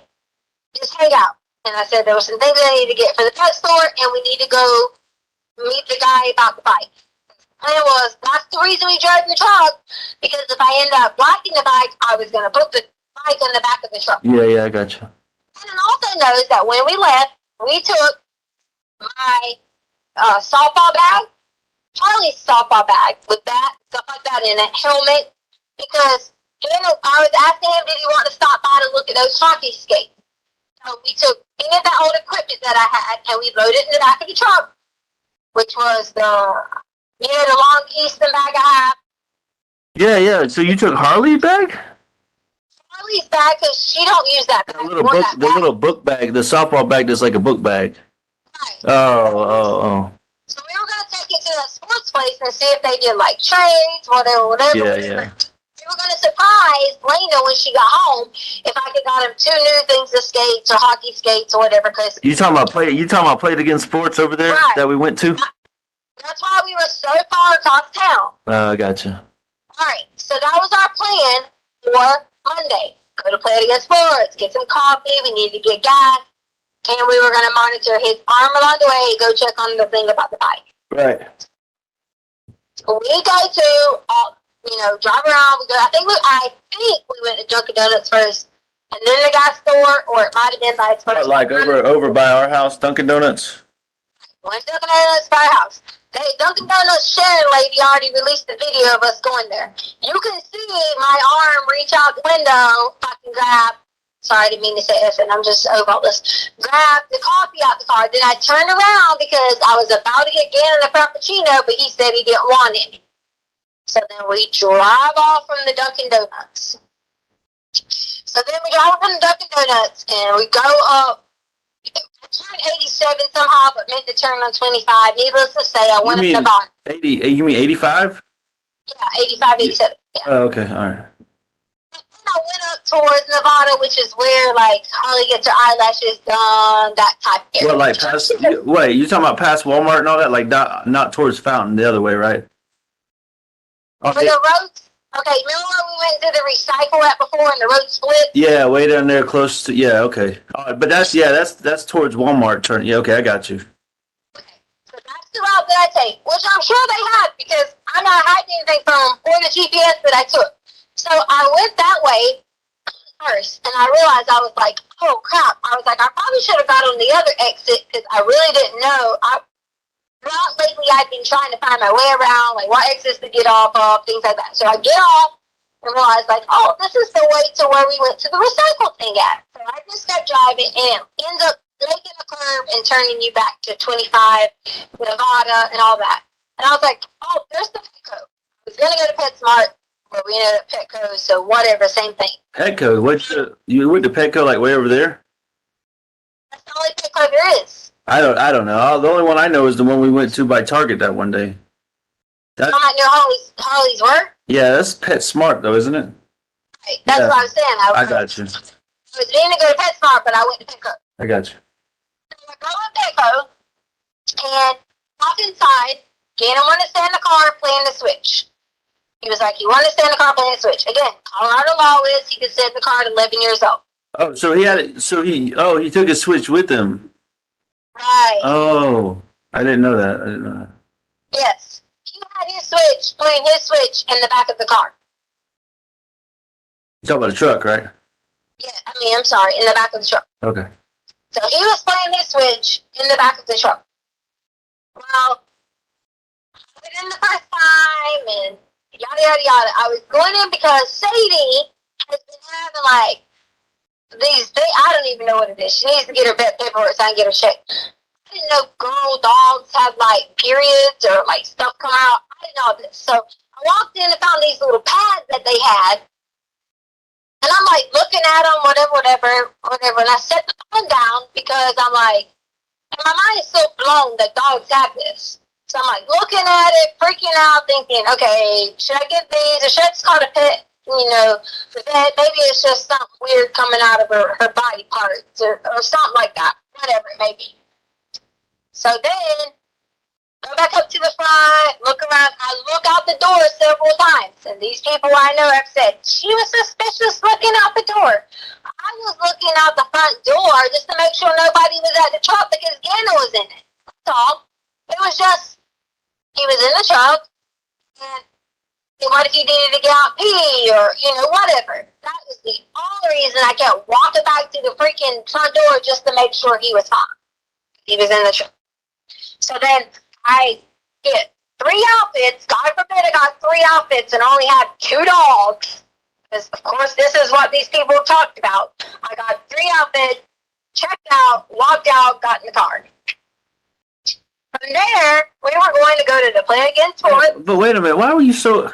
I'm kind of confused because, like, you said you were worried about him getting out, but, like, we've gone to the gas station and, like, he's never tried to get out of the car. So what was... I don't know. Maybe that's nothing, but what made you freak out that day? Parked on the front row.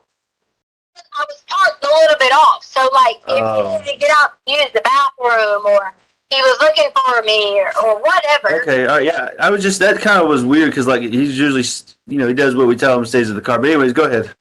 Right. But not Albert. Exactly, he does. Just like I told you, he could have stayed at home on a normal basis. But he wasn't feeling well. Yeah, so I was fine, I got you. What if you had to poo?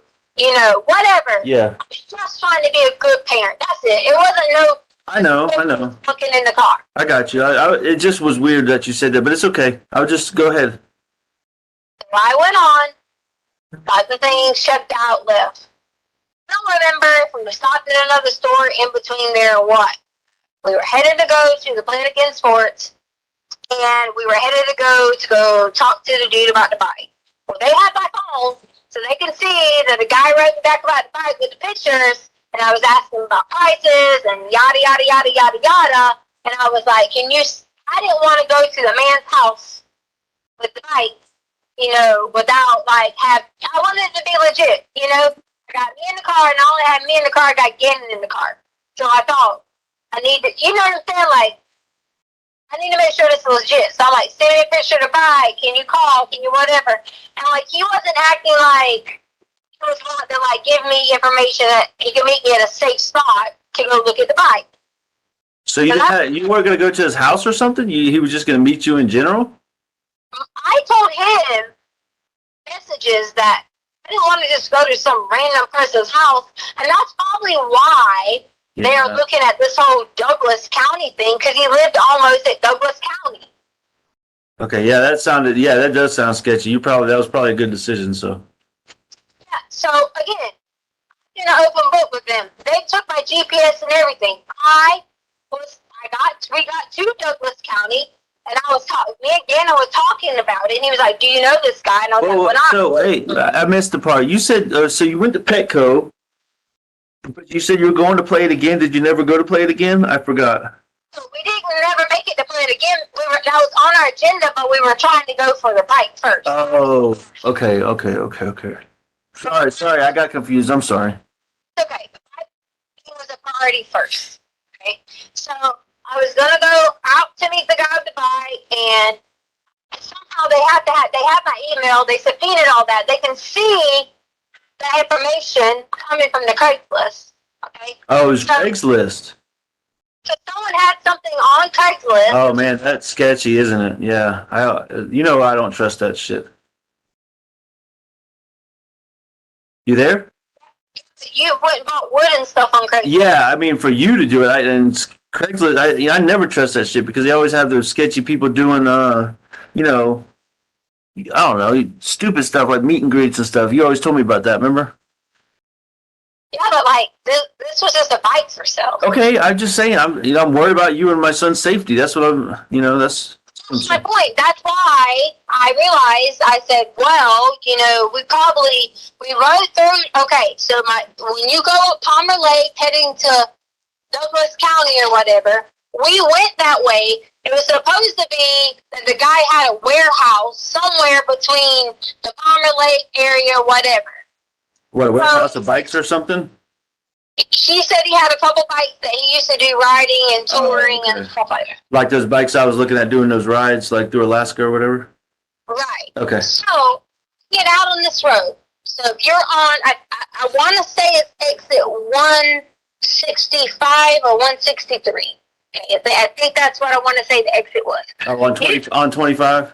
Right. Okay. Yeah. So you know how you're going to before you get to Castle. Oh, it's where we went to take the Remember how traffic is backed up? You can take that back road. Oh yeah, before you get to like 182 where the outlets are or whatever. You can take that back road. Yeah. The Castle Rock. Yeah, I got you. Okay, so it was off that, but to the right side, not to the bougie side where like the boonies and stuff was at. It was off that way to the right side. So I originally got off, and again, they can see this on my GPS. I got off, I went left, and went down that little hill where the little people were at, and I thought, this can't be the right way, because he was saying something about signs and all this. Turned around at the little, I don't know, woods or whatever, came back up, went across straight, realized it was on that right side. I think it's called like Palmer Lake or something like that. Supposed to be looking for this place, still didn't see it, and then it ended up being like all mountainy and dark. I say dark, it wasn't dark in the day, but like, Yeah, like dark. woods and stuff, yeah. We turned around, left out of there, and I was like, well, this doesn't even look too great. Again, let them go search that area all they want to. They're barking up the fucking wrong tree because all we did was went through there looking around and trying to figure out where this warehouse was supposedly at. So you were in the truck or out of the truck? We're in the truck. Oh, you had me worried. I'm like, you're out of the truck in the woods looking for a warehouse? No, it was just driving through there. It was like down, around, up, around. Colorado has all these mountains and shit like that. So I came back out, got back on 25, and was like, crap. I was like, I don't even like think that was a good place. Me and Gannon was like, why can't we just go buy it at the store? Don't they have them at Walmart? And so we were like talking. I was like, yeah, I'll just figure out another place to get a bike. Because the whole thing was I was going to buy you the bike and surprise you for Valentine's Day for it. That was like the whole shebang. Yeah, I would love that for sure. At this point, we never got to play it against sports because it was approaching the time that we needed to be headed back. Okay. So I said, Gannon, I'll just come back and go to play it against sports again later. Don't worry about it. Your daddy and I have been talking about getting hockey sticks. So we come back up, heading back towards the house because, we had to get back to Elena. Oh, I forgot to tell you a point that we left that day because I put my notebook down. Let me go back to this on Monday. Okay, on Monday. If you would want to take afternoon recess now, we've still got a long ways to go on this particular phone call. It's 3 o'clock. Do you want? Yeah. How much longer do we have to go? That had crossed my mind, so. So we got about another hour to go. Oh, yeah, no, we'll take a break now. So ladies and gentlemen, we'll take a break until about 3:20. If I can have everyone back in the jury room at that point in time, we should be able to start on time. Again, don't discuss case among yourselves. Don't discuss case with anyone else. With that, all rise for the jury, please. You may all be seated. Court will recall 20 CR 1358, People versus Leticia Stauch. Record should reflect the jury has returned to the courtroom. Before we start or resume playing the, before we resume playing the audio that we were playing just a few minutes ago, I know that there is perhaps a weather change that is on the way, and I wanted to let all of you know the best way to find out whether or not there's something that's going on with the courthouse, 520 snow. And it will have on there if there is, if the courthouse is closed or if it's delayed, and I don't anticipate that. I'm just telling you, so that if it becomes an issue, that's the fastest way to find out. And we'll leave it at that. And I'm giving you that warning because I one time forgot to do that in a trial in May, and we had like, I don't know, 18 inches of snow overnight, and I was going, really? But anyway, so that's where and then I think what we're going to do is we're going to play, we've got about an hour of audio left to go. We're going to play about 30 minutes, and then we're going to stop the audio, and we're going to do sort of a seventh inning stretch and have everybody stand and stretch and things like that. And then we will finish out the audio. So, Mr. Allen? Thank you, Judge. And just for record-keeping purposes, we're playing People's Exhibit 35, which is that pretext call on February 13th, 2020 at 1:11 p.m. Yes. When Gannon and I left, we found someone in the neighborhood who was working for the Lorson Ranch people. So this is why I came back to you and said I didn't think it was the carpet guy. I say working for the Lorson Ranch people. I don't know who he worked for. Like whatever that Emery Homes or whatever it's called.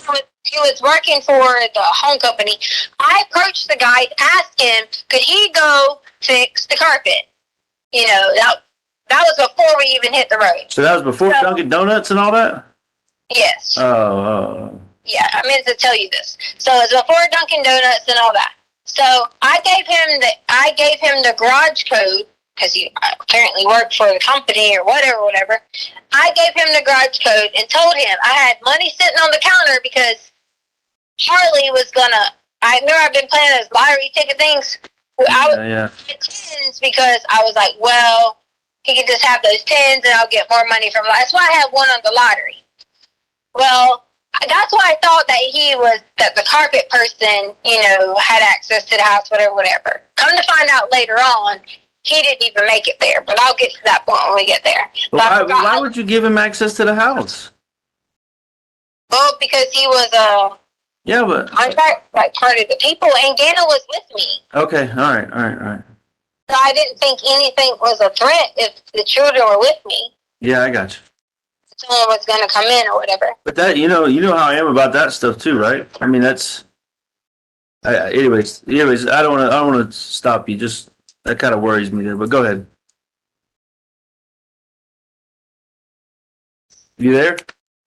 I didn't give him the code to be any kind of whatever. No. I was trying to get the carpet fixed so the boy could not be so upset. I got it. I just don't like, you know how I am. I don't like have people having access to our house and stuff. But, whatever. Just go on because I don't think that's a big deal. So. Anyway, so back to what I was saying. Sorry. I wanted to make sure I didn't leave out that point. Okay.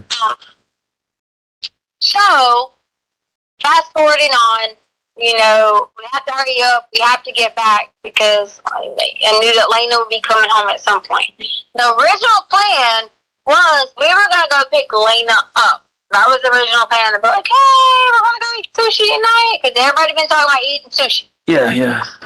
Gannon wanted to stay at home. And I was like, no, Gannon, you probably shouldn't stay at home. You still aren't feeling the best, whatever. You should not stay at home.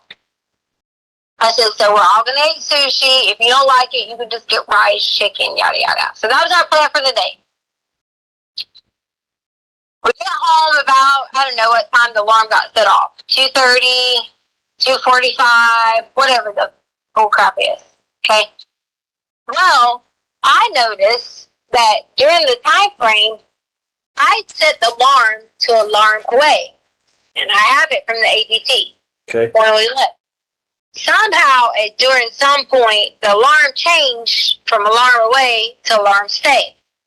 What point? I had all this, and which was on my phone that they took. Oh, okay. All right.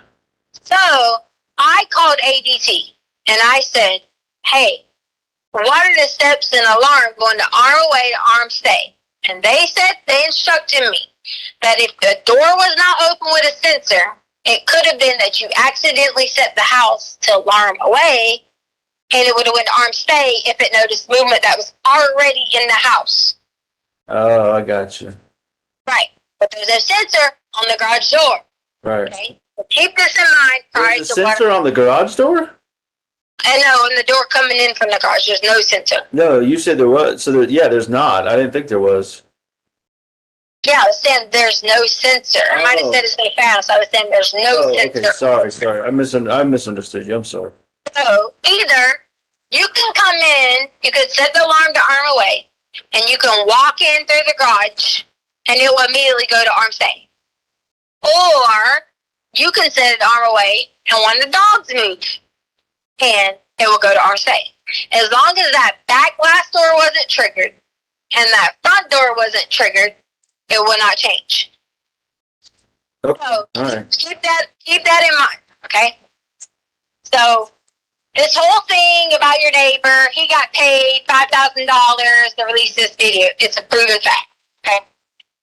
It's already been looked at by tens of thousands of people, and it's been investigated that Gannon and Stauch got out the other side of the vehicle. Okay. All right. Shadows, movements, infrared, whatever you want to call it. Gannon got out the other side of the vehicle. Okay. So okay. All right. So he's home with you now, is what you're saying. At this point in the timeline. Yeah, so it's like maybe 2:45 or 2:30. I'm not sure exactly, but in that time frame before Lena got home, I'm getting out, going in the house, or whatever. Gannon goes in, and Gannon goes straight to his room. I go upstairs because I was had wanted to try to get on that Peloton the other night. Didn't get a chance to. Put my headphones on, yada, yada, yada. So I'm in there. Gannon had asked me, that you said that he could go with a friend. You then text me, I don't know exactly what time, but at some point in time, you had told me, don't let Gannon go with a friend or something. Yeah, right. Gannon came back and said that you said he could go with a friend and come back later tonight. Again, I said, your daddy said you can play with your friends in the neighborhood, but you cannot go with some friend in some car or whatever it may be. Put my headphones back on. That was where this gets where I have completely parts of the information and not parts of the information. I hear another loud noise downstairs. Not even about, 10, 15 minutes later, maybe 20 minutes. Yes. But I thought you said you were doing the Peloton. No, I said I'd been wanting to go back and get on the Peloton because I didn't get to Oh, okay. the other night. So I had my headphones on and I was kind of trying to get in the pre-workout mode or whatever you want to call it, because my goal had been trying to get on the Peloton every day. Yeah, right. So then I heard another noise again, and I was I pulled them off my ears. I know they're noise counseling, but I also am not stupid. I don't wear them all the way on my ears because they freaking hurt. And I was like, Gannon! Didn't hear anything. And I just thought he's down there bumping and flopping and, doing his thing, whatever it may be. Still sitting there, just chilling, doing whatever. Heard another loud noise. And I thought, okay, this is it. I thought he was stomping around, doing crazy things, whatever. He's supposed to be going to go play with a friend. When I walked downstairs at that original point in time, I thought that guy was the carpet guy. Similarities? I didn't really remember exactly what he looked like, but I remember some of the details. Now, fast forward, you'll hear me say night after night after night after night, I've dreamed of different things that have added detail to this. I thought it was the carpet guy because there was carpet everywhere, boxes, you name it. That was the loud noises that I heard. Next thing I know, I'm out. Blacked out. And which I told you this. Yeah. So what I'm concerned about with that is, did he take all those boxes and carpet with him when he left? The carpet was already in the house. Oh, but what about What, I just don't remember seeing any of that stuff when we got there. Did you clean, is that part of what you cleaned up or whatever? No, the carpet was, I saw it there when the police watched me take my stuff out. Okay, but you also mentioned he had a bunch of boxes and stuff, but I mean, it's not a big deal. I was just wondering because. Boxes like laid out everywhere. Right. I told the detectives, I thought we were getting robbed. Okay, I got you. I thought that was the whole point of boxes was to get robbed. Okay, all right. On Gannon's table, which I'm sure it had to been if it was swiped correctly, I hit my head on the back of Gannon's table. Like hard. On the back of Gannon's table. What table? The one I made him? Yes. Like the back of it up against the wall? No, as in the back of my head, and there was the table right there. Oh, okay. I thought you said the back of the table. I'm sorry. No, the back of my head, his table. Okay. So, from there, a lot of it was a blur because I hit my head. I got you. I just remember certain pieces here and there. I remember Gannon running and like jumping on the guy who I thought at the time was the carpet guy, and I thought we were about to get robbed. I just remember bits and pieces like that, trying to push him off, and all I remember now that I sit back and remember, like, play it in my head again, play it in my head again, play it in my head again. It was a very calm conversation with Gannon and this person. I just remember him asking questions, the same questions he asked me, they were talking about. And I don't, who do you have me on speakerphone with? Because I know you do. What are you talking about, Tisha?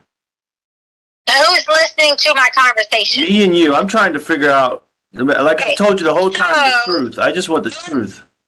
Okay, so during that time, I heard that same thing that Gannon asked me about knowing his mommy. Why do you think I've been adamant about you saying to you, oh my God, there's a piece that we're not putting together, that we're not missing, there's something different. I don't know how to put it all together, but Gannon knew something about something. And all I kept hearing him say was, do you know where Uncle Matt is at? I don't even know who Uncle Matt is. Yeah, I ain't never heard it. The only Matt I know of is, what's her name? Your sister. Well, that would be his uncle, and he wouldn't know him. Yeah, that's what I'm saying. That's why when you said that 20 minutes ago or whatever, I just like, I had never heard no Uncle Matt, so. When I woke up and like out of this state of confusion, going crazy, whatever was going on, I remember Gannon saying he will be back later. Okay. Like Uncle Matt saying he'd be back later? Gannon said he would be back later. Oh, Gannon said, okay, all right. So in my mind, I'm like, did I really like what the fuck just went on? Okay. Hit my head twice. Had to fight off some dude that I explained to them and gave them a description of the whole entire time. Okay. I have been adamant about this and about finding this person. Is that the Mexican guy you told me about, the Mexican guy?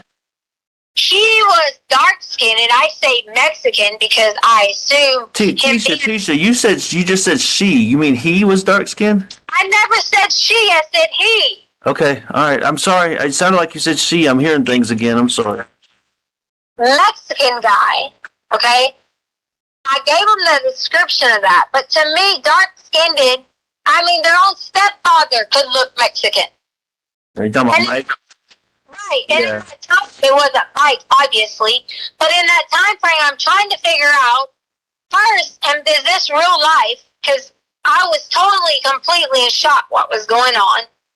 I thought we were going to get robbed. I thought they were about to take everything. I thought someone was trying to hurt Gannon. I hit the head. I didn't really know back and forth what to do. I was a little bit out of it. I'm not even going to lie. My body system was already weak because you know how it is in the first 4 to 5 weeks of being pregnant. My mind was completely fucking gone. And my mind jumped up after everything. And I said, okay, Gannon's going to be back. Gannon's going to be back. I paced up and down the stairs. During that time... babe, hold on. Why did you tell me you got raped and now you're not telling me you got raped? You think I want to tell you what a man done to me? I mean, like that first day, I told you I would do everything and within my power to protect you and get you the help you need for that. But And I went for that's that. a key part of the story. I'm just trying to make sure I'm getting it straight. And I went for that. And that's not something that I want to be like. You think I want that blasted on El Paso News? Okay, but this is me. I'm just trying to help you in this situation. Make sure you got what you need from that. But if I don't want to get you worked up. So go ahead.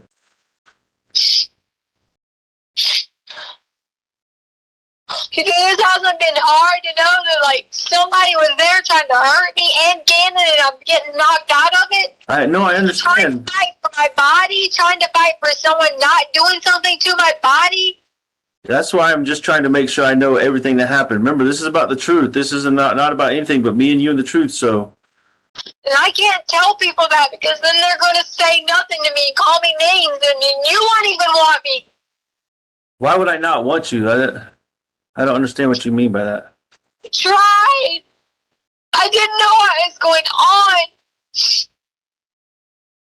All of it was a blur, in and out, trying to figure out. I got up at one point and ran to the door and sent Lena away. Sure, anybody in a logical state of mind could have said, why didn't you give Lena a note to run to the neighbors? He knew everything. He knew everything about us. He knew our names. He knew where we worked. He knew where Harley worked. He knew where we drove.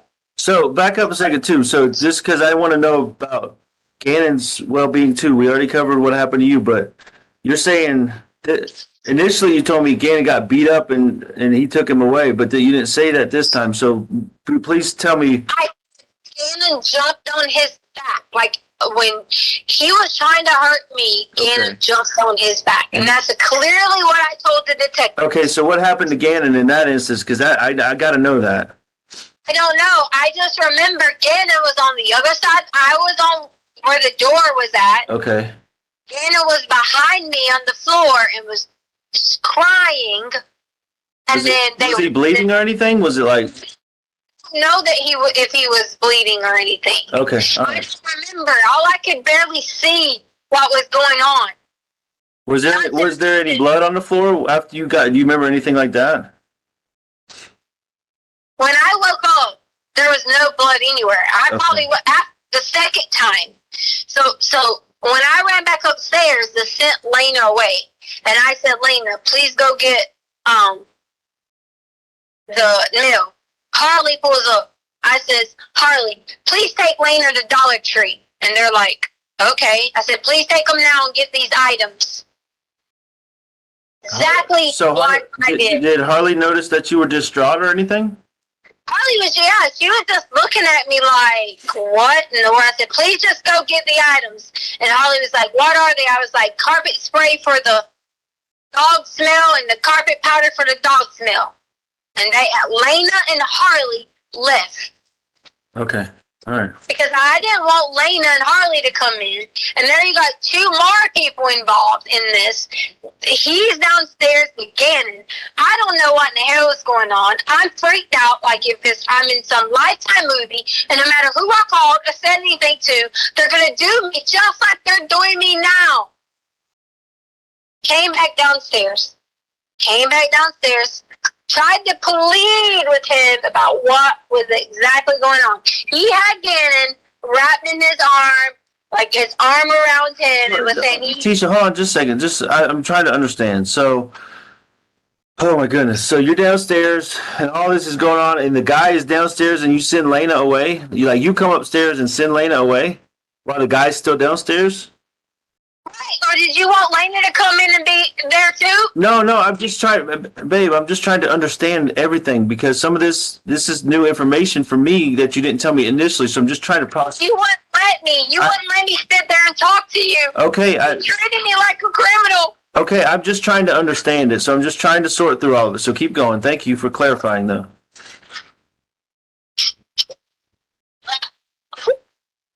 I tried over it. What's wrong? I tried so hard. Tried so hard to do what? I was trying to protect everybody, but I couldn't get back upstairs. Once I let Lena go, I don't know. I couldn't even like figure out like what to do. If I ran outside the yard, what was I going to do?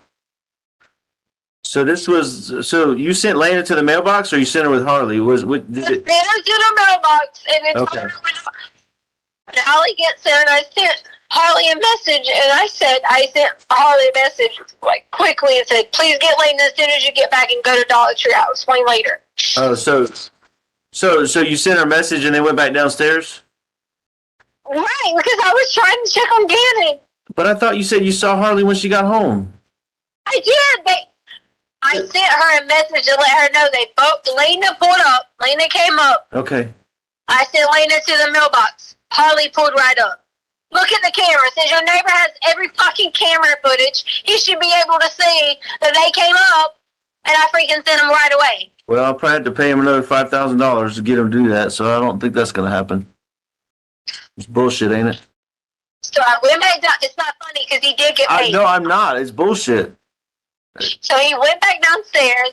I went back downstairs, and I'm like trying to figure out, and he's just telling him that he had a new family and like all kinds of things, and I'm sitting there trying to grab Gannon, and next thing I'm on the ground again.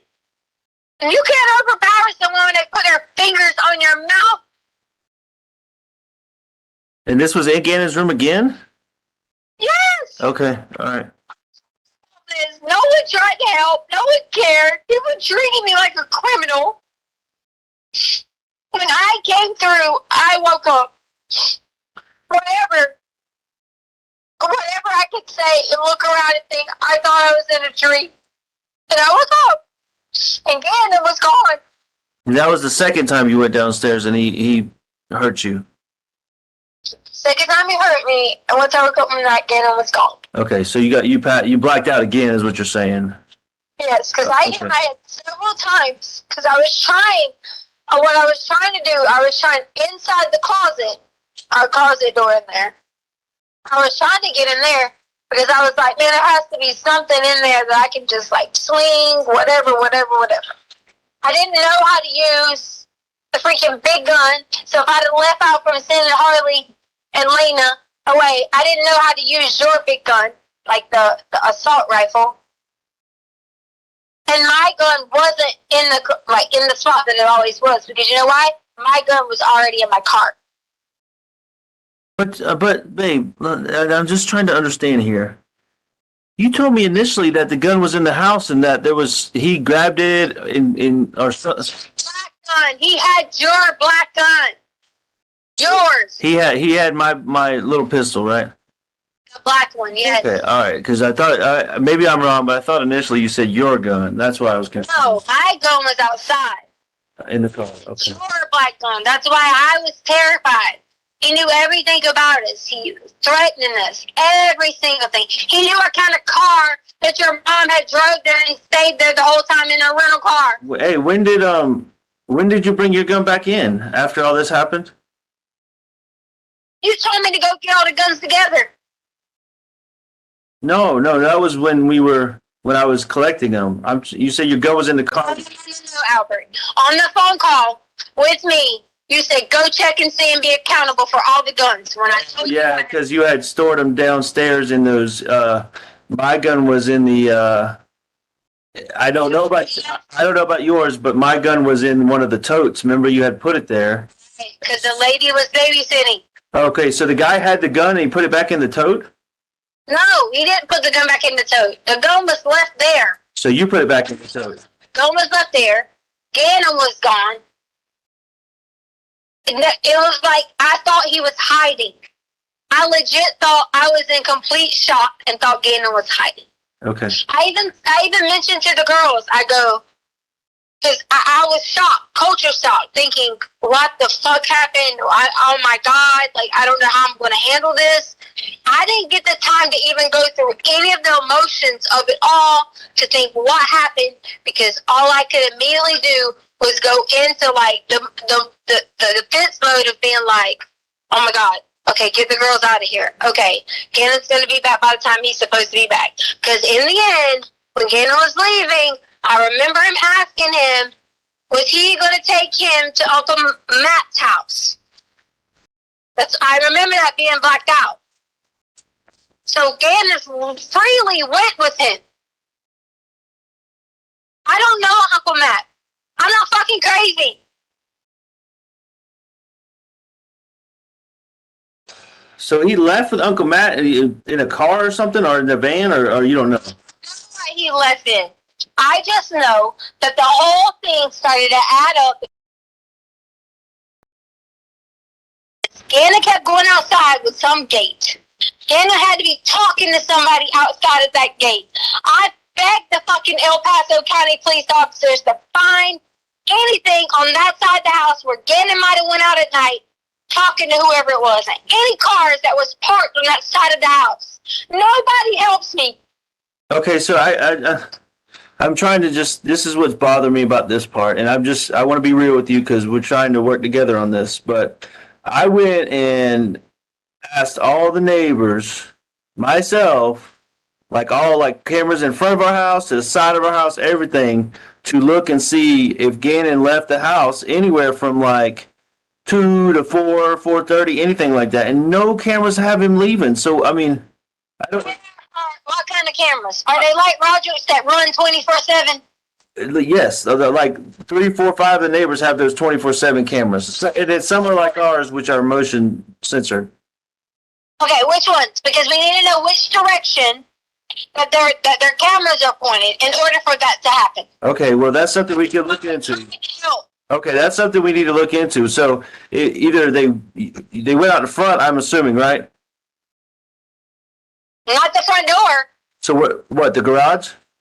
I would say the garage or either out the back door because Gannon had the gate code, like the key. And he kept going out there with this key or trying to unlock it or keep it unlocked with this key. Okay, hold on. So I understand.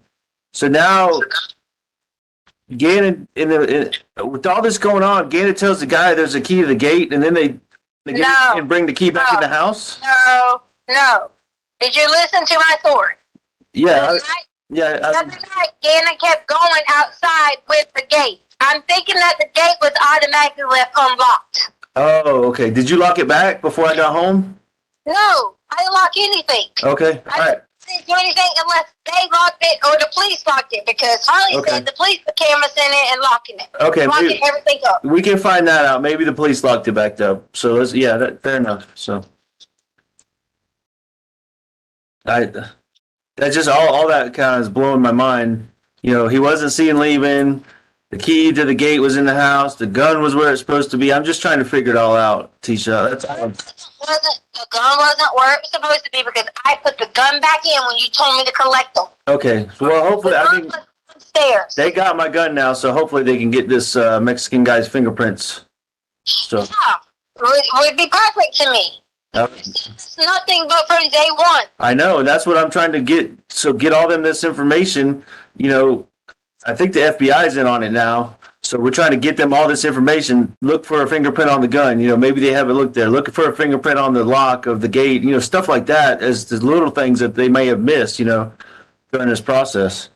Why? Why would they have not have done that? And maybe I'm just upset by this because I feel like they barked up the wrong tree for 2 fucking weeks, Albert. It's been 3 weeks almost, Tisha. Yes, I agree. I agree with you. I'm as frustrated as anybody because I don't know anything. And So, do you think I did this? Leticia Stauch, I don't know. I'm just trying. I'm trying to help you. Okay, I'm trying to help you get the truth out there. But you've got to tell me the truth. Okay. I know. Here's what I told the police. The only difference is I thought it was the carpet person, but once I went around because I was freaking out trying to figure out, I was like, if I could go get this fucker and bring him in, and I drove through the neighborhood, the description that I gave El Paso is exactly what I saw. But that is not the exact description that I gave of this carpet person.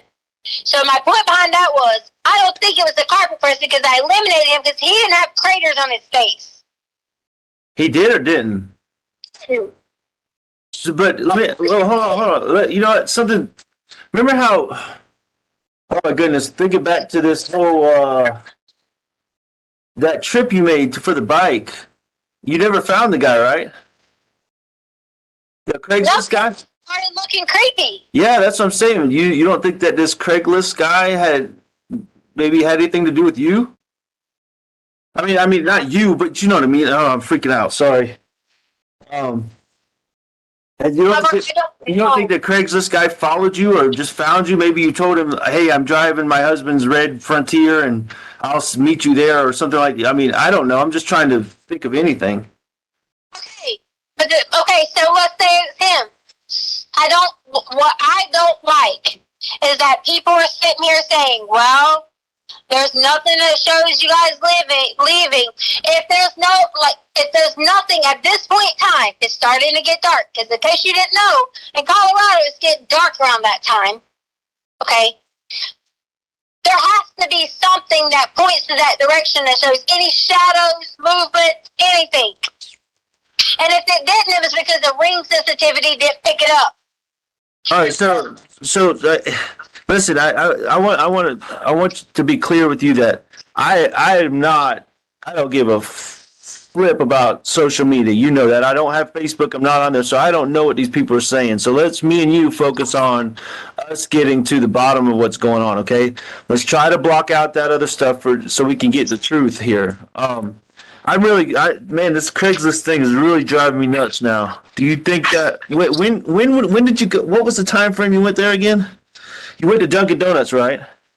They have whatever time they have me on footage. The first time at Petco. Oh, at Petco. So after that is when you left. Because I went back to Petco to get more clothes. Okay, so you went. So then when did you go back to Petco after the Craigslist trip? Yeah. Oh. And you said the guy was already in the house before you got there, you think?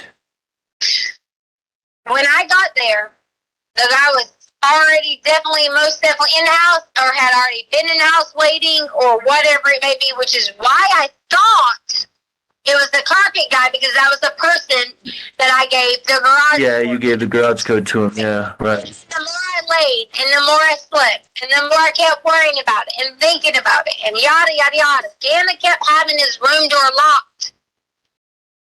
I was even so terrified to think that this person even spent the night in our home. Oh, you think he was there the whole time? I don't know. Do you know how worried I've been about this? I know, that's freaking me out because remember those other stories you were talking about people coming in the back door and stuff while they thought people were away?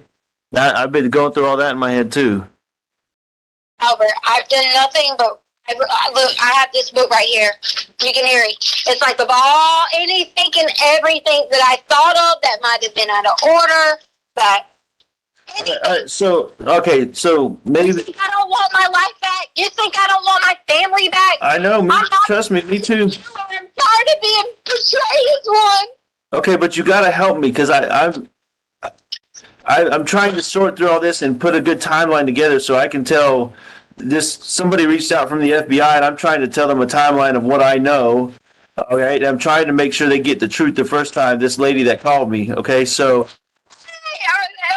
Are people not going after this? Why? I don't know. Maybe the FBI is. I don't know. That's not. I know they're doing everything they can. Maybe they missed some things we don't know. But listen, something you told me that first day that I'm trying to figure out when did you do the? Like you said, you cleaned everything up. Cleaned everything up. Yeah, from Gannon's room or wherever you got. Somebody did bad things to you or whatever. I was just talking about like the clothes I had on and like shoes and stuff. Oh, so you just changed your clothes and then threw them away like you said, and whatever Gannon had on, you said you threw that away too? They got that out of the back of the trash. It was a shirt that he wore that was burnt and stuff like that. Oh. That's what I meant, like cleaned up. I didn't mean like clean up anything bad or anything. I'm just saying like I didn't want to keep that stuff on and call the police. But you told me that first day you cleaned up the whole area because you didn't want Lena to see it when she got home. That's what you told me. Yeah, my clothes and my you want me to really go in depth about that? I'm not trying to make you relive anything that happened to you. I'm just trying to. There's just some truth that I'm trying to find about. I mean, if something was cleaned up or something, then I don't know. Maybe. Me, whatever you're trying to say to me, don't just be honest. I just don't want the police to miss anything else, okay? I mean, we think they've missed all these other pieces, and then, I mean, if you cleaned up something that could give them DNA evidence on this Mexican guy, then we need it. Took my whole DNA from this.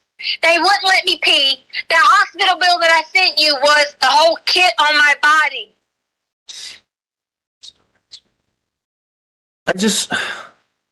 But tell me, why did you tell me? I just don't understand why you told me you cleaned up an area, and then now you're telling me you just changed your clothes. That's. When you're talking about cleaning up the area, I'm talking about from Gannon. Like, Gannon had, from his burn marks, there was blood on the wall and on the light switch. So you cleaned up whatever Gannon's stuff, what blood or whatever was, right? Prior. Oh, where was that at? In his room when he woke up Monday morning. But like where? But where in his room? You did say the wall because he had he was wiping his fingers on the wall or something. I don't know if he wiped his fingers on his wall. I just know his arm probably hit the wall when he was asleep. Oh, I got you. Okay, all right. So you cleaned that up, okay? Because I never saw that. That's the first I heard of it. So you cleaned up wherever his blisters or his burn mark hit the wall. Did you clean something else up? Light switch from where he touched it. Oh, but that was after you showed it to me.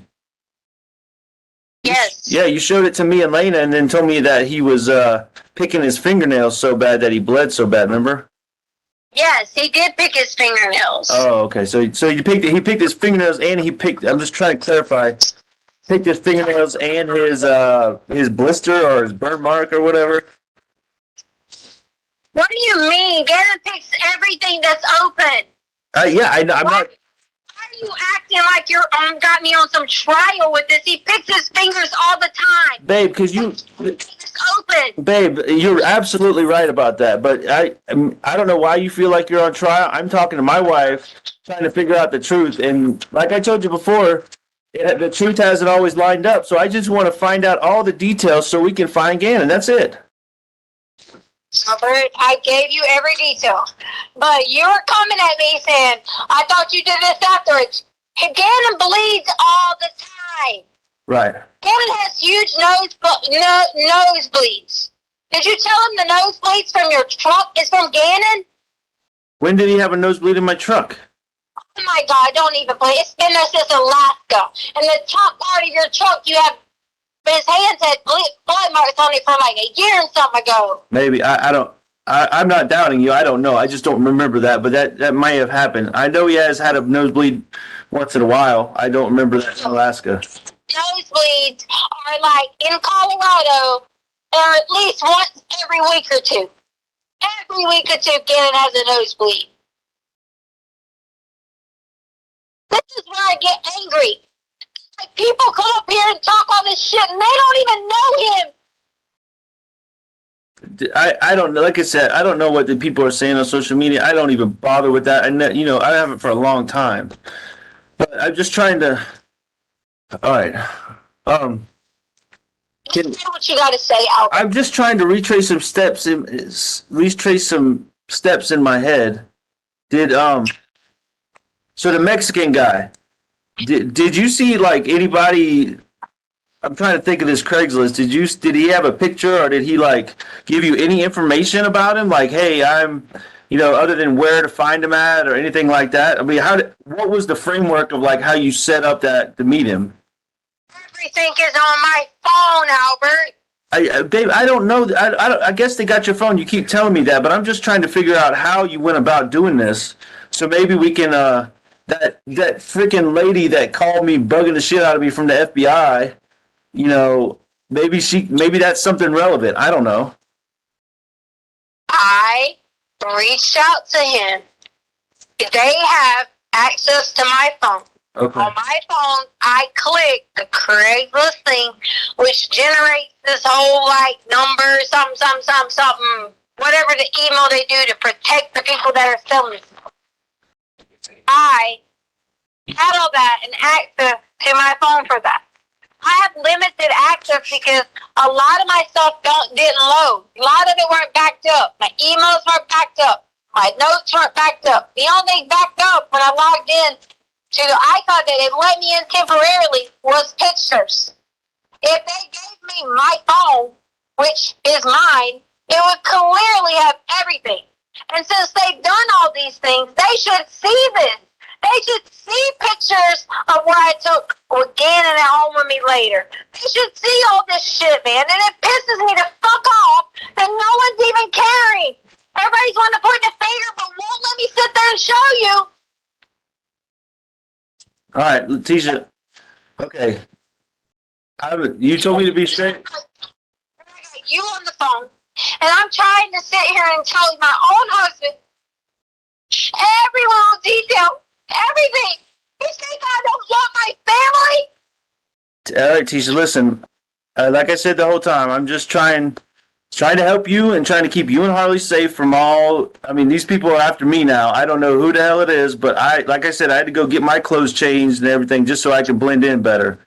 And I want you to know that no matter what, we can work through this together, and I can help you. Okay? But you just gotta let me help you. But I have you told me to be straight up. I got a very straight up question. Okay? Are you ready? Yeah. Did you kill Gannon?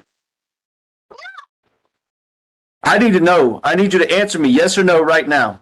I killed Gannon. Did The you? answer is no. I can't believe you asked me this. I just got to know you. I told me to be straight up. I got to know what's happening to my son. Tell me why you would think I killed Gannon. There's a lot of unknowns. I mean, being straight up again, you changed your story again to me for the fourth time. No, I changed my story. You did. This is the fourth version of the same story. Okay? Wow. Like half of what you told me today, with the cut foot, and now he's got burned arms and picking it, and his butt's bleeding. All this stuff is new to what you told me the other day. And the other day you told me you cleaned up the area where you got raped so nobody would see it. But now you told me you just changed clothes. I just don't know what the hell's going on. I didn't tell you. First off, you never even listened to me about anything that went on. I did. No, you stopped because I listened to you. I listened to you, and then I went and got the guns and put them in the truck, and then I came back and me and Landon listened to you, and then I stopped and picked your story apart. So get it straight, Tisha. I listened to you, and I said, if I'm wrong about the rape, I will get on my knees and beg you for forgiveness. Did I not say that? Yeah, but you haven't. Exactly, because I haven't been proven wrong yet. I want the truth. If I'm wrong, if the police, no matter what they're doing, the FBI, the CBI, the CBS, whoever, okay, if they tell me I'm wrong, I will publicly, in front of the world, get on a camera and tell you I'm sorry. But until that happens, we're going to find the truth. How can you tell me that someone didn't I don't understand. How can you tell me that someone didn't do something to hurt me and take Gannon? I'm not telling you that. I'm telling you it hasn't been proven one way or the other. You said you banged your head on the freaking table. Now I got to tell them to go check out the table and see if there's any blood or any of your... You knew that. They had already asked that. Okay, but that's the first I heard of it. You see what I'm saying? Because you never would talk to me. You literally just sat here in a conversation and asked me, did I kill our child? Yes, I did, because because if you say no, then I'll stop thinking that you did it. Okay? That's horrible. I don't know what to think. My son's blood. You're telling me his blood's all over the walls, and now you're telling me the Mexican guy that had the gun to your head or whatever took him away, and he knows him, and he could be anywhere. Hold on. Gun. So where did you get that piece from? That was So now you got me twisting all your stories up, because that was from the first time you told me the rape story. That he had a gun to your head. And you told me it was your gun. You told me. But you told me it was your gun, so that's fine. I'm not debating the points here. But I said the black one. Okay, fine. But I mean, you know in your heart I would never hurt Gannon. Yes, I absolutely believe that. But I'm doing everything I can to help you right now. And if you, but Tisha, listen. The thing is, if you don't, but it's not just. I asked you if you killed him. You said no, and I'm sorry. That was a hard question. But if you know anything, or you did anything, or just upset about it, we can work together, and I can help you. But I can't help you if you don't tell me anything. It's just there's so many unknowns, Tisha. Oh my God. I mean, did anything happen that was an accident that you're scared about? Really? I'm just trying to, Tisha, you know, with my Army training, I'm trained to ask all these questions to get us in a safe place, right? And that's why I took the guns out from the get-go. That's just my training kicking in. Oh my God. I really thought, I thought out of this conversation, like I really thought you were going to be supportive of me. I thought you were going to bring your family back together. And I thought that we were going to talk about everything every single day of nothing but Gannon. That's what I'm trying to do. For a second, you would ask me, did I kill Gannon? I can't believe that. Well, I'm glad you said no. That gives me a lot of hope and peace. I told him about how maybe, just maybe, you might have a brother. Maybe. We talked about, we cried about Kobe. We did a lot together. What? What hurt, Gannon? Okay. Dog. Okay, Tisha, let me ask it this way then. I don't believe you killed him, but did something bad happen to him, and he maybe he is dead or not with us anymore, and you just panicked and didn't know what to do? I mean, is there anything like that? Just any information is what I need. We can help you. I can help you get through this. But we got to know the information about Bubba. I mean, Really, yes, I'm just trying to figure out what happened to him. He's gone and nobody knows anything, but you were the last one to hear him speak. Okay, which was Monday when you were driving around and he left the house. The last time we heard him speak, I don't know. I don't know when that was. Before I left, probably. When I left and he went downstairs to watch Pokemon. That's the last memory I have of him. Albert, let me tell you something. People don't have the life that I have. People don't just be a normal person, just doing their thing, finally have what they want to do and be in the sky, working. Oh, they don't do that. People premeditate things in life. There's no sign or indications of anything that I would have ever hurt those children. I fought for you. I fought for them. Yes, you did. You fought for all of us. You're right. I'm not questioning any of that, Tisha. I just did an accident happen? I mean, other than the candle or the burn? I don't know. I'm just trying to ask all the questions. I've worked with children long enough, Albert. If an accident happened, I'm smart enough. I know what to do. I've had plenty of friends who've been in situations where they've been in the classroom. They accidentally dropped the kid. The kid might have broke their leg. You go to the people, you tell them it's an accident, and you work through it. Okay, so all right, you also said something that was calmed my heart, tremendously about Bubba. That basically you didn't premeditate anything. So whatever happened to him had to be an accident, just like the candle. And obviously you wouldn't plan on something like that because you're a teacher and you do all those babysitting events. I know you wouldn't hurt kids intentionally, but whatever happened was an accident, and I know you didn't plan it. I didn't have anything to do with it. Why are you saying this to me? So he would have had to have died naturally then, other than. He's dead. I don't know, Tisha. I can't even believe you are saying that. Gannon isn't alive. What's wrong with you? Because it's just this. None of this makes any sense. I mean, he would have been found by now. Okay, he didn't. All the cameras, all that footage shows him not leaving the house other than in the truck. And I like I said, I'm just trying to help you get through this. Help me. Yes, help you because. Help me get through this. Because I am trying to help you. I want to know what happened to Gannon and try to help you and keep Harley safe and everything that I've said the whole time because that's who I am and you know that. See what y'all think. This is what y'all think. Y'all think somebody's gonna come in here and say something just to appease everyone. But a true person who is completely innocent, y'all can keep beating me down in the ground all you want to because I didn't do it. I'm not beating you down. You think you don't want me anymore? Fine. You don't want our family anymore? Fine. You took my car. You took everything. I didn't take anything. They got all my shit too, Tisha.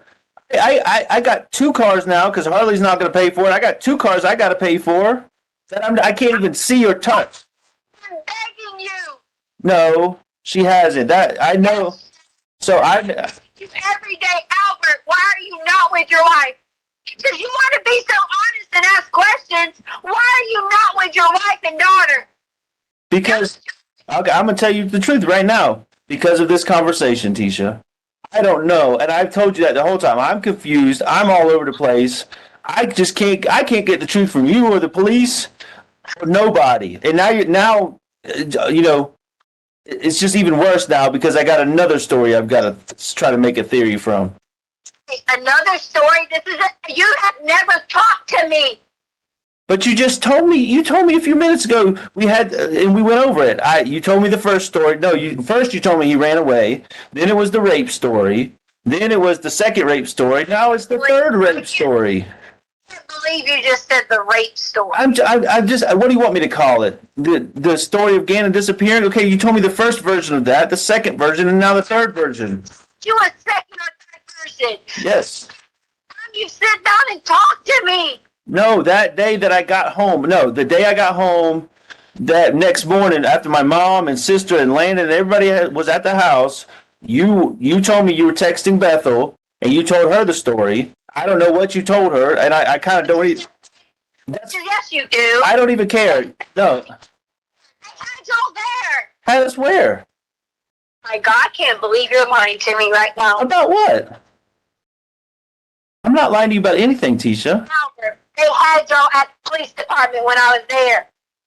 Oh, you mean when Landon showed up and then they brought, I was already there or whatever?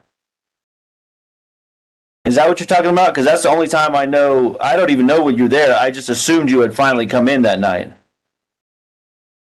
Or was it the next day you came in? I don't even know, Tisha.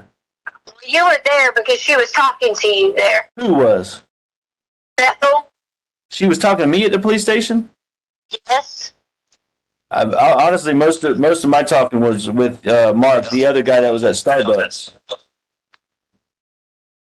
So I don't know what you mean she was talking to me.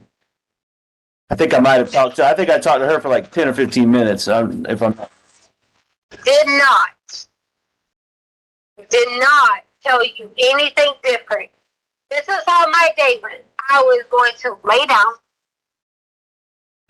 Hey, Tisha, I believe you. Okay. What I want you to answer for me is those simple questions. Did Gannon die and you just freaked out, or was there an accident involved?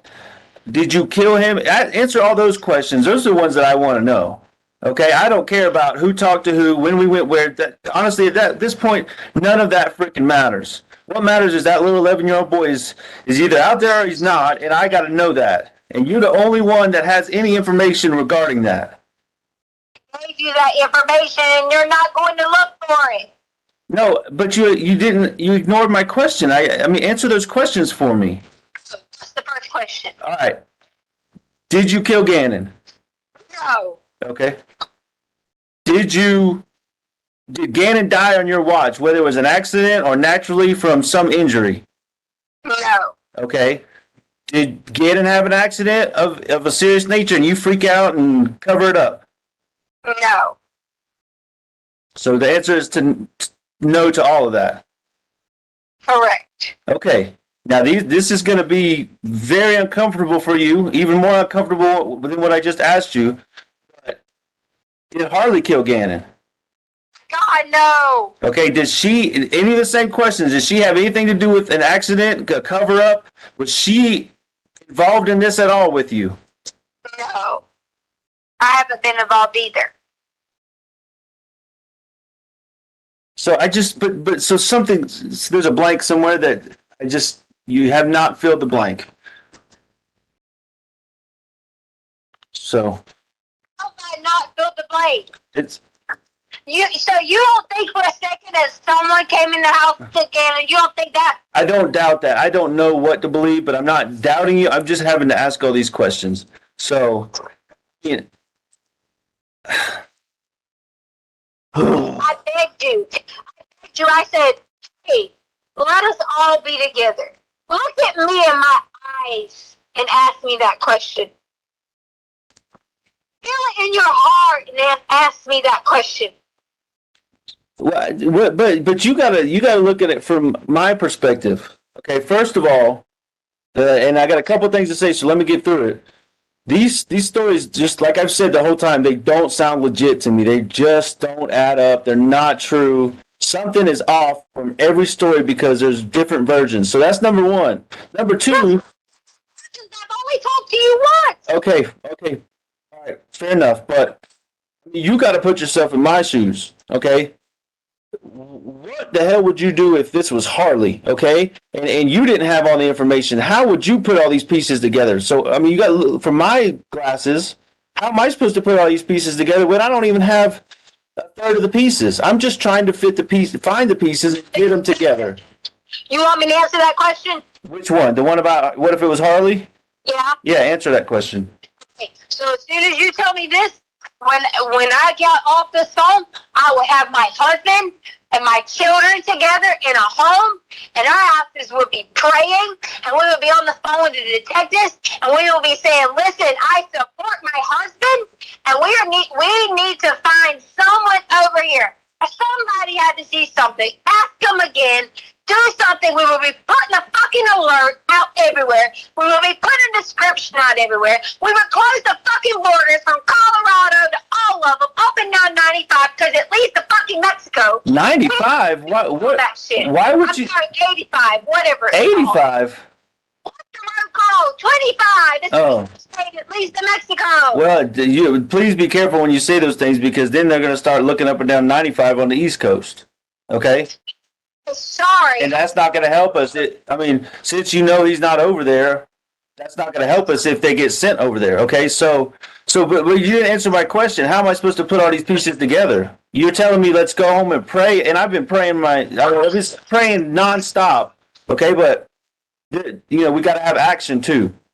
So here, listen, I gotta go because now I'm freaking. Everybody's gonna start questioning me at the house. Where have you been? What are you doing? Are you involved? I'm gonna get all those questions now. So The house? Who are you staying with? Uncle Jeff, and then freaking Veronica and all them that are all over the place. Okay, so Why would you have to be anywhere near them? I don't have to be, but you saw we had to do. Listen. And your daughter. Tisha, listen, I had to do these statements and interviews and all this shit. It's just nonstop. Every day is something else. Okay, so if you think all this information is what they need, apparently the El Paso people haven't done their job and they haven't forwarded it to the FBI. So I don't know. There's some Amber lady called me from the FBI, and I'm gonna just email you her number and her name. And if you want to pass this information to her, that's much higher than the freaking CBS or whatever you call it. Yeah, because they called everyone I know. Okay, well then that's what. You can tell them too. Okay, but I don't have the document you have. So anyways, I'm just gonna send you the contact, and if you want it, you take it. If not, I can't make you do anything. But I gotta go. Okay. Yeah, but that's not how you would say trying to find your son. You would not say if you don't want to do anything, then blah blah blah. No, that's not true because I can't. I wanted you with me the whole time and you left. So I'm going to give you the information you need to pass your stuff along and then you can do that, okay? Listen to me. We don't have anywhere to stay. I'm asking you to stay with your wife and daughter and let's do this together. Now you tell me no if you think that you don't give a shit about us and you don't want that. You tell me no right now. Tell you no. You tell me yes if you want your family together because you believe I me. wanted my family No, together. but no. Listen to me. Listen to me. I wanted my family together the whole time. And listen, you're not letting me help you, so I recommend that you get in contact with this Amber lady because she offered me help and safety because I told her what I was going through, and I'm sure they'll do the same thing for you, especially all that you've been through with the. You're telling me about the social media stuff and people chasing you around. You said in the email, so I'm going to send you her contact information, okay? And then you decide whether or not to contact her to find protection for yourself and get them this information, okay? But I got to go, okay? I got to go, Tisha. I got to go. The question. What? I said I wanted you to be together, but I got to go, okay? I got to go. Bye. Bye. Thank you, Judge. At the time of this call, Mr. Stauch, did you know the defendant's location? I did not know, sir. You can move that microphone closer to you if you want to, so you don't have to lean over. Right. Yeah, the chair doesn't move. Everybody makes that mistake, but the microphone does. Thank you. At the very beginning of that call, it seemed like there was a disconnect where the phone dropped or something like that. During the process of these recorded phone calls, was that common to happen where for some reason the call would drop and then either you or her would have to call the other person back? Yeah, if I remember correctly, it was, and yes. There were some references in there where you said you were feeling heat and that you went up to up on the north end to buy some, I think you said redneck clothes in that. What did you mean when you were saying that you were feeling heat and that you had to go buy some redneck clothes? So much of this call and many other calls, I was trying to, if you will, stay in character, just to keep, I call it keep her on the hook. So saying things that I knew that we had joked around or talked about in the past. I did, in fact, go to Bass Pro Shop and buy some additional clothes because at one point I didn't have all my stuff out of the house, and I needed some additional things just to get by. So it was kind of telling her actually what I did, but also using something from our past to keep her on the hook. So, And in that portion of the conversation, you said you hoped that you would run into her while you were up north. Right. For context purposes, had the defendant told you that she was staying with somebody up in the north part of El Paso County? she did. There was some story. I don't remember the specifics, but yes, she was up there, and that's why I referenced that. When I say she, I meant the defendant. Okay. And, but you didn't have any independent knowledge whether she was up north in El Paso County or someplace else even in the country? No, sir. I had no knowledge of her whereabouts, period. She mentioned in that phone call about Gannon stepped on something in the garage and cut his foot on the boards and got blood on the boards. Yes, I heard that in the phone call. Can you describe for the jury and what boards she would be talking about and where in the garage those boards might have been? So as you saw in a photo, the garage was pretty messy, but there was, depending on what project I had going on, I would stash boards on that. Looking into the garage on the left-hand side, I'd lay them down so she could drive over them when she parked her car in the garage. I just ran out of room as I had projects stacking up and whatnot. And just so we're orienting ourselves correctly, when you say looking into the garage on the left-hand side, you're talking about from the street. From the looking street in. view, yes, sir. Yep. Was it common for Gannon to take out the trash, as was referenced in that phone call? Absolutely. That was one of his chores. Where was the trash? Where would he take it out to? So once again, from the street view, the gate that was referenced numerous times was to the left of the garage. And so he would typically go out the back door, through the backyard, and then around the house to the trash can, because the gate we kept locked typically. So let's talk a little bit about that backyard. Was it completely fenced in? Yes, it was fenced in all the way around. Yes, sir. What kind of fence did it have? I believe it was a wooden fence. I think, yeah. Was it short fence, tall fence? It was like a maybe 6 or 8 foot privacy type fence all the way around. Okay. And joining, the neighbors had joining sides, so there wasn't 2 fences. It was just one fence on each side and the back that joined the neighbors. How many gates in the backyard? Just the one on the, as I referenced already, the left-hand side looking at the garage from the street. There was reference to a key in that phone call as well, a key to the gate. Yes, sir.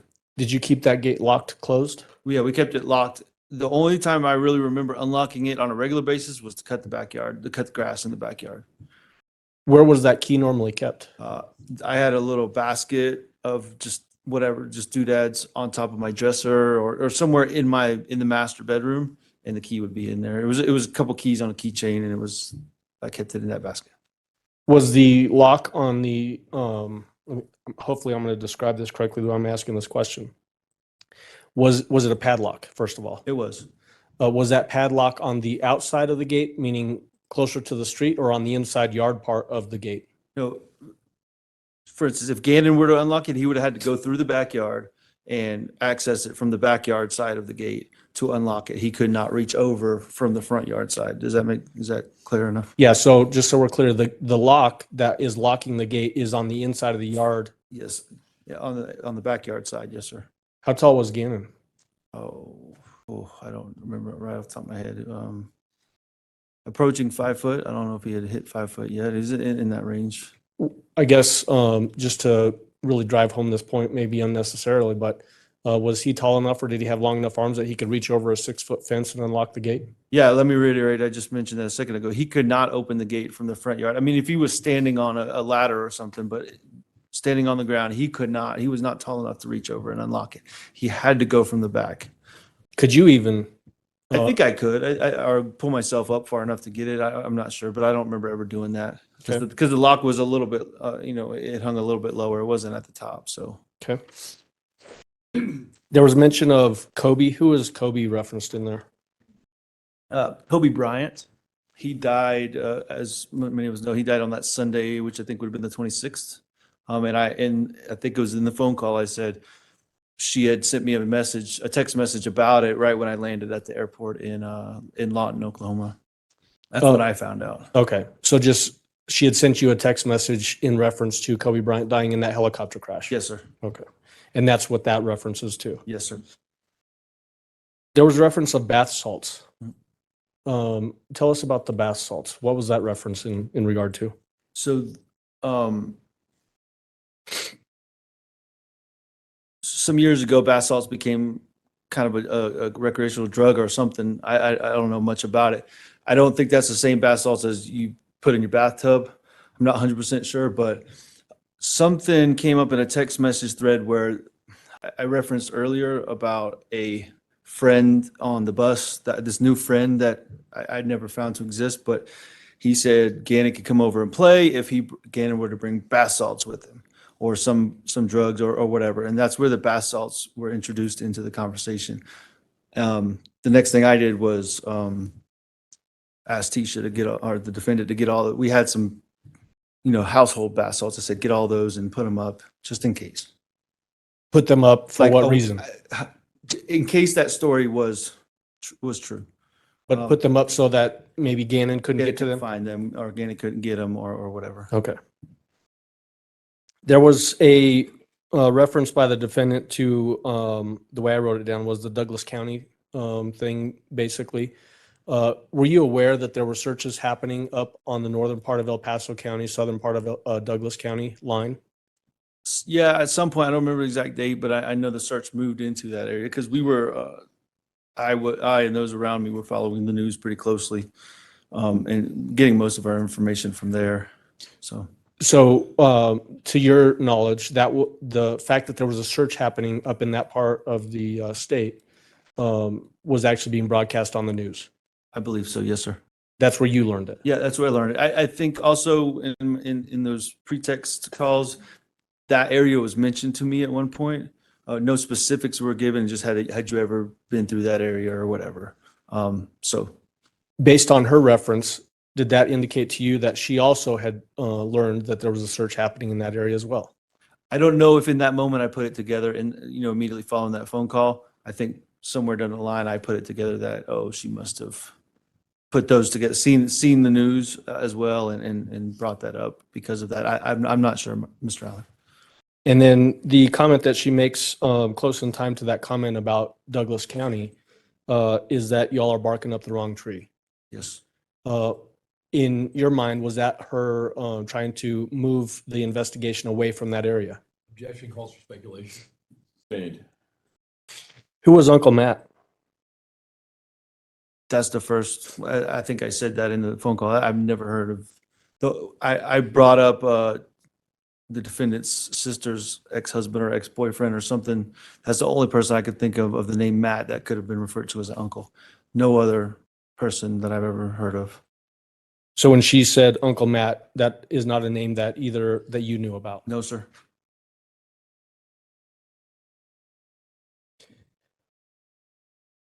Obviously, that it sounds like in that phone call there was a range of emotion happening on the defendant's part, especially. Was that range of emotion consistent with her personality the way you knew it? Absolutely. In that particular phone call, did she ever change her persona or identity as you were talking to her? Objection calls for speculation. Overruled. In that phone call, was your question? Yeah. In that call? Yeah, Mr. Allen, in that phone call, I only ever was talking to the defendant. You mentioned in that phone call, these people are after me now. What did you mean by that? Absolutely nothing. Just, there was a statement just to put myself in her shoes as well, to once again, try to keep her on the hook. Okay. And again, I'm not going to, with this question, I'm not going to ask you to opine on the ultimate question as to the purpose of this trial. But you made a comment, I don't believe you killed him. Was that a question again that you were asking to keep her on the hook and keep talking? Yes, yes, absolutely. Okay. What about the idea that you made mention in that phone call about even you were not getting truth from her or even the police? Was that again another one of these references to you trying to keep her on the phone and keep talking? Yeah, absolutely. It was a little bit of both. I felt I wasn't getting truth from her, but she was saying the police aren't doing their job. So it was a little bit of both. When you had custody of Gannon and Lena, when you were still married with the defendant, would the kids sometimes go visit Landon, spend time with Landon? Yeah, there's scheduled visits, holidays, summertime, I don't remember the exact schedule right now, but The defendant have like a dance party when the kids would leave, indicating she was happy that they were no longer in the house. there was one or two times I remember her and Harley, or excuse me, the defendant and Harley, having I call it a dance party. This would have been when we lived in Myrtle Beach, when I did not yet have custody. So it was like weekend visits or whatever after they left. And then I think it's clear based off of the context of the way that call unfolded. But did this call occur before or after Gannon's remains were found? This was before. Okay. Judge, the next portion that I intend to get into would be the next phone call, which is about 37 minutes long. So I'm wondering if we should potentially. Yeah, council approach for a Okay. moment. All right, ladies and gentlemen, I have some good news and some bad news. And the good news is that the other phone calls that I think are going to be played are not as long as the first one. The bad news is that we have about 20 minutes, and I don't think we can efficiently use your time. But I also think that we've had a long afternoon, so I think that probably everybody could use a break early. We are still on track. We are still moving things along.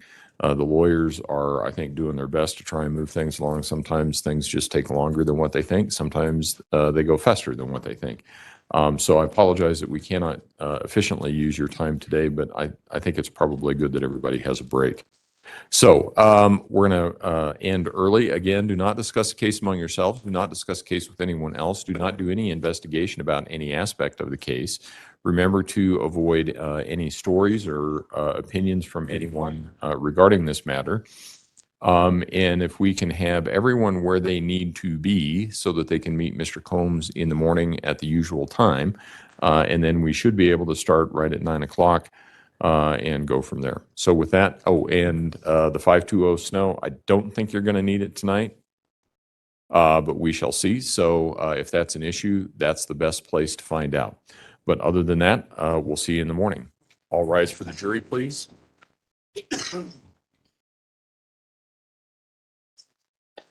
What's your step?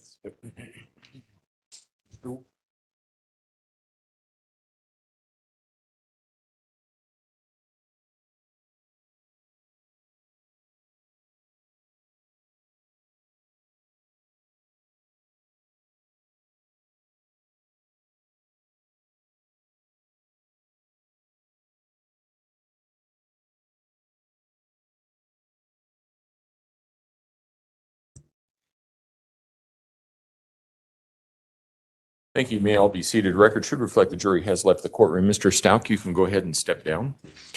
Can you give me a preview of where we're going tomorrow?